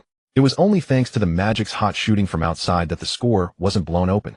As the halftime buzzer, the score was 4,940. The Knicks led the Magic by 9 points heading into the second half. This was the first time since Lin Da-Ping joined the team that the Knicks scored under 50 points and a half. The intense defensive pressure kept both teams scoring low. Halftime. In the Magic's locker room, Howard gasped for air, dousing his glistening black face with water, rubbing it vigorously with a towel. He tried to muster his energy. Lewis and Turkoglu slumped into chairs, exhausted. "I've never been this tired, even going against O'Neal. Where the hell did this kid come from? Howard complained incessantly. Lewis took a big gulp of water and said, You're tired. I've been matched up with him the whole time. You were just a supporting player. When Eddie went out, that kid only played center for a bit. How can a player have such strength? Who's seen his combine data? It's not scientific. That big butt of his pushed me at 2.08 meter guy, almost down to 1.04 meters. Quite ordinary. His jumping is average, his bench press is average, his speed is average, even as slow as mine. Turkoglu remarked helplessly beside him. The Orlando Magic players all exclaimed in unison, Holy shit. That's impossible. Turkoglu pulled out his phone from his bag and said, Look, see for yourselves. I'm not lying. It's all average, isn't it? Some stats aren't even as good as yours right here. A crowd immediately gathered around him. No way. Impossible. Seriously, this bench press is weaker than my grandma's. This doesn't even beat me. Haha. His vertical jump isn't even as high as my erection. And this sprint speed, what the hell is all? The group chattered noisily while Coach Van Gundy's face turned green. You bunch of useless good for nothings, shut the hell up. In the Knicks locker room, Lin Dapeng was utterly exhausted. The previous team's head faced aside from the past this prime, O'Neal had given him some pressure. He had rarely encountered such intense defensive opposition in the paint. And today the best defender wasn't a Magic player on the opposing team, but Scarlett from last night and this morning. Lin Dapeng was drained from her tight pressing defense, and tonight's game was truly taking a toll on him. Damn, the system has already given me something incredible. If I could just get an ancient beast like Chamberlain's off-court endurance skill, it would be a godsend. That woman has worn me out, she's sucking my energy. Otherwise tonight I'd be driving right at Howard from the three-point line. Lin Dapeng muttered to himself while wiping his sweat. Nate Robinson, who only caught the latter half, turned and said, Bro, if you can't handle it, let's find a doctor. I know a Chinese medicine practitioner your people use. No side effects. Get the hell out of here. Lin Dapeng clicked his teeth in irritation. At the commentary desk, Yu Jia began analyzing the game. Both sides are playing very tightly today, especially with the intense defense. Just look at the scores to see how fierce the competition is. Yang Yi picked up the player stats sheet and added, Yes, both teams are on winning streaks, and their morale is sky, especially the Knicks. Since Lin Dapeng joined, their passionate and fiery style has made the whole team incredibly energized and united. In the first half, Lin Dapeng put up a well-rounded stat line of 14.6 rebounds, 3 assists, and 3 blocks, though his overall numbers have dipped slightly under the Magic's special attention. Yu Jia took over saying, But Howard and Lewis on the other side aren't having an easy time either, with 10 and 8 points respectively. Neither team's star player is scoring smoothly, yet the Knicks still hold the lead. The second half is about to begin. Let's wait and see. The fans today were exceptionally supportive. Normally halftime is when everyone heads to the restroom or grabs. The seats are rarely full when the game resumes. But for this match, the Knicks home crowd was fully invested, returning early to their seats, eager for the second half battle. Amidst the cheers and roars of the entire arena, the second half finally began. Both teams stuck with their starting lineups from the first half, ready to continue the fierce contest. After the baseline inbound pass, Marbury quickly received the ball and began organizing the team's first offensive play. The intensity remained high on both sides, with fierce clashes and muscular collisions igniting a surge of masculine energy on the court. Scarlett, seated in the front row, gripped Jessica's hand tightly, her palms sweating with nervousness.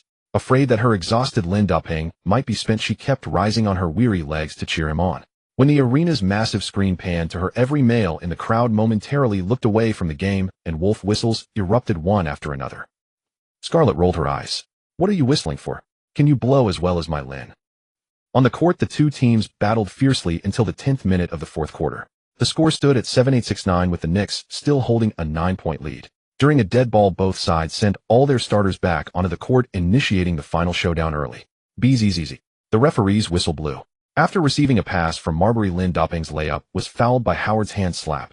Magic number 12 Howard foul. Knicks number 29 Lin Dapeng 2 free throws. The referee signaled to the scorer's table while blowing his whistle. Howard hopped around frantically on his little feet, his eyes bulging so wide they'd fall out without the sockets holding them in.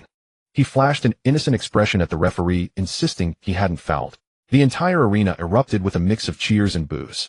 With this foul, Howard now had 4, and with plenty of time left, he risked being ejected later. Lin Dapeng wiped his sweat with his jersey and slowly walked to the free throw line. Under the basket, Howard and Lewis were both bent over, hands on their knees, gasping for air as sweat dripped down, waiting to grab the rebound. The floor-wiping kid at courtside was about to curse. Lin Dapeng received the ball, took a deep breath, and calmly sank both free throws. 8-0-6-9. As he retreated after the free throws, Lin Dapeng mockingly flicked the sweat from his forehead toward Howard. The floor-wiping kid muttered another curse in the background. The offense switched. The stocky Nelson dribbled quickly across half-court, using Turkoglu's screen to drive straight to the basket. Facing Lin Daping's massive hands in the paint, he opted for a drive-and-kick pass. He whipped the ball back to Turkoglu on the perimeter, who rose up over Richardson and launched a three-pointer. Clank! The ball clanked off the iron. Lin Daping stuck his but outboxed Howard out firmly and grabbed the rebound amidst the crowd under the basket. Run back, move your damn legs, run. Defense. Coach Van Gundy yelled from the sideline. Lin Daping didn't pass. Instead, he dribbled past Howard and charged forward. The entire Knicks team sprinted into a fast break. In the chaos, the matchups on both sides got all jumbled up. As they reached the Magic's half, Howard stuck close to Lin Daping from behind, constantly harassing and trying to steal the ball. Lin Daping made a sudden stop and raised the ball as if to shoot. Howard anticipated it, leaped early with his arm extended. No, this is bad. This is bad.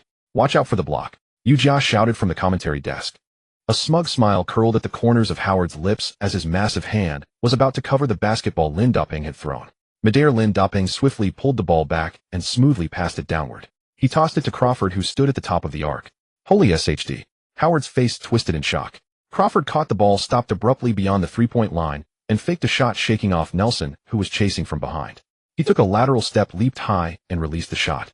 Howard, furious at being toyed with, saw another teammate fly past. He lunged sideways with a large stride to contest the shot. Smack. Bzzz. A crisp sound of a hand slap echoed and Crawford's three-pointer clanked off the rim. Foul. 3 free throws. The referee's whistle blew as he pointed at Howard, signaling a foul. Whoa. Howard's foul here was truly ill-advised, not only pushing himself to the brink, but also gifting the Knicks 3 free throws. It seems the big guy is tired, his movements are getting out of control. Ujia from the commentary booth at the sidelines slapped his forehead and remarked. Yang Yi chimed in, this foul by Howard was really unnecessary. There's still plenty of time left in the fourth quarter. This is a crucial moment for the team to close the gap, and he just picked up his 5th foul, putting himself at a major on the court. Howard stood with his hands on his hips, shaking his head helplessly. He had given up arguing with the referee as his foul was far too obvious. Crawford's dark hand was nearly swatted red. Coach Van Gundy, watching the situation from the sidelines, stood frozen, with his clipboard utterly speechless. Lin Daping walked over to Howard, holding up 5 fingers, encircling him. That's 5 times, little man. Howard rolled his eyes, pursed his lips, and ignored him. Lin Daping, having crossed over, knew Crawford well, understanding that this guy thrived in chaotic play, with polished, unknown skills, a streaky shooter. Often when the team's rhythm was off, handing him the ball yielded unexpected results. Last season, Crawford averaged 6 points and 4 assists with an 84 free throw percentage, hovering near excellence. This season, every stat was steadily rising, easing some offensive pressure off Lin Daping. Crawford stepped to the free throw line, took a deep breath, and calmly sank all 3 shots. 8-3-6-9. The Knicks scored 5 consecutive points, widening the lead. Coach Van Gundy by the sideline opened his mouth, but hesitated, ultimately deciding not to take Howard out. Pulling him would leave the Magic's interior defense wide open, keeping him and risked another foul and ejection with so much time left. He was torn. As Van Gundy struggled, a stir rippled through the arena. The Magic, repeatedly failing to score inside, saw Nelson miss a long 2-pointer, and Lin Daping grabbed the rebound again. The Magic's outside shooting was declining. They had relied on hot hands from the perimeter in the first 3 quarters to keep the game close, but now fatigue was setting in and their accuracy was slipping. The Knicks launched a fast break. Charging into the opponent's half, Lin Daping cut, without the ball, straight into the heart of the Magic's paint. Catching Marbury's pass, he took off, hammering home a tomahawk dunk. Howard, burdened by foul trouble, pulled back his outstretched hand midair as Lin Daping attacked, watching helplessly as the dunk was completed. 8-5-6-9. A split of Mount Hua. A split of Mount Hua. He spotted the gap and drove straight in. The motion was so fluid. Beautiful. Absolutely beautiful. Ujia shouted excitedly. Yang Yi gave a double thumbs up. Awesome. After landing, Lin Daping taunted Howard. Is your hand only useful in nightclubs? The entire arena erupted in thunderous cheers for the spectacular play. The Knicks' morale soared. Van Gundy refused to call a timeout, shouting from the sidelines to urge his players to push. The Magic began to panic. Howard in particular was enraged by Lin Daping's trash talk, abandoning his usual joyful basketball demeanor. Lewis caught the pass and posted up against Lin Daping, bumping several times, but unable to turn. The suffocating defense made it tough for the stretch power forward. Unable to find a shot, he passed the ball back out. Nelson held the ball at the top of the arc, constantly searching for opportunities. Another miss leading to a Knicks fast break could seal the game. This made the possession extremely cautious, with no one daring to shoot. Turkoglu suddenly cut back from the weak side, shook off his defenders, slightly caught the ball, and prepared to shoot from beyond the arc. Richardson didn't lose his position this time, anticipating the move and blocking the shooting lane midair. Turkoglu had to hurriedly pass the ball inside. With the shot clock winding down, Howard caught it and tossed up a clank. Unsurprisingly, the miss was crisp. Howard slapped his forehead. Damn FCK. Baby Shake Eddie Curry aggressively grabbed his fourth rebound of the game, barely containing his inner excitement. He passed the ball to Marbury with authority. The Magic's defense scrambled back, quickly afraid of being caught off. Marbury, charging like a battering ram, drove hard into the paint. The Magic's interior defense instantly collapsed, leaving him surrounded by hands. Swish, Marbury airborne delivered a no-look pass straight to Lin Da-Ping, who was sprinting up from behind. That bastard is going to dunk again. Stop him. Van Gundy jumped up, clutching his waistband. Howard and Lewis reacted, leaping to intercept midair. The three players exerted all their strength, colliding violently above the paint. Boom. Lin Da-Ping switched from two hands to one in midair, just barely clearing the rim, and slammed the ball through with brute force. Hanging on the rim with one hand, he glared at the two knocked-away opponents. Easy. The referee's whistle blew. Van Gundy's heart was in his throat. Magic number 12, a foul on the shooter. Knicks get one free throw. The home crowd erupted in depth. Tough. So tough. Awesome. Crush them. Howard sprawled on the floor upon hearing this, bounced up, like he was possessed, shouting and complaining furiously at the referee. Whoa.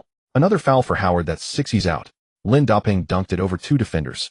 Plus he sent one packing. This physical battle has reached this point, and I can't believe Lin Da-Ping still has this much power. It's outrageous. Good. Yu Jia and Yang Yi exchanged excited comments from the commentary booth.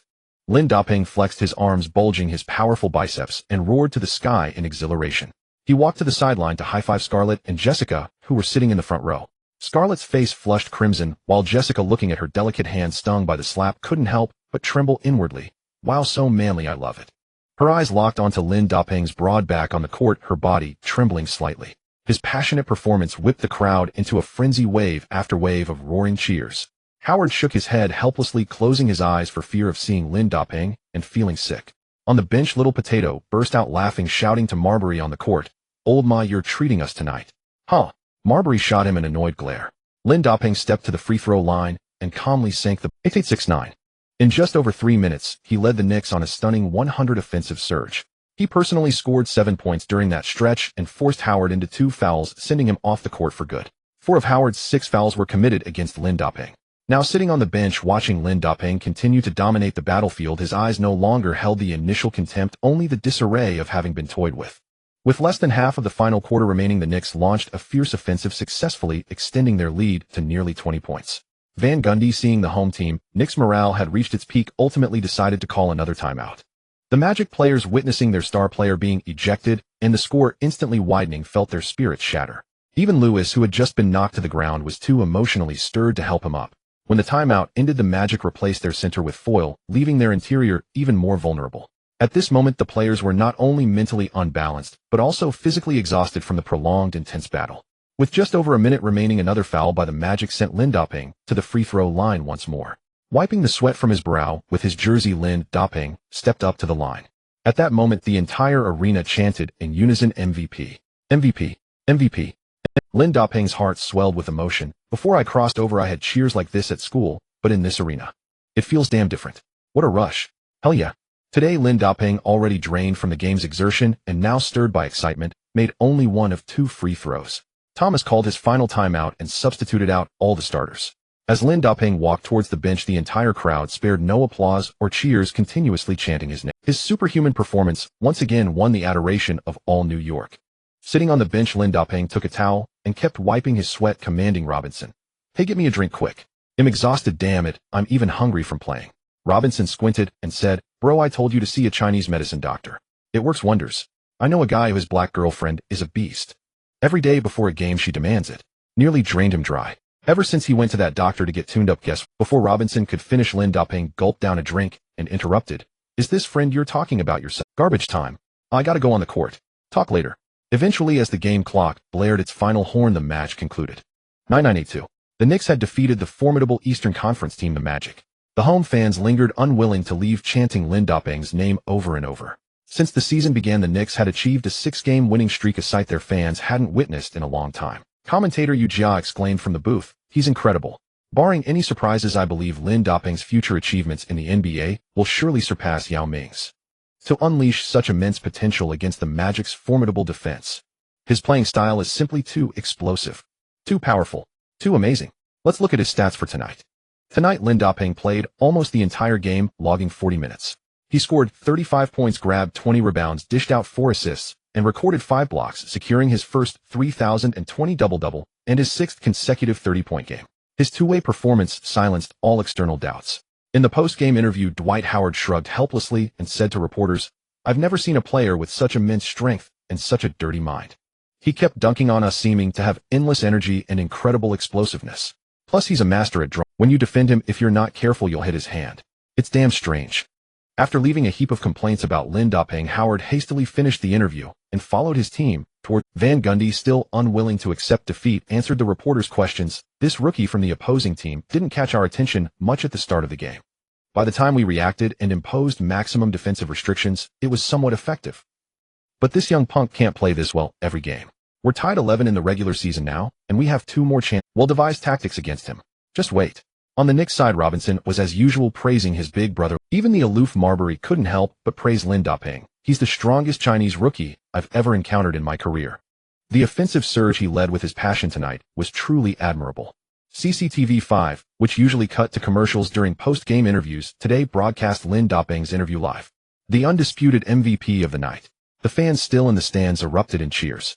At this moment, Chinese viewers and the home crowd eagerly awaited his arrogant speech.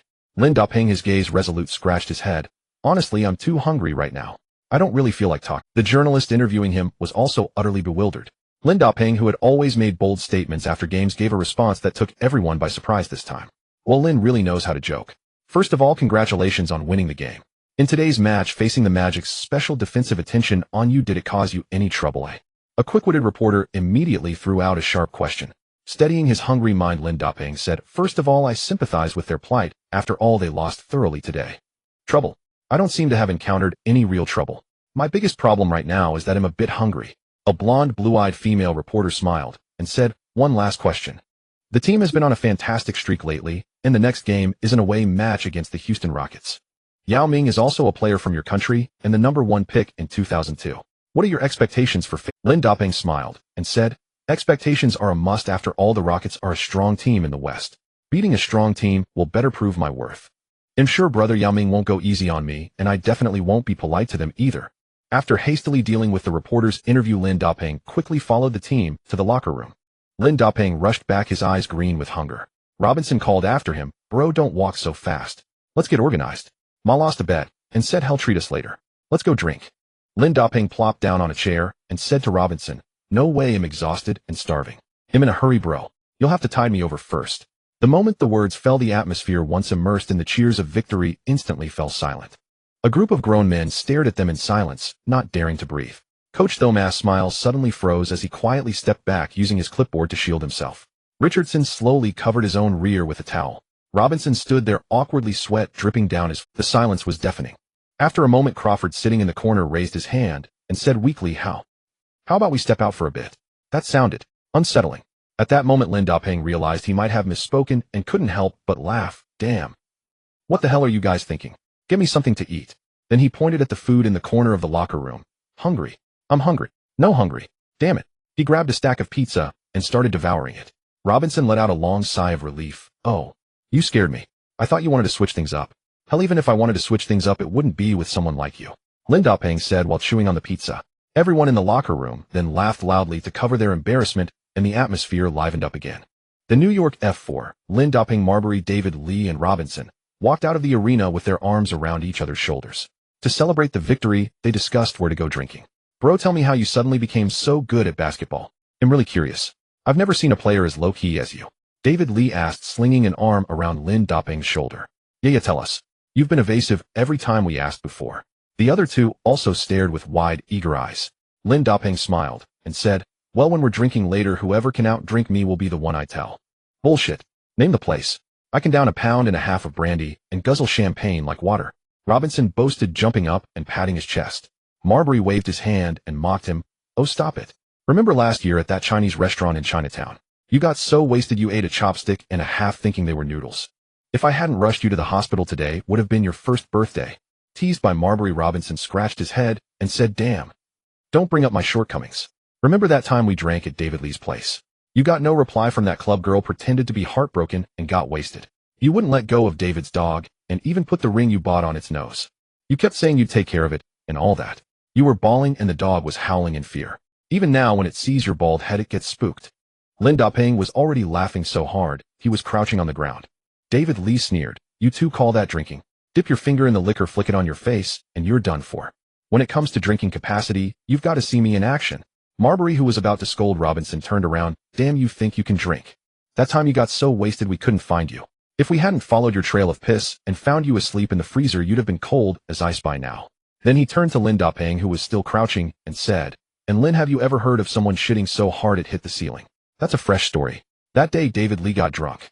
Before he could finish, David Lee rushed over and covered Marbury's mouth. "You shut up." The three of them got carried away, exposing each other's embarrassing moments.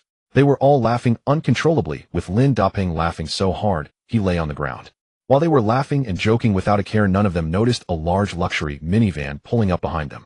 Two burly men jumped out, agilely positioning themselves front and back, and lifted Lin Dapeng, who was laughing on the ground, straight into the van. The other three, still shoving and laughing loudly, didn't notice a thing. When they finally stopped laughing, Marbury turned around. "Huh? Where's Lin Dapeng?" David Lee then turned and saw, "Damn. He's been kidnapped. He's in that van." Robinson looked bewildered. "Are we still drinking today?" Marbury jabbed his finger at his head and yelled, "Drink my ass. He's been kidnapped, damn it. Let's go." Half an hour later the van slowly came to a halt in the front yard of an estate. A burst of cheerful laughter rang out from inside the vehicle. This crisp, melodious laughter echoed through the air like a string of silver bells. The dim light inside the van illuminated her healthy, wheat-colored skin and voluptuous figure. Her bosom trembled with each laugh, enough to make one dizzy. At that moment Jessica held a glass of champagne in her hand, tilting her head back, slightly savoring the mild dizziness brought on by the alcohol. A charming blush had already spread across her cheeks, and her gaze grew hazy, clearly entering a state of... Yet this did not dampen her spirits. Instead it made her more relaxed and joyful. Lin Dapeng's risque jokes had Jessica shaking with laughter. The one who had gotten Lin Dapeng into the van was none other than Jessica Alba, who had been watching the game with Scarlett. When Lin Dapeng was first carried into the van, he was startled, thinking, "What the hell is this? I was having a good time with the guys cracking jokes and singing, and then suddenly I get hijacked by bandits." Though he had long known that public security in America was chaotic, he never imagined it could reach this level. Kidnapping a grown man. There really were people into that sort of thing, and it made Lin Dapeng tense up below. Once inside the van, he calmed down upon seeing the beautiful woman. Jessica had an almost perfect figure, tall, at over 1.7 meters, with a curvaceous, well-proportioned silhouette, often hailed as a goddess on earth. Today she wore tight, gray yoga pants, and only a white spaghetti-strap tank top, her full figure forming a classic S shape. Her proportions were harmonious, blending sweetness and sensuality. Both her sweet appearance and sexy figure made her a darling of Hollywood. Jessica Alba was very meticulous about maintaining her figure. She did an hour of cardio and half an hour of strength training every day, which helped her keep her perfect physique. Just now at the arena, she had been throwing flirtatious glances at Lin Dapeng. The worst-case scenario would be her trying to seduce him, and Lin Dapeng figured he'd just have to take the loss. After some explanation, he quickly got in touch with Marbury and the others. On the other end of the line, the three cursed a few times with filthy words before the misunderstanding was cleared up. "Hey sis, you're pretty wild, huh? Kidnapping is part of the game," Lin Dapeng said, taking a sip of his drink. Jessica tossed her golden hair and said seductively, "This is always my style. So, do you like it? Isn't it exciting?" Lin Dapeng looked at her coquettish manner and could guess what she was up to. He was quite pleased inside, but then he reconsidered, weighing his own condition. Today he really couldn't keep up. He had barely rested since last night. Just now he had fought a grueling battle against the Magic team, draining his stamina and energy. He had only eaten 8 slices of pizza in the players' lounge. He really couldn't recover. Lin Dapeng set down his glass, cleared his throat, and said, "Well, I like it, and but I've got some things to do tonight. Let's talk another time. We'll take a taxi and head out first." With a grin he lifted his rear to get out of the car.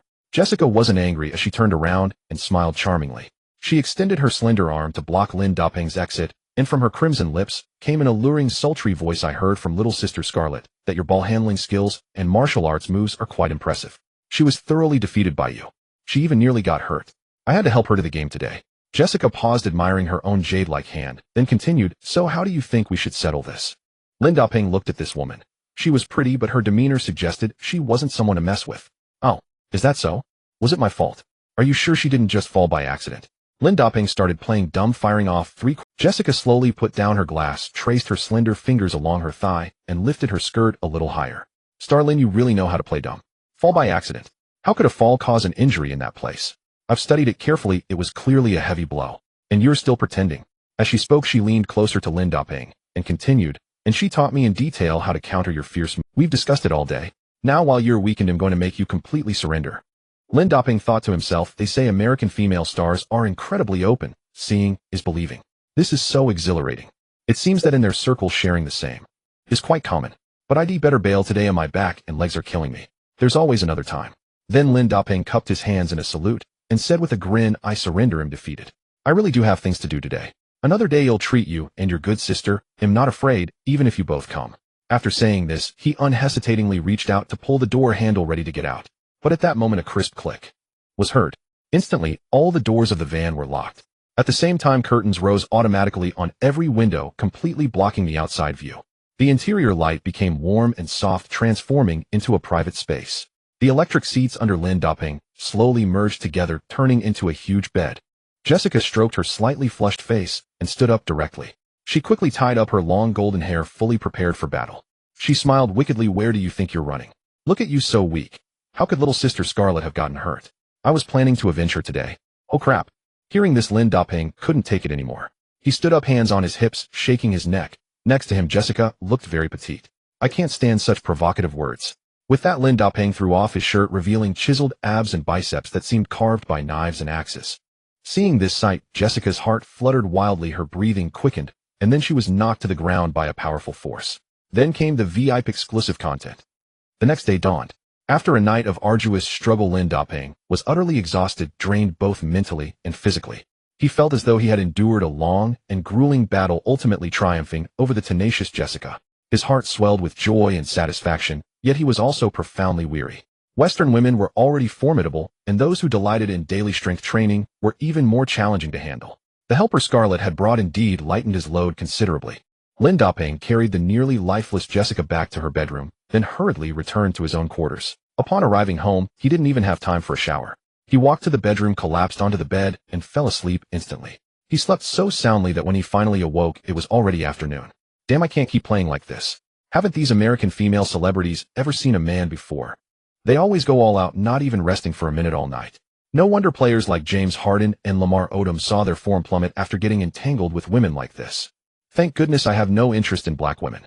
If those Kardashian sisters had targeted me, I'd be finished. Lin Doping sat on the bed, shaking his groggy head and muttering to himself.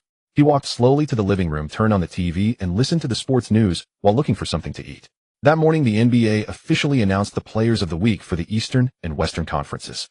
The Western Conference Player of the Week was awarded to Allen Iverson, the point guard of the Denver Nuggets. He had played 3 games for his team that week and won all 3. He averaged 26, 7.6, 3 assists, 2 rebounds, and 1 steal per game.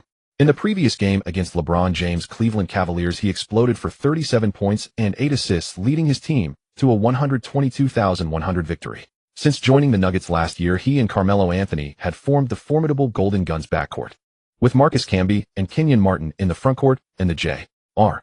Smith as the 6th man. The team's chemistry had grown over the season, making the Nuggets a much stronger force. Having traveled through time, Lin Doping knew this was Iverson's last glorious season. Barring any surprises, they would still be eliminated in the first round of the playoffs. Listening to the news, he couldn't help but feel a pang of regret for Iverson. The Eastern Conference Player of the Week was without a doubt awarded to Lin Doping. He had played 3 games for the New York Knicks that week and likewise won all 3. He averaged an astonishing 37, 3 points, 18 rebounds, 6 assists, and 8 blocks per game, especially in the game against the Miami Heat, facing the dual threat of Shaquille O'Neal and Alonzo Mourning in the paint. He recorded a career-high 13 blocks. His dominant two-way performance had united this previously disjointed team. Across the entire league, such statistics were unparalleled. Just as Lin Doping was listening to the sports news, that mechanical voice echoed in his mind again. Ding. System detects host has 1 Player of the Week mission complete, now distributing rewards. Peak Derrick Rose explosive crossover skill. Peak Ray Allen 3-point shooting skill. Detecting host leads team to consecutive victories. Bonus reward integrating the stamina and endurance constitution of the ancient Titan Wilt Chamberlain. Next mission, win Player of the Month reward. Peak Vince Carter dunking skill. Holy shit.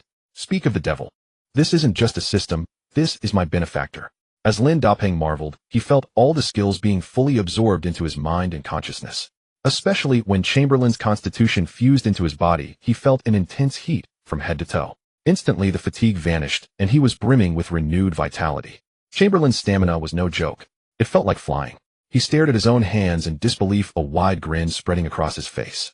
Now, whether on the court or off it, let's see who dares to mess with me. Jessica Scarlet, just you wait. He'll show you the dangers of this world. The grin on Lin Daping's face was impossible to suppress. As he indulged in fantasies of how to schedule his time with Scarlet Jessica and Miyagawa Asa, just then his phone rang. It was his agent Zhang Ming. Lin Daping's phenomenal performances had begun to attract significant attention from major global sports brands. They were all vying for him to sign endorsement deals. Nike and Adidas in particular, the two giants of the sports industry, were practically at each other's throats. Previously, these two, along with Under Armour, Puma, New Balance, Converse, and dozens of other brands, had all been in contact with Zhang Ming. Nike, being the international powerhouse with deep pockets and immense influence, was a major player. They directly offered a 5-year, $14 million endorsement deal. Although they had battled with Adidas, they ultimately felt this price was appropriate. Without even consulting Lin Daping, Zhang Ming had cursed them out. After much deliberation and comparison, Lin Daping and Zhang Ming ultimately chose Under Armour as their endorsement brand. Under Armour offered a massive 7-year, $90 million contract. While it was less than Adidas' 7-year, $110 million offer, Under Armour showed tremendous sincerity. At the time, Under Armour was a relatively young brand constantly suppressed by giants like Nike and Adidas. Their market share in the NBA was pitifully small. This time they chose to bet everything on the super rookie Lin Daping. They not only offered a huge endorsement contract, but also promised to design exclusive signature shoes for him and focus on building his personal brand. The entire contract amount was fully guaranteed, and it also included some stock options and a share of the sales from his personal brand. The CEO of Under Armour even promised to personally pick him up the next day to go to the headquarters for signing if he agreed. They had shown all the sincerity and arranged all the pomp. All right, it's settled. The Under Armour CEO will pick you up first thing tomorrow morning. Don't go running around and getting into trouble tonight, or we won't be able to find you tomorrow. Zhang Ming admonished over the phone. What do you mean trouble? I'm engaging in critical observation and study, Lin Daping retorted. The next day, Kevin Plank, founder and CEO of Under Armour, along with his team, parked 2 luxurious Rolls-Royces early in front of Lin Daping's residence. This demonstrated the importance and sincerity they attached to the meeting. Lin Daping and Zhang Ming prepared meticulously, gathered their gear, and together embarked on a journey to Baltimore, Maryland, USA. That was where Under Armour's headquarters was located. New York and Baltimore were not far apart. Approximately 3 hours later, the party finally arrived at the Under Armour building. As Lin Daping and Zhang Ming stepped through the main entrance, a powerful athletic vibe surged towards them. The lobby displayed various sports equipment showcasing Under Armour's innovative products. Kevin Plank warmly welcomed them and led them on a tour of the company's various departments. From the design studio to the R&D laboratory, and then to the production line, Lin Daping and Zhang Ming witnessed firsthand how Under Armour's professional team transformed creativity into reality. In the meeting room, both sides engaged in in-depth discussions. The atmosphere of the talks was warm and harmonious, with both parties showing immense interest and confidence. Finally, Lin Daping signed his name on the contract. Kevin Plank excitedly shook Lin Daping's hand and said, "You're the first NBA player we've signed, and we will go all out to build your personal brand. One day we will shine brilliantly. I have great faith in you. You will undoubtedly become an era-defining superstar on the NBA court." Lin Daping grinned at the praise and replied, "You have a sharp eye?" That afternoon, Under Armour announced on its official media channels the signing of Lin Daping from the New York Knicks. They adopted the image of Lin Daping's posterizing dunk on the court as his exclusive personal logo.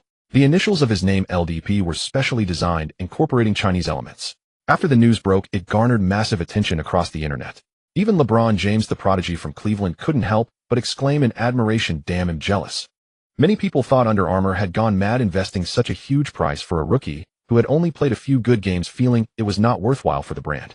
It was unprecedented for a rookie to have a personal brand after just a few games in his debut season. Conspiracy theories and various opinions flooded the internet. Having completed the signing, Lin Daping did not linger in Baltimore. He returned that afternoon to join the team for training, preparing to fly to Houston the next day to challenge the Rockets. Chinese Derby. Over 200 years ago, an English earl named Edward coined the term derby. This word, originating from horse racing, became inextricably linked to confrontation, passion, speed, and competition. When it was adopted on the football pitch, it became synonymous with city rivalry. But now it is also used in other sports.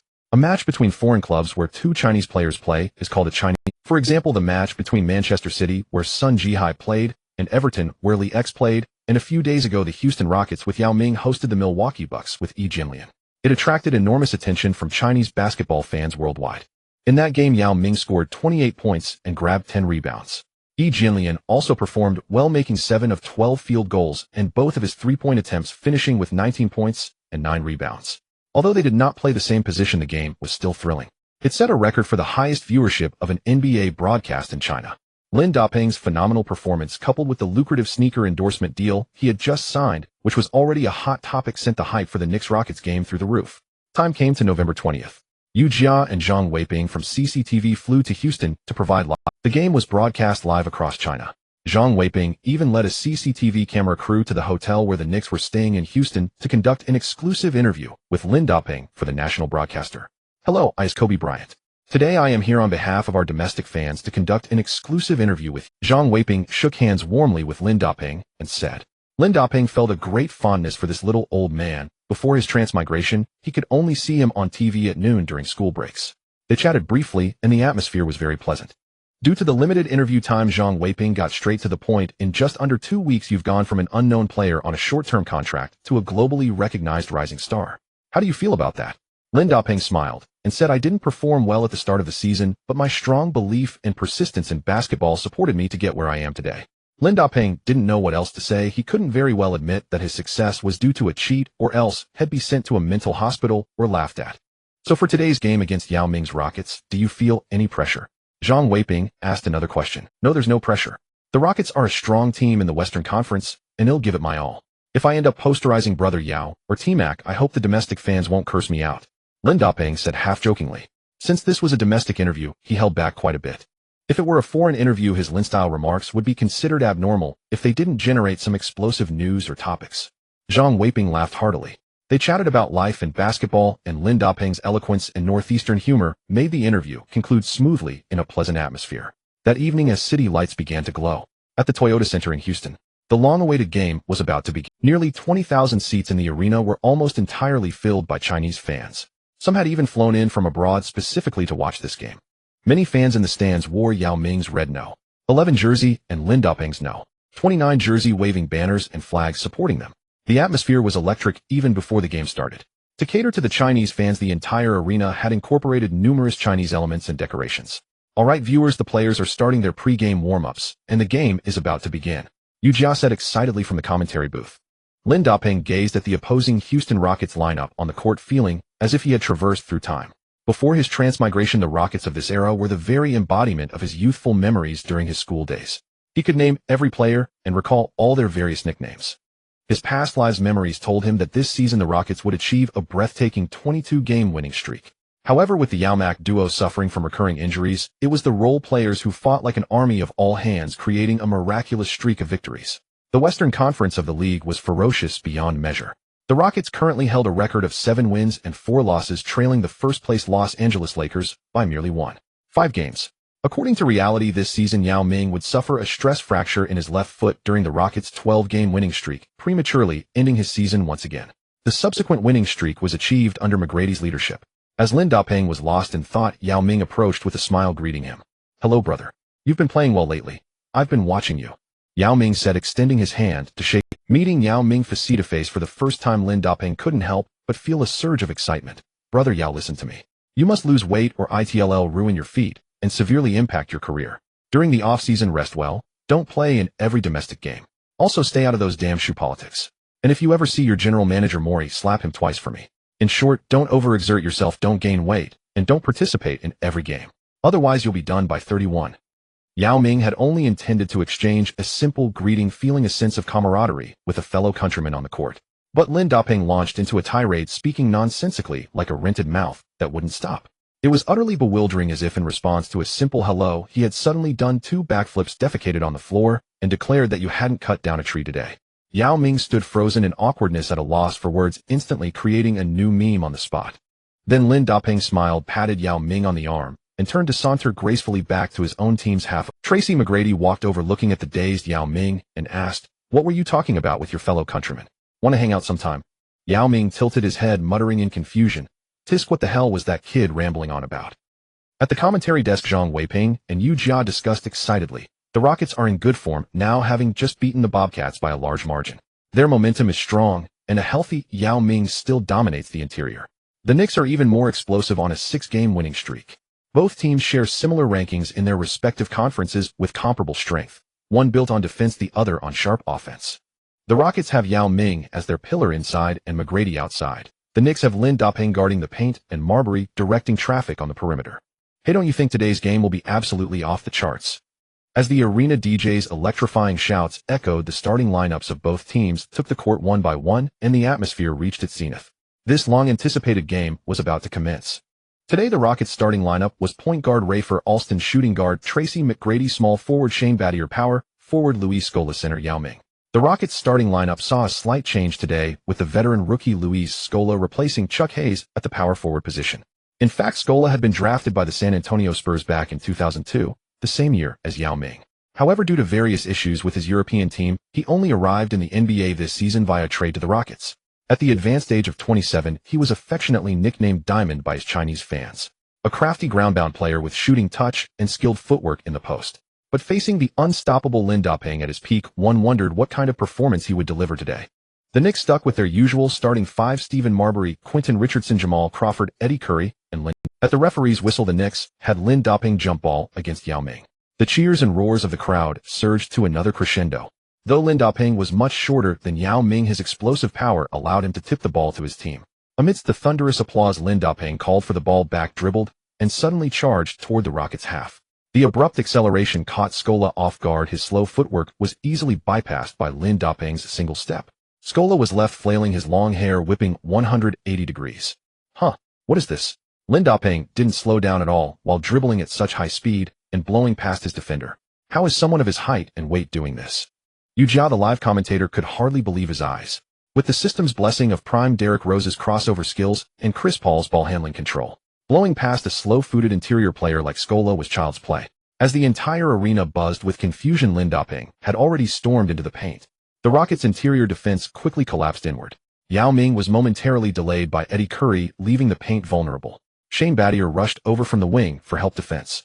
In the blink of an eye, Lin Da-Ping took a giant stride past the free-throw line and launched himself into the air. Yao Ming and Battier were too late in jumping to contest. Boom! A thunderous two-handed dunk. 20. The Knicks drew first blood. At that moment, a young man with a crew cut watching the game from his dorm at the University of Memphis wore a deeply conflicted expression. That crossover move looks damn familiar. Lin Da-Ping's opening drive crossover dunk and coast-to-coast play left many stunned. On the sidelines, head coach Thomas looked taken aback, turning to ask Robinson, "When did that kid learn this move?" Robinson bit his little finger and replied, "You guess." The players on the court also stared at Lin Da-Ping with questioning looks as he ran back on defense. Marbury jogged over to Lin Da-Ping during the retreat and asked, "Tell me, have you been taking some kind of drug? How did you train for this?" "Don't ask about street business," Lin Da-Ping said, running to his position under the basket. Lin Da-Ping's combo left Scola utterly defenseless. It was clear that the power forward position had always been a pain point for the Rockets. If they don't make adjustments and restrict him, Lin Da-Ping is bound to dominate again today. The offense transitioned. Alston dribbled swiftly to the half court. He whipped the ball to McGrady. The addition of Adelman this season had liberated the Rockets from the sluggish Van Gundy-style half-court play, significantly accelerating their offense. The core remained Yao and McGrady. In his system, McGrady took on more playmaking responsibilities. McGrady dribbled to the wing, immediately spotting Yao Ming posting up for the ball. Yao Ming received the high pass and leaned into Eddie Curry, poised to strike. Though the little shark stood 13 meters tall, he appeared noticeably smaller next to Yao. Even the big shark, O'Neal, called himself a small fish before Yao. This tiny fish was utterly powerless defending Yao on his own. Yao said nothing, simply catching the ball. He backed down with two powerful thuds, then spun swiftly into the paint. With a slight hop, he executed a dunk at the height of a matchbox. 2-2. The Rockets answered back. The home crowd didn't hold back their applause. "Look, that's the way to play. Feed Yao Ming for the smart shot," exclaimed Zhang Weiping from the commentary booth. Eddie Kai's bulky frame was rendered almost invisible by Yao's offensive arsenal. When overpowered, Yao could still rely on his turnaround hook shot and fadeaway jumper. If pushed to the limit, he even had a decent long two-pointer and three-pointer. Shaq often complained when facing Yao, "Can you imagine a 75 guy pulling up for a fadeaway on you? To guard him, you'd need a ladder." Possession changed. Marbury dribbled to the top of the arc, directing traffic. Richardson suddenly cut from the baseline to the wing beyond the three-point line. Marbury delivered a precise pass. Richardson caught and shot instantly. But Battier emerged from nowhere, extending his long arms to contest the shot. Richardson's vision was suddenly blocked, his shooting line severely disrupted, as if the entire arena had lost power. Clang! The ball clanked off the rim. Under the basket, Yao Ming held his ground firmly. Lin Da-Ping used his strength to shove Scola behind him. He soared over Yao's reach, snatched the rebound midair, and slammed it in with one hand. A putback dunk. The putback was clean and decisive, drawing another roar from the crowd. The game had just started, but all points came from dunks, keeping the atmosphere at a fever pitch. The fans courtside were torn, most were from China, unsure which player to cheer for. For the first time, the Knicks players experienced a home court atmosphere on the road. Scola rubbed his sore shoulders. Having just been promoted to the starting lineup for his first NBA game, he found himself facing a monstrous opponent and couldn't help but curse his luck. The ball was passed to McGrady. He dribbled and immediately called for Yao to set a high pick and roll. Creating a sliver of space beyond the arc, he unleashed his signature move, a sudden high-arcing jump shot. The ball traced an arc through the air. Swish! It sank cleanly through the net. 5-4. The Rockets took the lead. Having avoided major injuries last season, McGrady was in good form, averaging 24, 6 points, 3 rebounds and 5 assists per game, a well-rounded performance. Especially in the previous game's blowout win over the Bobcats, he scored a season-high 40 points. While not quite at his peak Magic era level, as long as injuries stayed away, he remained one of the NBA's most gifted. After sinking the three, he stared blankly at the Knicks half with a sleepy expression. Lin Doping squinted. Damn, that look is way too cocky. On TV, it doesn't seem like much, but seeing it live is really infuriating. Both teams seem fired up and in great form. Even McGrady is hitting threes early. It's rare to see him this hot from the start. The last time I saw it was the last time, Zhang Weiping mused from the commentary booth, flipping through player stats. Knicks ball. Marbury pushed the pace. He circled through the Rockets' paint only to retreat when faced with Yao's massive defensive presence. At the top of the arc, he called for a screen. Lin Doping set a solid pick, completely sealing off Alston. In that fleeting moment, Marbury slipped through the gap and charged back in like a human battering ram. The Rockets packed the paint, and when Marbury looked up, all he saw were hands. His peripheral vision caught Lin Doping trailing behind. He whipped a behind-the-back pass. Lin Doping caught it, brushed past the smaller Alston, and soared into the paint again. Yao Ming stretched his arms to block his path, while Scola leaped from behind. He's going to lose it. The paint is too crowded. Zhang Weiping began his commentary from the booth. Lin Doping suddenly pulled the ball back midair, showcasing incredible core strength to evade the pincer from Yao and Scola. With an extraordinarily long hang time, he executed a spectacular reverse layup. 6-5. Wow. The entire arena erupted in astonishment. How many moves does this guy have? Is Michael Jordan back? How can someone so big and strong make those moves in the air? Damn. Awesome. I'm so envious of that core strength. Those moves are so smooth, they remind me of... The Toyota Center was in an uproar. Fans buzzed with excitement. Lin Doping had already scored 6 points, each play more electrifying than the last. His popularity made this feel like a home game. Watching on TV, Scarlett and Jessica covered their flushed faces and screamed with delight as they saw Lin Doping's display of core strength, giggling as they exchanged glances. What are you thinking? Exactly what you're thinking. Did your legs tense up too?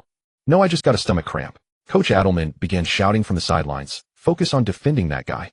Attack quickly. Lin Doping now had a passive skill. He could often make the opposing coach lose his composure first. Rockets ball. Seeing Alston about to pass into the paint again, Lin Doping directed Eddie Curry to switch. Yao Ming called for the ball in the low post, and Lin Doping immediately closed in on him. Whoa. The two Chinese players are finally matched up. Yao Ming and Lin Doping faced off near the wing of the paint. The crowd's cheers swelled to a crescendo. Whoa, Yao Ming is going onion with Lin Doping. These two are really locking horns now. The game is getting interesting. Zhang Weiping exclaimed with excitement.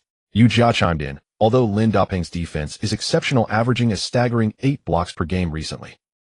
He should find it tough against a skilled big center like Yao Ming, especially since Lin is a full 18 centimeters. On the court, Yao Ming held the ball with both hands, backing down Lin Doping. Man, he's so tall.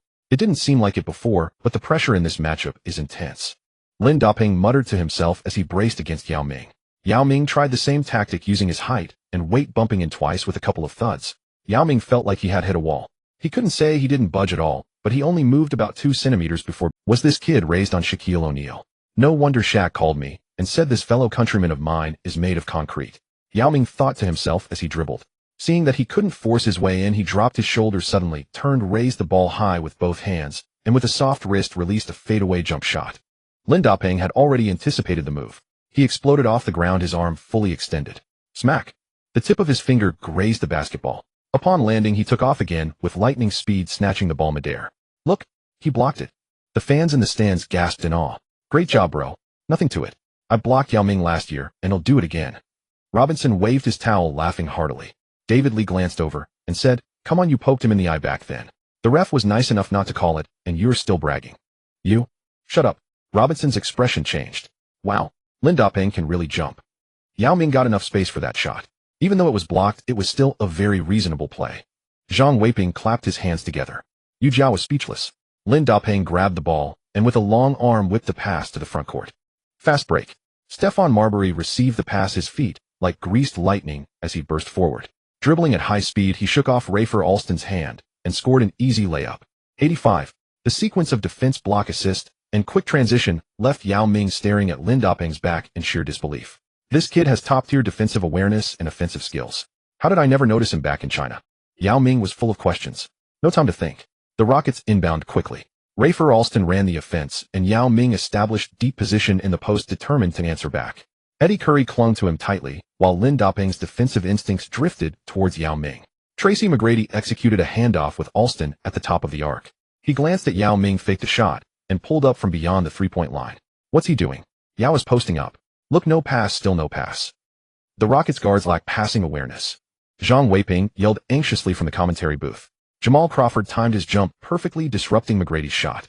Clang. The three-pointer clanked off the rim. See, there he goes again, forcing bad shots. Pass it under the basket. It was a mad scramble.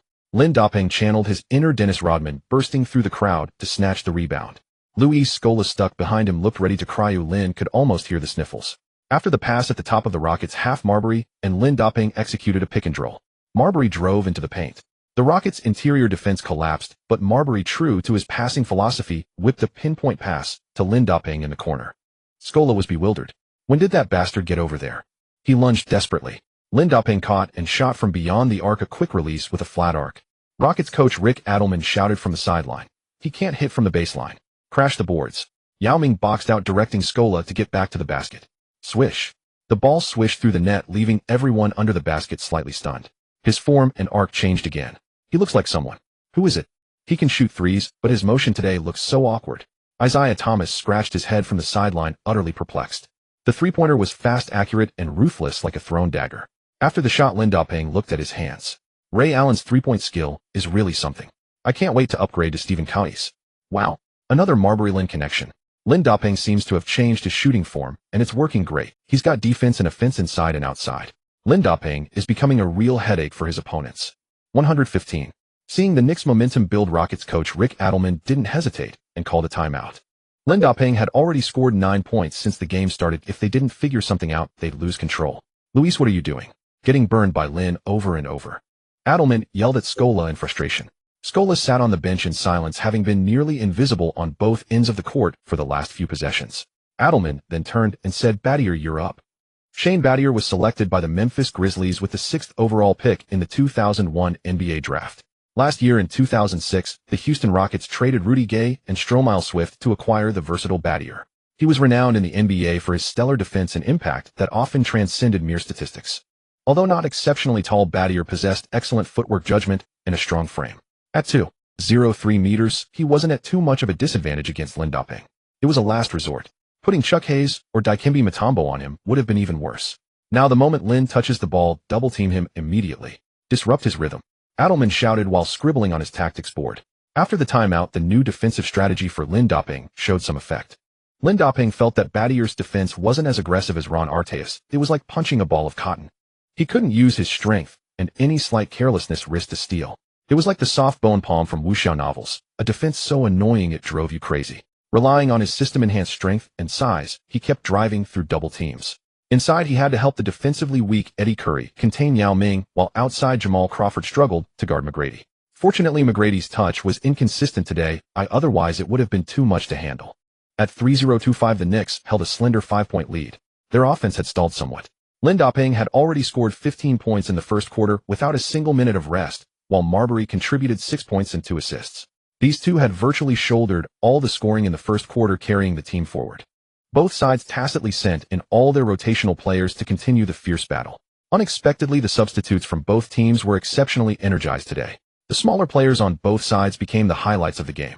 For the Knicks, Little Potato Robinson hit consecutive three-pointers as soon as he stepped onto the court, while the Rockets' rookie Little Black Bean, Aaron Brooks, answered back with precise three-pointers of his own. Once the second unit came on, the defensive intensity on both sides dropped significantly. The teams began trading baskets with neither able to stop the other.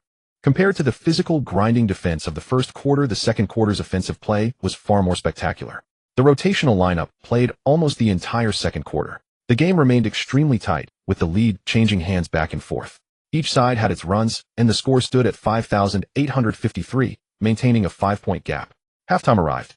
In the first half, Lin Dapeng, despite being double-teamed and hounded, put up an impressive stat line of 22.7 rebounds, 2 assists, and 2 blocks. For the Rockets, Yao Ming had a solid performance with 16 points and 6 rebounds, but McGrady, after hitting a three-pointer at the start of the game, failed to make any further impact. This forced Yao Ming to single-handedly carry the team on both ends of the court, leading to immense physical exhaustion. At the commentary desk, Yu Jia began analyzing the situation. It looks like the Rockets are in trouble today. Yao Ming is carrying the entire team alone, while McGrady's shooting touch is ice cold. However, both benches performed well in the first half. Although the Rockets changed their defensive tempo, Yao Ming's stamina clearly seems insufficient to keep up with Lin Dapeng. Coach Zhang, please share your analysis of both teams' first-half performances. Coach Zhang cleared his throat and said, the Knicks played very rationally, organizing their offense around Lin Dapeng. There was excellent inside-outside coordination with precise passing and defense. The Rockets also played very rationally in the first half, attacking inside and shooting from outside, executing the inside-out game plan repeatedly. Pass it out, get it back, drive, defend, then kick it out for a perimeter shot with accuracy. A team like that is very difficult to defend. Yu Jia interrupted. Let's now go to today's midday sports news. Today's top 5 plays. Steve Nash, the wind's son, threads the needle, and Amare Stoudemire, the little tyrant, splits the mountain with a thunderous dunk. Often at this moment, when the cheerleaders performed their electrifying dances on the court, the broadcast would quickly cut away. Halftime. In the Rockets' locker room. This Lin Dapeng is incredibly tough to defend. His whole body is hard as a rock, you can't even touch him, and he's so fast. Even with all the double-teaming in the first half, he still scored so many points, and I picked up 2 fouls in the process. Yeah, did you ever play against this kid back in China? Give us the inside scoop on his moves. Battier, resting on a chair, kept complaining. Yao Ming, drenched in sweat, smiled and said, honestly, I have no idea. I heard he was playing in the Taiwanese league before. I don't know how he ended up in the D-League, but now he's like a completely different person. I can't even budge him, let alone you. You've done a great job defending him as it is. If I could team up with him on the international stage in the future, I wouldn't have to work so hard. Adelman was now laying into McGrady. The ice-cold McGrady had lost his temper, sitting on the bench with a towel over his head, not saying a word. The second half began quickly. Both teams started with their original lineups. A wave of cheers swept through the entire arena. The first half had been a closely contested battle, and the crowd was thoroughly entertained. Moreover, the home team Rockets were known for their strong third-quarter performances. Seeing Yao Ming in such hot form, the fans were filled with anticipation. The Rockets had possession. McGrady received the inbound pass and slowly dribbled up the court. After Adelman's verbal lashing, his sleepy eyes were now half open. At the top of the key, he called for a pick-and-roll with Yao Ming. Facing Crawford's defense, he executed a quick crossover dribble, changed his pace, and suddenly exploded forward to drive. Crawford was partially blocked by Yao Ming. McGrady stopped abruptly and pulled the ball back. He suddenly rose up for a three-point jumper. Swish! A crisp sound echoed as the three-pointer swished through the net. 5,658. The Rockets cut the lead. Whoa! McGrady's touch is back.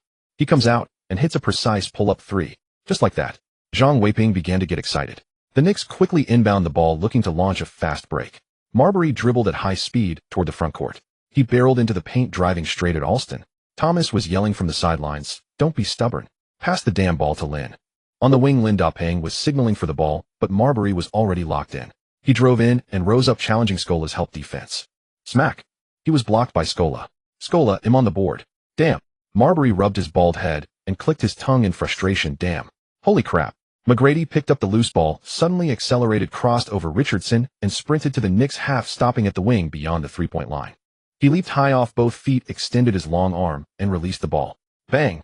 The ball clanked off the rim and dropped in. Another three-pointer. 5,958. The Rockets took the lead. Oh ho! McGrady, dormant the entire first half, has finally awakened in the second half. He's led the team to a comeback right from the start. To be fair, Yao Ming's screen was crucial.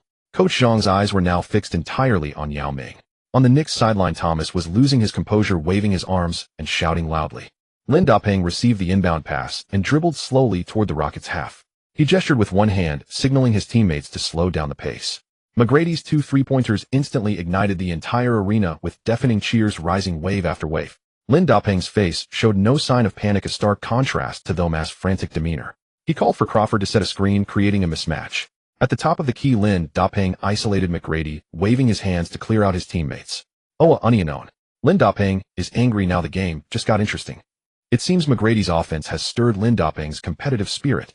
But McGrady is at a disadvantage defending against Lin Dapeng's build. On the commentary desk, Zhang Weiping was extremely excited. Lin Dapeng dribbled the ball smoothly with one hand while moving his feet, loudly shouting commands to his teammates, instructing them to clear the court quickly, spread out, and open up space for the offense. The crowd in the arena began to cheer. McGrady spread his arms, maintaining a defensive stance, constantly alert to the opponent's drives and passing lanes. Lin Dapeng, dribbling at high speed, suddenly executed a crossover between his legs, followed by a wide in-front off-the-body change of direction, instantly breaking through McGrady's defense. This explosive first step caught McGrady completely off guard. McGrady reacted and closed in, but Lin Dapeng suddenly stopped pulling the ball back. The move was crisp and clean with no trace of an interior player's habits. McGrady was shaken off balance and did a massive split on the spot. The force of his stop left a long, thick black skid mark on the floor from his sneakers.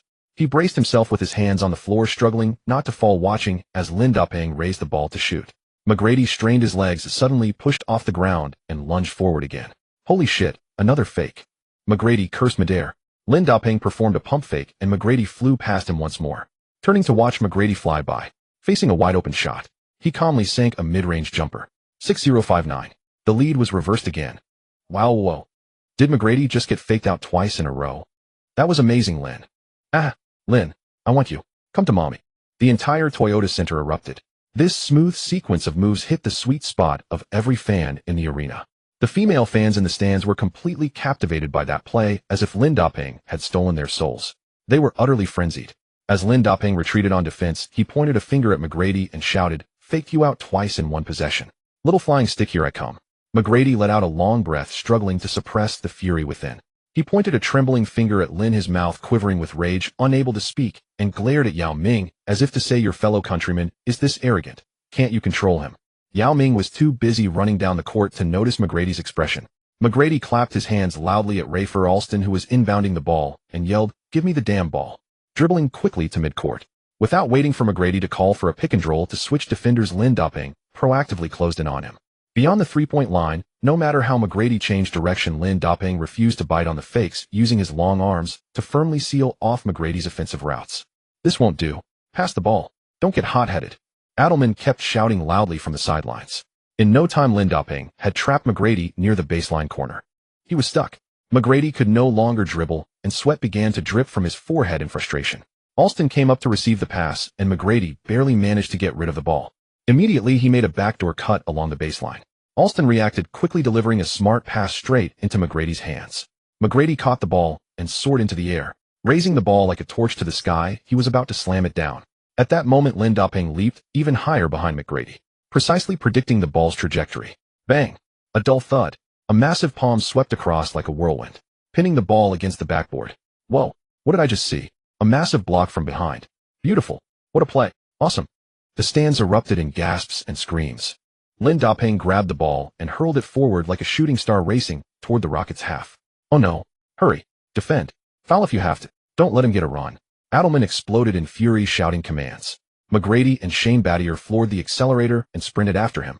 They converged on Lin Dapeng from left and right. Lin Dapeng paid no heed to the pursuers behind him, drove to the basket, grabbed the ball with both hands, and took off. McGrady grabbed a fistful of his shoulder jersey, trying to pull him down. Battier arrived a step too late, attempting to grab, but missing. They watched as Lin Dapeng took off with McGrady hanging on. Bang! A thunderous two-handed dunk. BZZZ. The referee's whistle blew. The basket counted plus a free throw. McGrady, pulled down by Lin Dapeng, landed off balance and stumbled straight into the basketball stanchion. Whoa, that block and dunk just crushed the momentum McGrady had built up. The strength and speed are simply terrifying. On the commentary desk, Yu Jia was practically applauding as he spoke, filled with admiration. After hanging on the rim, Lin Dapeng landed and turned to McGrady, saying, "Had your fun in the first half. We've given you enough respect. I'm done holding back. I'm coming clean." McGrady, leaning against the stanchion, shot back at Lin Dapeng. "You're full of." The last time McGrady felt this disgusted was when Shaquille O'Neal forcibly kissed him. Lin Dapeng walked to the free throw line and calmly sank the extra shot. 6-3-5-9. Rockets ball. Alston organized the offense, and after several passes, the ball reached Yao Ming. Under the double team of Eddie Curry and Lin Dapeng, Yao's short hook clanked off the rim. Lin Dapeng grabbed the defensive rebound again. He whipped the ball to Stephon Marbury. The Rockets retreated quickly on defense, and the Knicks couldn't start a fast break, settling into a half-court offense. Marbury called for Eddie Curry to come up and set a screen. Eddie Curry caught the handoff pass. held the ball high ready to facilitate Marbury's attack. But Alston stuck to Marbury like glue, tightly sealing the passing lanes. Then they saw Lin Da-Ping with Battier trailing loop around inside the paint and burst out from the wing. Hey, Lin, watch out. Don't let him get the ball. Double team him. Adelman seemed to sense what was coming, but it was too late. In the blink of an eye, Lin Da-Ping, having run off the ball, received the pass without a moment's hesitation. From beyond the three-point line, he rose and shot. Battier stretched out his arm desperately to contest, and Lin Da-Ping felt his vision darken. This annoying bastard is blocking my sight again. Smack. Swish. Oh. Bzzz. What the fuck? The basketball swished through the net. The referee's whistle blew. Foul. The three-pointer counts. One free throw. Turning his head, he saw Lin Da-Ping crouching down holding his nose. Battier's slap sent Lin Da-Ping's nose stinging. The discomfort made tears stream uncontrollably down. Nearby Marbury quickly came over to help him up. Damn, it's not that serious, the game isn't over yet. Making a 31 move got you so emotional you're crying like this. After a long moment to recover, Lin Da-Ping held his nose and shouted at Battier, "Your mother's." Battier silently ran past him. Damn, that bastard hit hard, everything's blurry. Lin Da-Ping muttered as he stepped to the free throw line. Clang. The free throw clanked off the rim.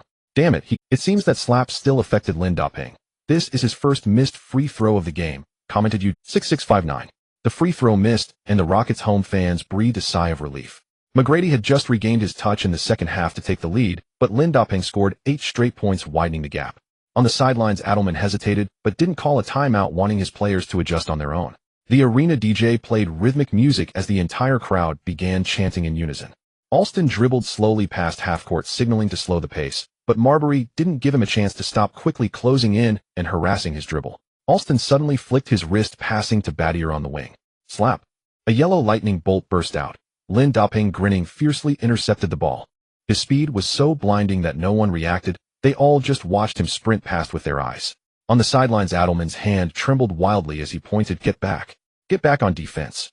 Catch that little bastard." Lin Da-Ping charged into open space, leaped up, and slammed it home with a one-handed tomahawk dunk. 6859.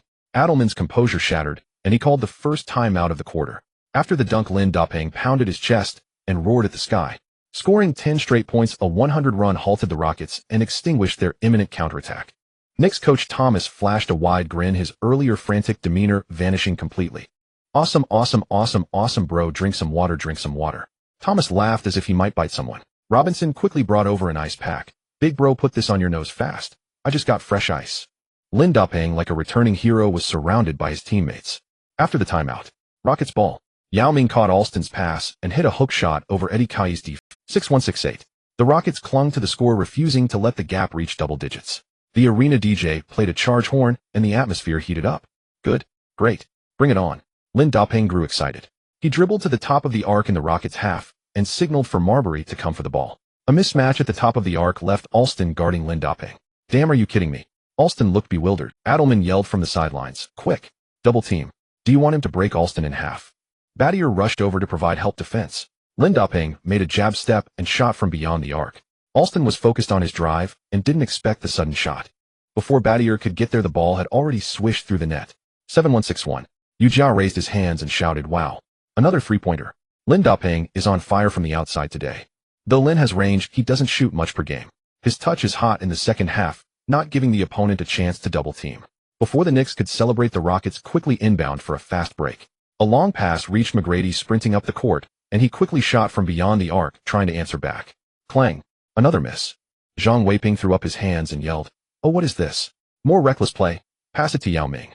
What's wrong with McGrady today? His hands are like iron. Heats up fast but cools down just as fast. Unbelievable. Lin Da-Ping charged and boxed out Scola and grabbed another defensive rebound. "Scola, I'm so miserable." A quarterback-length pass sent Marbury charging forward. After weaving through the Rockets' paint, he fired a missile-like pass back to the wing. Lin Da-Ping caught it. Battier and Scola hesitated, each expecting the other to guard him. In that split second of hesitation, Lin Da-Ping seized the moment, swift as lightning. Swish.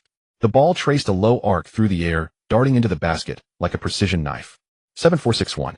Oh my god. What the fuck? Another three-pointer. Another three-pointer. Today Lin has scored 38 points so far. He's simply divine. With both teams deadlocked, it's Lin who breaks the stalemate for his team.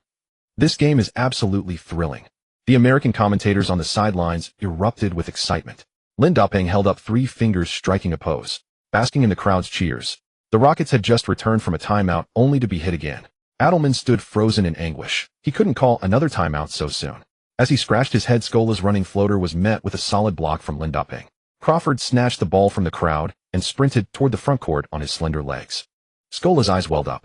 The ball passed through Marbury and reached Lindoping, who was already lurking in the corner. His defender Scola was on the verge of tears, almost cursing as he lunged for the defense. Lindoping slightly turned his right elbow, forming a triangle with his shooting hands. Swish! Another killer three-pointer swished through the net. 7-7-6-1. The Rockets players felt their blood run cold. What the hell had happened in these few short minutes of the second half? Lindoping led his team on a ferocious run, instantly widening the gap, hitting for consecutive three-pointers. As the game progressed, he grew even smoother, double teams. He simply avoided them. Today, he fully unleashed the prime Ray Allen's three-point skill, catching the opponent off guard. He constantly moved without the ball shooting on the catch. The Knicks fans in the arena chanted in unison, counting each of Lindoping's three-pointers. 5, 6, boom, whoosh, 8. As Lindoping sank another three-pointer, a buzzer beater. At the end of the third quarter, Lindoping had made his 8th three-pointer of the quarter. It was also his 9th three-pointer of the game. 9-6-7-0. Wow. A ferocious offensive onslaught that completely stunned the Rockets. Lindoping single-handedly scored all of the Knicks' points in this quarter, a staggering 36 points. 8 three-pointers in one quarter. His personal score has now reached 60. He broke the single-quarter scoring record, tied Michael Redd's single-quarter three-point record. The youngest player in history to score 60 points. These records just came so naturally. Haha, what exactly happened in this quarter? Lindoping broke and tied records one after another. He made the Rockets a defensive powerhouse, allow the Knicks to surpass the 90-point mark in just the third quarter. On the commentary desk, Yu Jiahe and Zhang Weiping were so excited they were practically spitting. After hitting the buzzer beater, Lindoping stood expressionless at the center court, logo arms crossed, striking a cool pose. Some home fans had already started to switch sides, shouting his name and screaming wildly. Robinson was the first to rush from the bench, leaping onto Lindoping's back in celebration, while the others excitedly surrounded him. Thomas was bouncing around like a kid, shaking Lindoping by the shoulders. Just tell us, what else can you do? Show us everything just so we can see something amazing, ha. McGrady stood on the court looking bewildered at the wildly celebrating Lindoping, as if he had become Devin Brown, lost in confusion.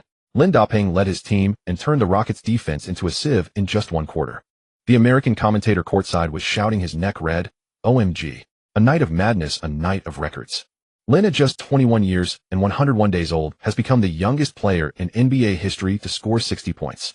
8 three-pointers in a single quarter ties the record set on February 21, 2002, by Michael Redd in the fourth quarter against the Rockets, when he made 8 of 12 three-pointers.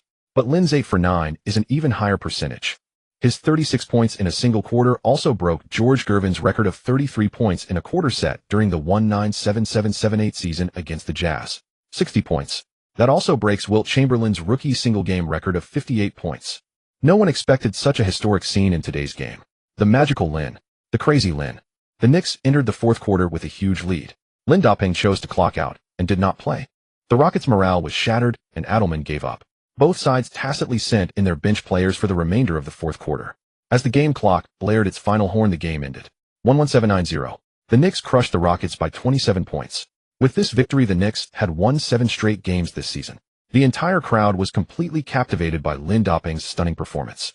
The Knicks had turned the away game into their own, with fans constantly chanting Lindoping's name. Lindoping. Lindoping. Lindoping. Yao Ming walked straight over to Lindoping, gave him a bear hug, and said in a somewhat archaic way, "Brother. Awesome. Awesome, brother." Lindoping laughed heartily. "Brother Yao, you have to listen to my advice. Take it serious. Your career will definitely be better. Also, if there's anything you don't understand about basketball in the future, just call and ask me."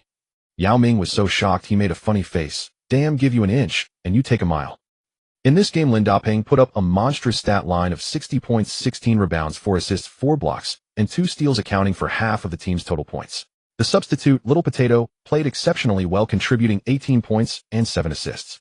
For the Rockets, Yao Ming scored 26 points and grabbed 11 rebounds, while McGrady had an off night, with inconsistent shooting, finishing with 13 points and 4 assists.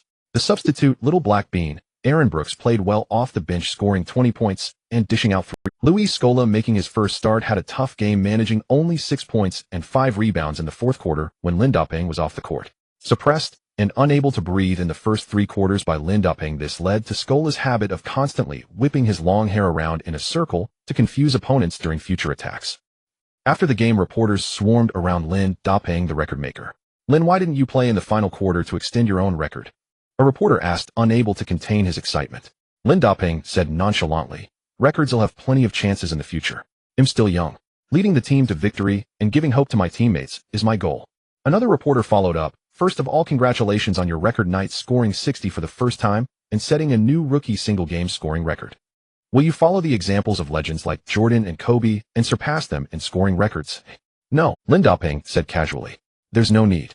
Winning the game is more important than anything else. I won't drain my energy chasing so-called records. Without another word, he turned and strode gracefully toward the player tunnel. Behind him, Robinson was still showering him with praise. The next day, the players returned to New York. The major American media outlets exploded. Lin Dapeng dominated every cover and headline. ESPN Lin, the next Chinese Great Wall. Sports Illustrated, the crazy Lin. Record night. Exploding in Houston. Fox Records. Lin on the court. TGME, the new king of New York in the NBA, Lin. Every headline cover showcased Lin Dapeng's various spectacular scoring moments from the game, with the Rockets serving as a massive backdrop. Just a few days ago, this year's NBA All-Star voting officially began. Lin Dapeng's recent explosive performances had sent his All-Star vote count soaring. However, judging by Lin Dapeng's current momentum, if he could maintain his performance, only Kevin Garnett of the Boston Celtics, Anton Jamison of the Washington Wizards, and Chris Bosh of the Toronto Raptors could pose a real threat to Lin Dapeng for the starting power forward position. The rest were not a concern. Just as Lin Dapeng was resting after practice, the locker room door was kicked open with a "I challenge you to a onion." A thunderous roar accompanied the entrance of a burly black man who had a mascot, Nate Robinson, strapped to his back. It seemed Robinson had tried to stop him but failed and was dragged in instead. Come on right now. Get out here. Zach Randolph bellowed at Lin Dapeng. Why fight? Let's just unite and have a few drinks. Everything can be settled over a glass. Robinson muttered persistently behind him. He kept winking at Lin Dapeng, signaling him to leave and not take it seriously. Randolph shoved Robinson aside, strode up to Lin Dapeng, and stared him down, his wide nostrils flaring with heavy breaths. Zach Randolph's temper was notoriously explosive and volatile both on and off the court, earning him a reputation as one of the NBA's most prominent troublemakers. During his time with the Portland Trail Blazers, he often caused headaches for his teammates and coaches, earning the label of a locker room cancer. After getting injured in the game against the Cavaliers, Randolph had spent about 10 days recovering and only now fully. Little did he expect that his ambition to become the Knicks' leader would be shattered upon his return. The team's dynamics had completely changed. Given Lin Dapeng's stellar performance, Randolph would be relegated to the bench. Panic-stricken, he sought the head coach, but got no results, so he decided to confront Lin Dapeng directly. Lin Dapeng was about to pack up and head home after training when this rude black man barged in. He was deeply annoyed and would have fought him if not for team unity. Lin Dapeng looked Randolph up and down, set down his bag, and stood up. Oh, your little ankle's better. Want me to get a couple of girls from the club to rub it for you? Damn, are you crazy? Randolph snapped.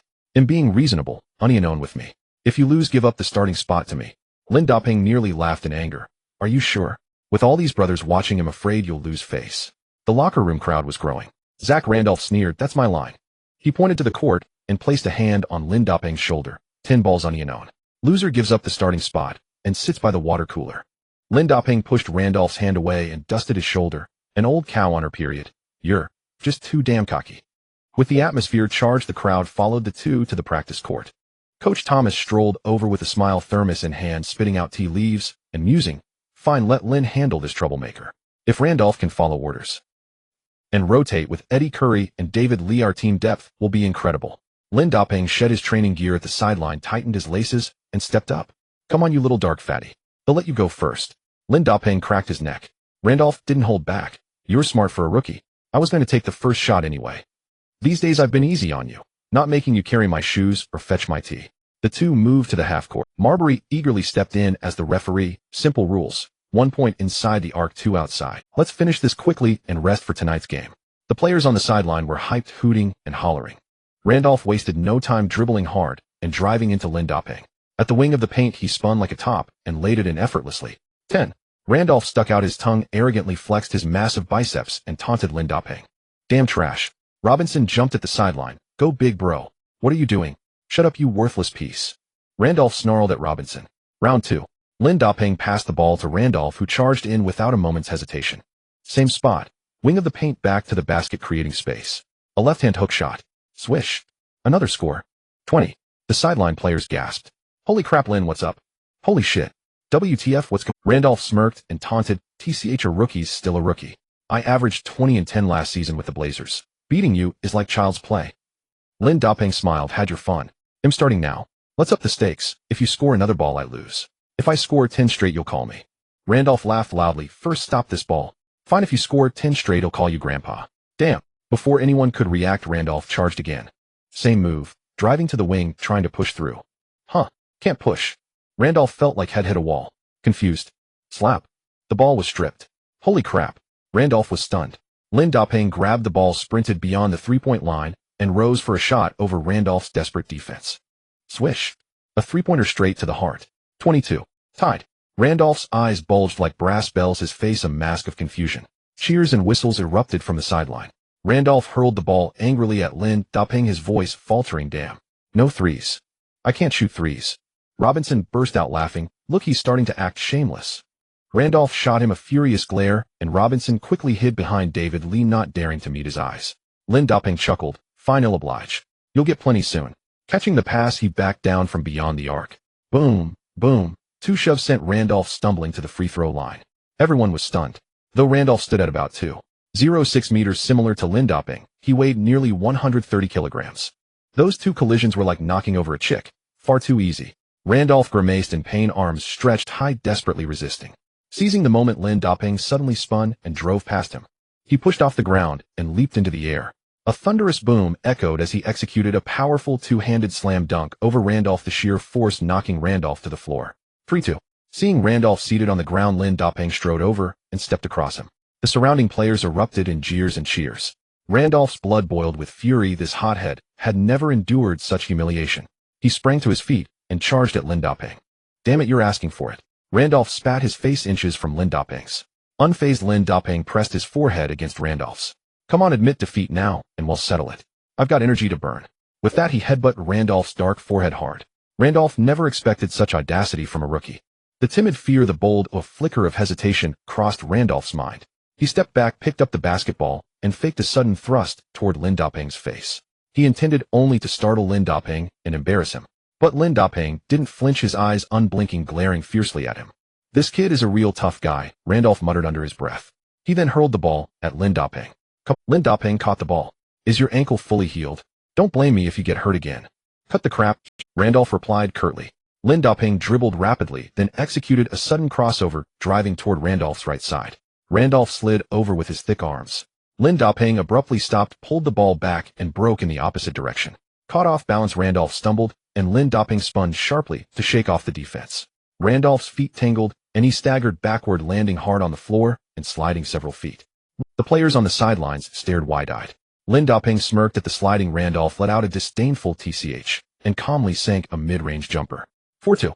Lin Dapeng held up 5 fingers and taunted Randolph.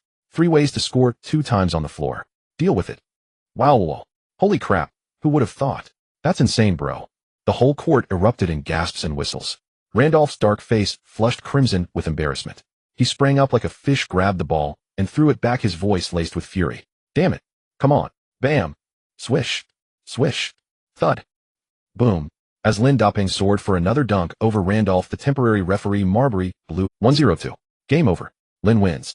Lin kept his promise. Zach scored only the first 2 points, nothing after. He was completely dominated by Lin Dapeng, afterward reduced to nothing. Everyone on site cheered with excitement. Randolph's interior skills, while not league-leading, were certainly respectable. This unknown match was a total rout. Thomas sipped his tea with a grin. Lin, that rascal, just how much potential does he have left to unleash? The more I think about it, the wiser my decision seems. Lin Dapeng waved his arms in celebration. Watch, Robinson shouted at Lin Dapeng. Randolph, fuming with humiliation, charged from behind with his elbow raised, ready to strike. Lin Dapeng had anticipated this move. This hothead needed to be taught a lesson. As Randolph's iron elbow came down, Lin Dapeng sidestepped, used his supernatural strength, and grabbed Randolph's arm. He planted his feet, drove his shoulder into Randolph's armpit, and heaved him upward with a mighty roar. Bam! A dull thud echoed. Randolph, a massive man weighing over 200 pounds, was slammed straight down onto the floor by Lin Dapeng's shoulder throw. For an instant it felt like a thunderclap had struck the court. The sturdy wooden floor seemed to tremble. Lin Dapeng twisted Randolph's arm into a lock and pinned him to the ground, leaving him no chance to resist. Randolph howled in pain beneath him. Uff! Thomas spat out his tea. Holy crap, is this the legendary Chinese kung fu? It all happened so fast and no one expected such a large man to be thrown down so easily. The players on the sidelines stood frozen in shock. What immense strength it must have taken to pin Randolph like that. Once they came to their senses worried about injuries, a crowd, Zach, that's enough. You can't beat him at basketball or in a fight. Just admit defeat and get up. Marbury was the first to urge. The others chimed in with advice, none daring to pull apart the two tank-like men for fear of getting caught in the crossfire. Chaos reigned. Then a muffled voice came from the floor. All right, I give up. Randolph's face was red as he yelled. Lindoping finally released him. Randolph stood up, rubbing his shoulder, and stared at Lindoping in silence. Robinson squeezed through the onlookers. Who was it that said the loser has to call the winner, Grandpa? Randolph shot Robinson a fierce glare, sending him scurrying behind David Lee. Knowing he was in the wrong, having lost the game and failed in a sneak attack, Randolph's face burned red. He stammered, Lindoping decided to let it go. After all, they were teammates, and there was no need to push things too far. He patted Randolph on the shoulder and said with a smile, all right, play well and follow orders. If you want to fight again in game. Randolph gritted his teeth and shouted, Grandpa. His voice echoed through the gymnasium. The Knicks hosted the Golden State Warriors at home in the evening. The Warriors had undergone constant changes. By the 200,607 season, Don Nelson's Golden State Warriors relied on a run-and-gun offense erupting at the tail end of the regular season to secure the final playoff spot. In the first round of the playoffs against the Dallas Mavericks, the top team in the league during the regular season, the Warriors utilized the offensive firepower of explosive athletes like Baron Davis, Al Harrington, and Jason Richardson to eliminate the Mavericks with a 42 series score. This defeat made the Mavericks the team with the highest winning percentage in NBA history to be eliminated in the first round of the playoffs.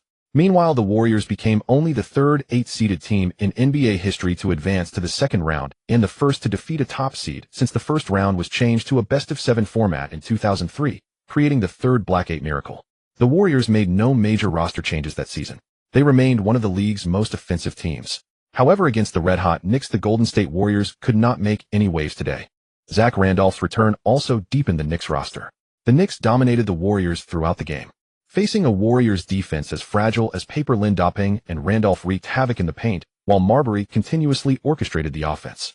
The Knicks stretched the lead to 25 points in less than 3 quarters. Lindoping played only 30 minutes, shooting 15 of 17 from the field, including a perfect 3 of 3 from beyond the arc, scoring 33 points and grabbing 12 rebounds before clocking out early. The final score was 10,890, a decisive victory that extended the Knicks' winning streak. The next day, the entire Knicks team boarded a flight to Chicago to challenge the Bulls. The Bulls had a dismal record this season. Although they had acquired the 4-time Defensive Player of the Year interior stalwart Ben Wallace to anchor their defense last season, the team lacked star power overall. While their defense was solid, their offense was simply underwhelming. During the game, a pass to Sprime Ben Wallace had no answer for Lindoping. Against the weak Bulls, the Knicks secured another victory without breaking a sweat. After a brief day of rest, the Knicks returned to their home court. The visiting Charlotte Bobcats, an Eastern Conference bottom feeder, were overwhelmed by the surging Knicks. Lindoping played less than 2 quarters as the game was already decided by halftime. He clocked out early and did not play a single minute in the second half. He finished the game with 28 points and 10 rebounds. This was the first time since the winning streak began that Lindoping failed to score 30 points. The team's winning streak reached 11 games. As of now, the New York Knicks held in 113 records, surpassing the Detroit Pistons to claim second place in the Eastern Conference. Lindoping continued to earn the Eastern Conference Player of the Week award. In 4 games, he not only set records, but also averaged 38. He averaged an astounding 38. 5 points, 12. 8 rebounds, 3. 4 assists and 3. 8 blocks per game, winning the Player of the Week award back-to-back. The Western Conference Player of the Week award went to Tony Parker, the starting point guard for the San Antonio Spurs. Last week, he played 3 games, averaging 28 points, 8. 7 assists and 2. 3 rebounds, leading the Spurs to 3 consecutive victories and propelling them to the top of the Western Conference standings. Meanwhile, at the AT&T Center, the Spurs had just finished their game against the Nets. In the locker room, Tony Parker was looking at sports news on his phone. Tim Duncan, staring with his characteristic vacant gaze, said, "Whoa, averaging 38 points and 12 rebounds over these last few games. Are the stats for this Knicks rookie misprinted? He's even fiercer than I was back then." Duncan took the phone and squinted at it closely. Manu Ginobili leaned in as well. "Looks like you'll have to watch out when you face him. This kid has been on an incredible—" Bruce Bowen, wiping his bald head with a towel, walked over. "Hot? How hot? How hot can he be? He'll just undercut him." Duncan pursed his lips at him and said to Parker, "When do we play the Knicks? I think it might be necessary to cool this guy down." Bowen smirked, spreading his hands. "Just watch me lock him down." Meanwhile, back with the Knicks. After their victory over the Bobcats, they enjoyed a rare 2-day break. Zach Randolph invited Marbury and the rest of the crew for a treat. First, to celebrate Lindoping winning the Player of the Week award again, and second to celebrate the team's winning streak. Ever since Randolph was schooled by Lin Da-ping, he had been completely won over. In the 3 games since his return, he started 1 game at center and came off the bench for 2 games as the 6th man. He performed exceptionally well, and the interior combination he formed with Lin Da-ping was incredibly devastating. Randolph had also become close with the New York F4. The venue was already booked. As Lin Da-ping finished getting ready and was about to head downstairs, his phone rang. It was his agent Zhang Ming. "What's up? You want to come for a drink too? Come on, I'll find you some good company," Lin Da-ping said while putting on his shoes. Zhang Ming urgently replied on the other end, "Hey, don't go yet. Isn't tomorrow still a day off? Come with me in a bit. They'll drive to pick you up." Lin Da-ping frowned. "What's so urgent?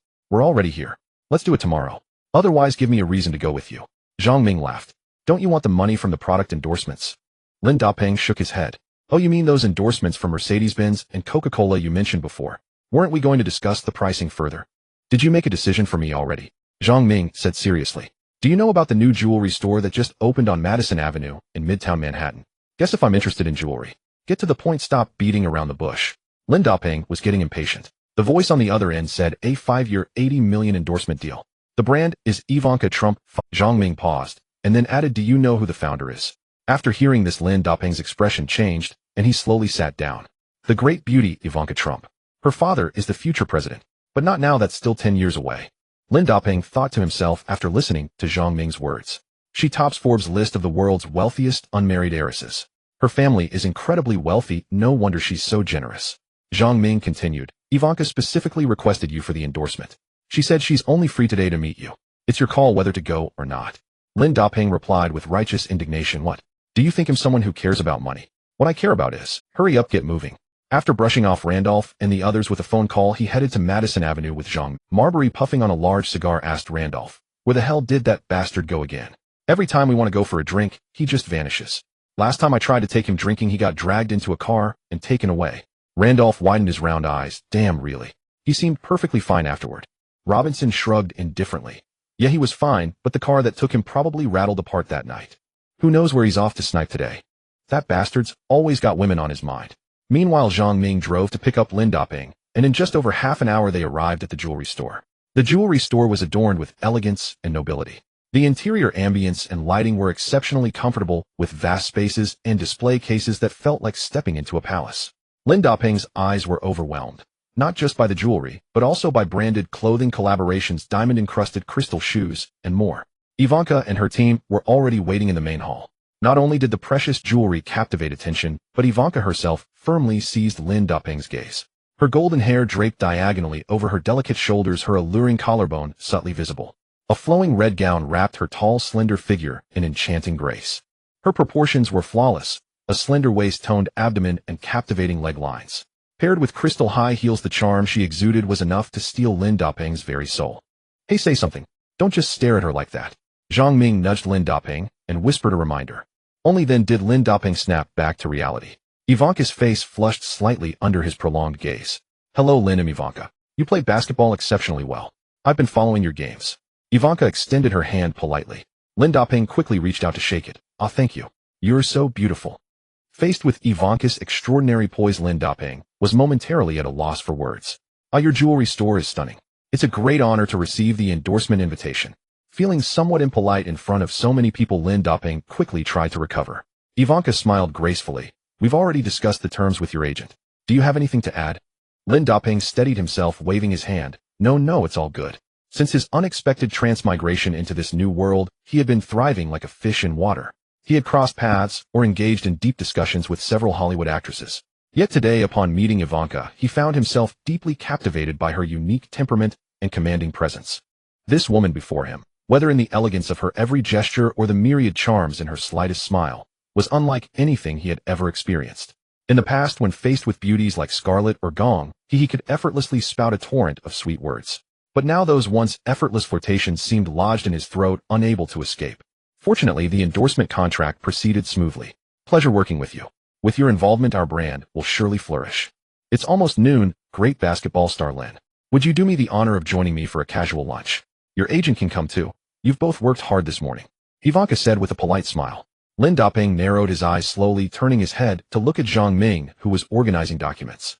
Zhang Ming looked up stunned for a moment, then quickly caught on. "Oh, right, I just remembered. I left my door unlocked. Call me if anything comes up." With that, the perceptive Zhang Ming hurried off after speaking to Lin Dapeng. Lin Dapeng spread his hands and grinned, his doors unlocked. Ivanka covered her lips with a light, charming laugh. Lin Dapeng and Ivanka arrived at an upscale restaurant. Ivanka initiated conversation, chatting about on-court matters. After a few glasses of red wine, Lin Dapeng's words began to flow freely. He occasionally made Ivanka laugh heartily, and the atmosphere grew increasingly intimate. The way Ivanka looked at Lin Dapeng gradually turned more alluring. I have businesses not only in jewelry, but also in real estate, hotels, fashion, and more. I'd like you to endorse them all in the future. Are you interested? The endorsement fee will certainly be higher than this time. Ivanka, holding her wine glass with slender fingers, leaned forward slightly with a tipsy smile. Lin Dapeng feigned indifference. Money doesn't matter. What I'm after is you. I mean your character. The endorsement is no problem. Ivanka had long been captivated by Lin Dapeng's handsome looks and muscular physique. In front of so many people earlier, she had maintained her executive facade. Now, with a few drinks in her, her feminine charm burst forth completely. She looked at Lin Dapeng with seductive eyes. Wow, you're so manly, I really like you. Her coquettish words stirred Lin Dapeng's heart once more. They chatted over their meal, and time flew by. It's getting late. Let me take you home, Ivanka, Lin Dapeng said with a smile. Ivanka, her cheeks flushed, rested her chin on her hand, her eyes never leaving him. My home is too far. Just take me back to the jewelry store. They'll call the driver to pick us up. After the meal, they returned to the jewelry store. It's still early. Do you have plans? Want to come upstairs and see the second floor? There's plenty you haven't seen yet, Ivanka said with a smile over her shoulder. Let's go, Lin Dapeng replied without hesitation. By now, Ivanka was slightly drunk. As she climbed the steps to the second floor, she stumbled, her body tilting backward.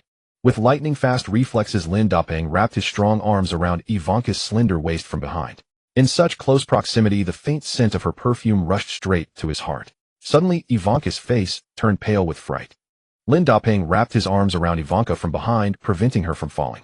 Ivanka suddenly felt a gun pressing against her waist, startling her so much that her face lost its color. In the United States, guns were ubiquitous, and the sensation at her waist felt remarkably like a pistol. Did you bring a gun? Ivanka's body went limp. Lin Dapeng said in confusion, No, I didn't bring anything.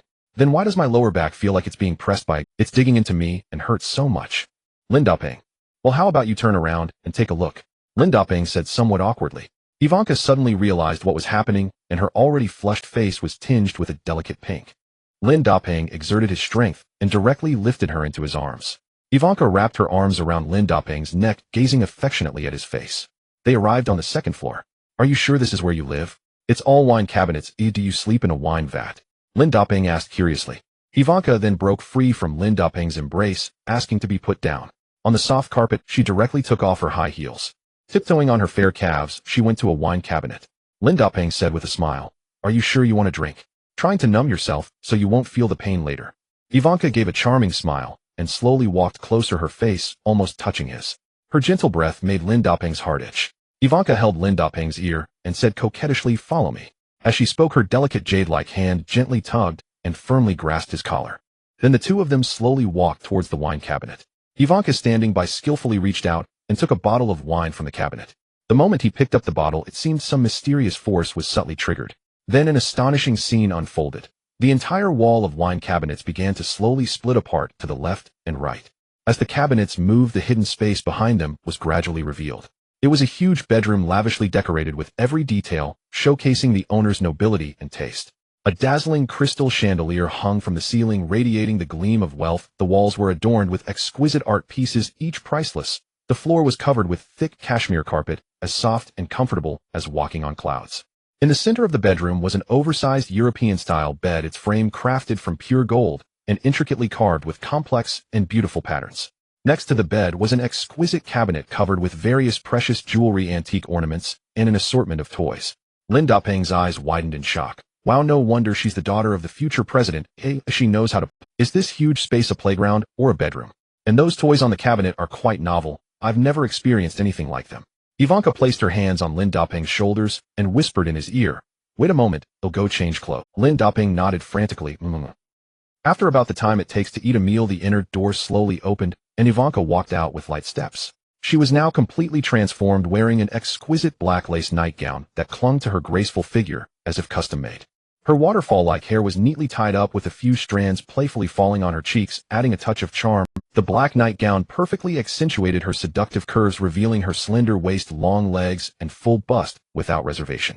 Her snow-white skin set against the black nightgown appeared even more delicate, and tempting, glowing with an alluring luster like pure white jade.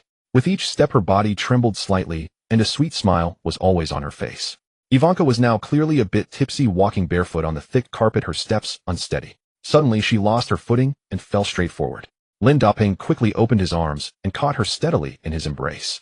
The moment Ivanka fell into Lin Daping's arms, he felt a warm, soft sensation, as if the whole world had stopped. A rush of blood surged to his head, and Lin Daping felt his nose heat up, as if a nosebleed would burst out at any moment.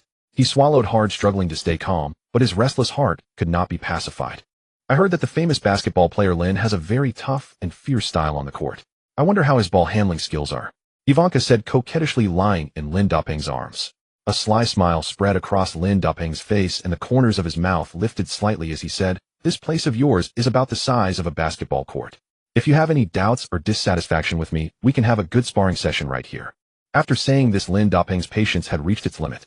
Without giving Ivanka a chance to respond, he swung his arm and effortlessly tossed her onto the court. Tossed abruptly, Ivanka showed no panic. With a disdainful smirk, she quickly adjusted her posture and assumed a battle-ready stance like a seasoned warrior preparing for a fierce fight. Clearly, Ivanka was not intimidated by this sudden, unknown challenge. Once on the court, Lin Daping held nothing back, starting to dribble at high speed. The basketball in his hands was like an obedient spirit, bouncing up and down in sync with his swift footwork. Without any feints, Lin Daping chose to drive straight in with astonishing speed and explosive power. Facing Lin Daping's fierce and relentless attack, Ivanka remained unflustered. It was clear she had faced even more aggressive offensive tactics and was quite experienced. Her beautiful eyes locked onto the direction of his oncoming attack. Her feet moved quickly, and her hands extended like lightning, fully spreading her long arms. Ivanka used all her strength, trying to build a solid defensive wall with her arms to block Lin Daping's surging offensive path. In the blink of an eye, their figures collided fiercely like two whirlwinds. Back and forth, both gave their all, yielding no ground. Lin Daping's moves were sometimes powerful and forceful, sometimes agile and varied, each dunk carrying overwhelming momentum. Ivanka's defense was the opposite, using softness to overcome hardness, deflecting force with ease and turning danger into safety time and again. Their ball handling skills were evenly matched, both at a top-tier league level. The entire unknown match lasted from afternoon until late at night, gradually calming down. The finer the details, the better. The next day at noon, a sunlight streamed through the windows, casting its glow upon the ground floor of the jewelry store, making the entire shop appear exceptionally bright and spacious. Although the mysterious secret chamber on the second floor was constructed with excellent soundproofing, when people stepped into the jewelry store to shop, they could still faintly hear noises coming from upstairs. These sounds were sometimes low and rumbling, other times sharp and piercing, as if a fierce confrontation was unfolding upstairs.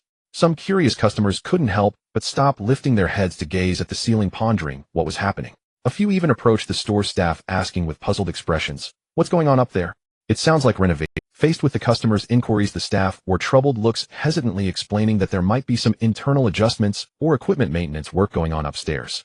They tried their best to soothe the customers, encouraging them to continue shopping peacefully. Ivanka's blue eyes were half closed, lazily lying prone on the bed. Drawing back the curtains of the secret chamber, warm sunlight scattered across her beautiful back, resembling a stunning oil painting. After a fierce bayonet contest, Ivanka was utterly conquered by Lin Daping's skills. Lin Daping sat on the chair at Ivanka's dressing table, sipping coffee and sweating as he looked at her. Ivanka struggled to lift herself, took a card from her bag and handed it to him. With seductive eyes, she said, "Here, Lin, this is my supplementary black card with unlimited credit. Use it to buy whatever you want, just enjoy yourself."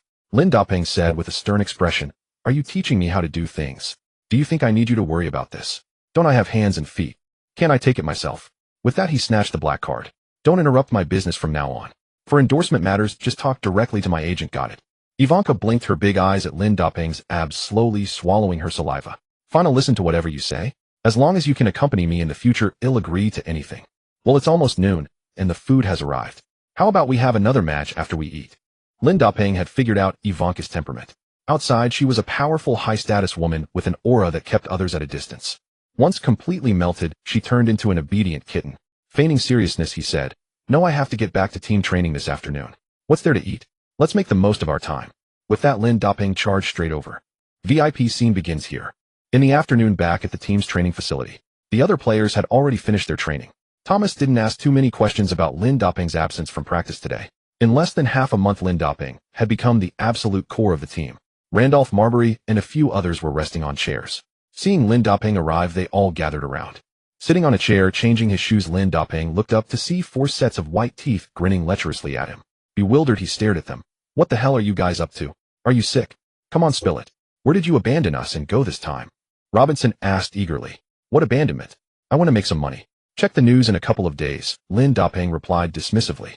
Randolph said with a grin, stop being cocky. I caught Zhang Ming yesterday, and he spilled everything. Now we want the details. The more detailed the better. David Lee and Marbury, one white and one black, nodded their heads frantically. Lin Dapeng spread his hands and said helplessly, all right, come on, let me tell you. With that, he stretched out his arms and pulled all 4 of them in.